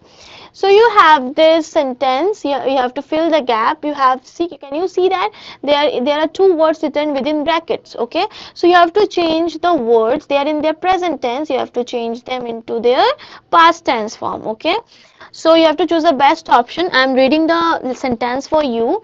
We dash not comma call within bracket him yesterday. Choose the best option. Do not call, not called, did not call, called not.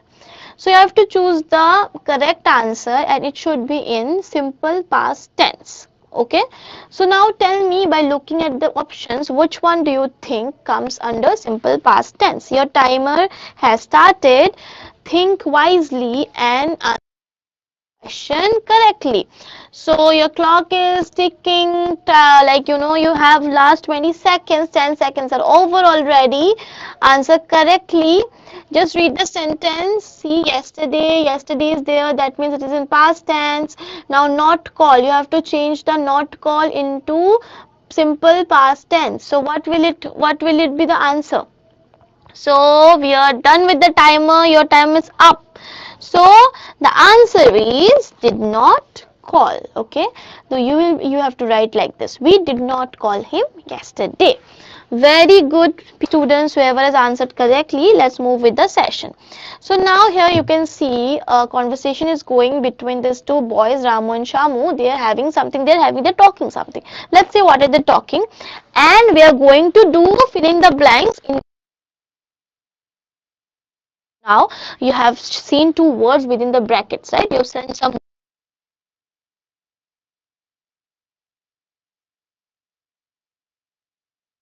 to their past form. Let's see if you can do it or not.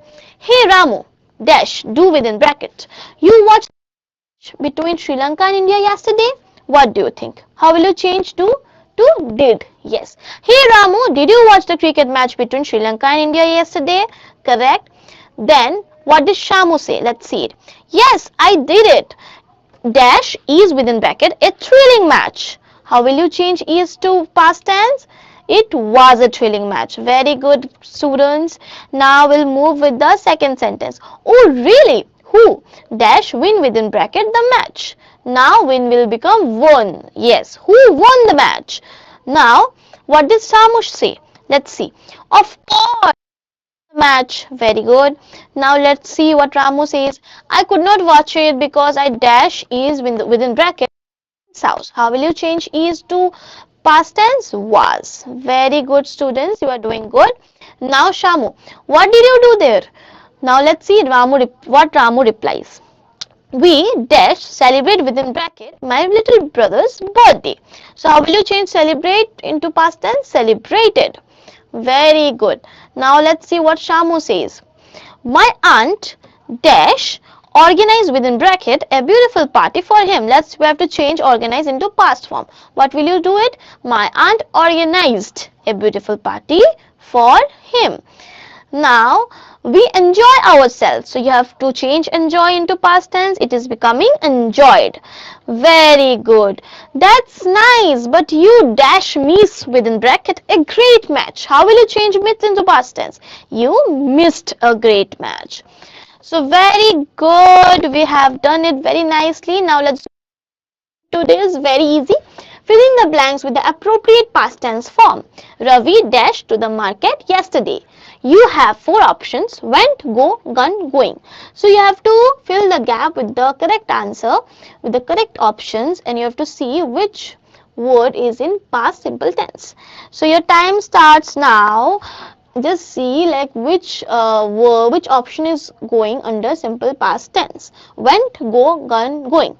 Ravi dashed to the market yesterday. So you have last 20 seconds. I am hoping that you have understood a little bit so that you can answer at least this kind of questions. Okay. So we have done so many examples till now. So those examples will actually help you to answer this question. So try answering it. Don't worry. If you are answering wrong also, it's not a big deal. You are going to learn eventually. So the correct answer is went. Ravi went to the market yesterday. Very good, students. Now we are moving with the summary. Okay, so summary. So we have come to the summary. We have learned so many things, right? So we have learned past simple tense today. We have learned how we changed a verb from his present tense to its past tense. Okay, so summary. First let's read what is past tense. Okay, time expressing an action that has happened or existed before now. So this is a definition of past tense. Do one thing, you can write this definition in your copy if you have not copied it earlier.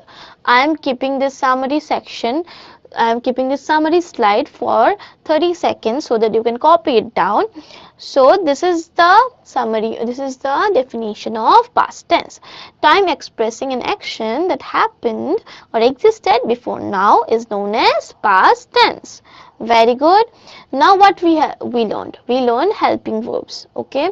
So helping verbs are those verbs which help the main verb to convey its proper meaning. So helping verbs are with the help of this table we can understand how we change the helping verbs from its present form to past form. Okay. So you can see are, am, cannot, get up and aren't. So all these helping verbs are in present form. But if you have to change these helping verbs in past form, how will you do it? You will change them into are will change into were, am will change into was, cannot will change into couldn't, get up will change into got up, aren't will change into weren't. Okay, so helping verbs are those verbs which have the main verb to convey its proper meaning. Okay, and helping verbs also changes its form according to tense. So you can see with the help of this table how it has changed itself from present form to past form. Now we'll see a chart full of main verbs. Okay, so in past tense we have to change the main verbs from present form to past form. Okay, now these are some examples. This table is showing some examples. It has some words which shows how these words are changing itself from present form to past form. So suppose the first word is buy, it is becoming bought in past form, correct? And the second word is cost, it is becoming cost. But see, buy has changed to bought, but cost has not changed to anything else because there are some exceptions. So cost is one of the exceptions which doesn't change itself. There are some words which remain as it is. So you can see the words like cost, it doesn't change its form. Then you can see words like put. So put doesn't change its form, put remain as put. Okay, so these are some exceptions which you have to know. This you will, while practice, like when you will start practicing all these things, you will get to see so many words are there which are exceptions which do not change its original form. Okay, so buy is becoming bought, cost is becoming, like cost is staying cost only because it is an exception. Happen is becoming happened, right? Rich is becoming reached. Now we'll see how this chart is going to help us understand how we are going to form a sentence in present tense and past tense, like how the same sentence is changing its form in past tense. Suppose this is our example. So we can see the subject I. If you have to add a verb with I in present tense, the helping verb is am here in present tense, but in past tense the helping verb is was.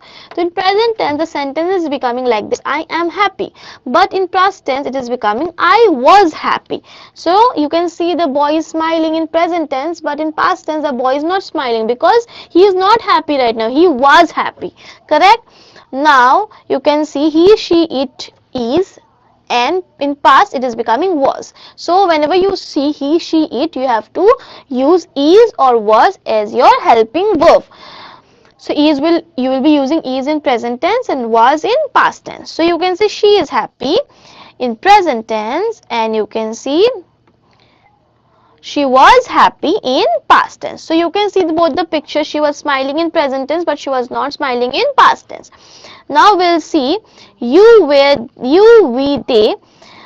In present tense, with you, we, they, we use are as helping verb, and were in past tense we use were. Okay, so the sentence are you are happy, we are happy, they are happy.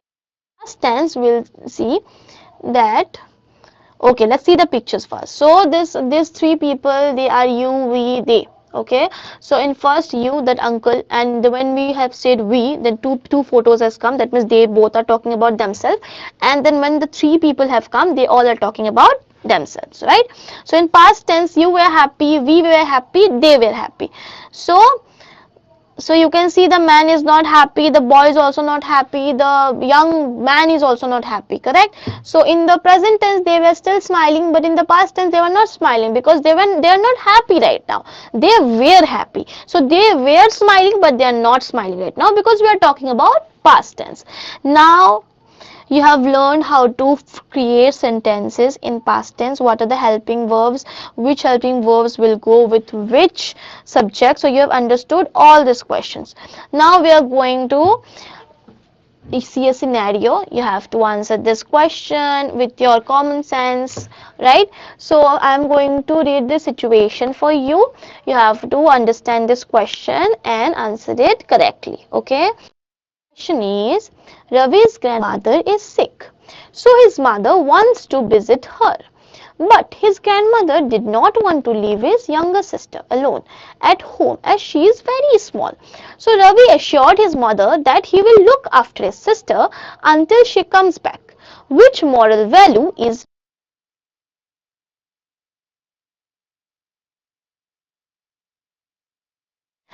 I will do it so that you understand the meaning. Ravi's mother is sick, so his mother wants to visit her. But his mother did not want to leave his younger sister alone at home as she is very small. So Ravi assured his mother that he will look after his sister until she comes back. Which moral value is Ravi displaying in this situation? So Ravi's grandmother, mane Thakuma. So Ravi's Thakuma was not well. Like Ravi's mom wants to go to visit to her.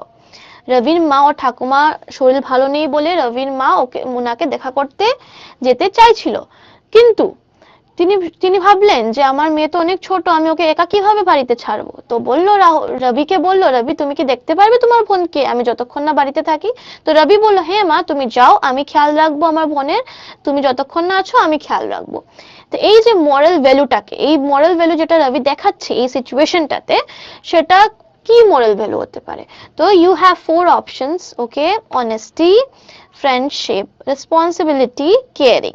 ঠিক আছে, so you have four options, so you have to think properly, okay, you have to think properly that if suppose you are in the situation of Ravi, okay, and you have to look after your younger sister because she is very small and your mother is also not at home, so you will take care of her once till your mother is coming back home. So will you be doing the same thing? Because if I was in this situation, if I was Ravi, I would have done this, because this is our morals and ethics, that whenever our parents are not with us, if we are the older children or if you are the elder child, then we have to look after our younger brother and sister. So you know the question, right? And I'm starting the timer here. Your 30-second has started. You tell me what is the correct option. Honesty, friendship, responsibility, caring. Rabi's grandmother is sick, so his mother wants to visit her. But his mother did not want to leave his younger sister alone at home as she is very small. So Ravi assured his mother that he will look after his sister until she comes back. Which moral value is Ravi displaying in this situation? Honesty, friendship, responsibility, caring. Okay, so your time is up and it is responsibility. The correct answer is responsibility, because responsibility মানে কি? Responsibility মানে তুমি একটা দায়িত্ব নেওয়া, right? তুমি দায়িত্ব, Ravi is taking the দায়িত্ব of her sister.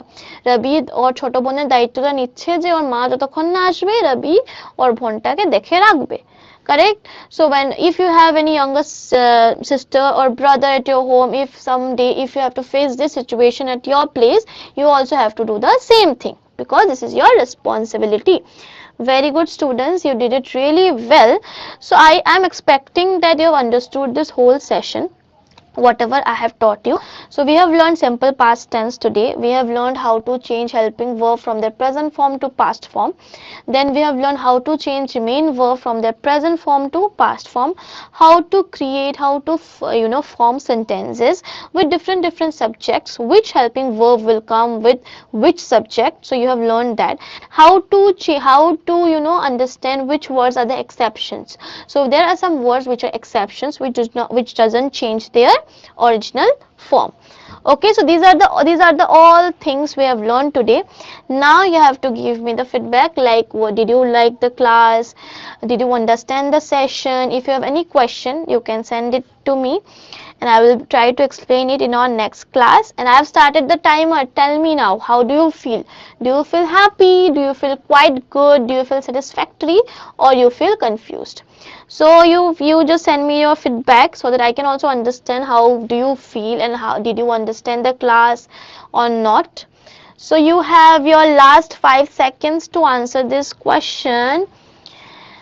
Okay, so I'm expecting you that you are feeling good. Okay, so yes, so happy. So I think you all are doing good. You have understood the whole session. If you have any query, let me know. I am here only. I will see you on your next class. Have a great day. Stay safe. Take care. I will see you on your next class. And if you have any queries, let me know. Thank you so much, students. Have a great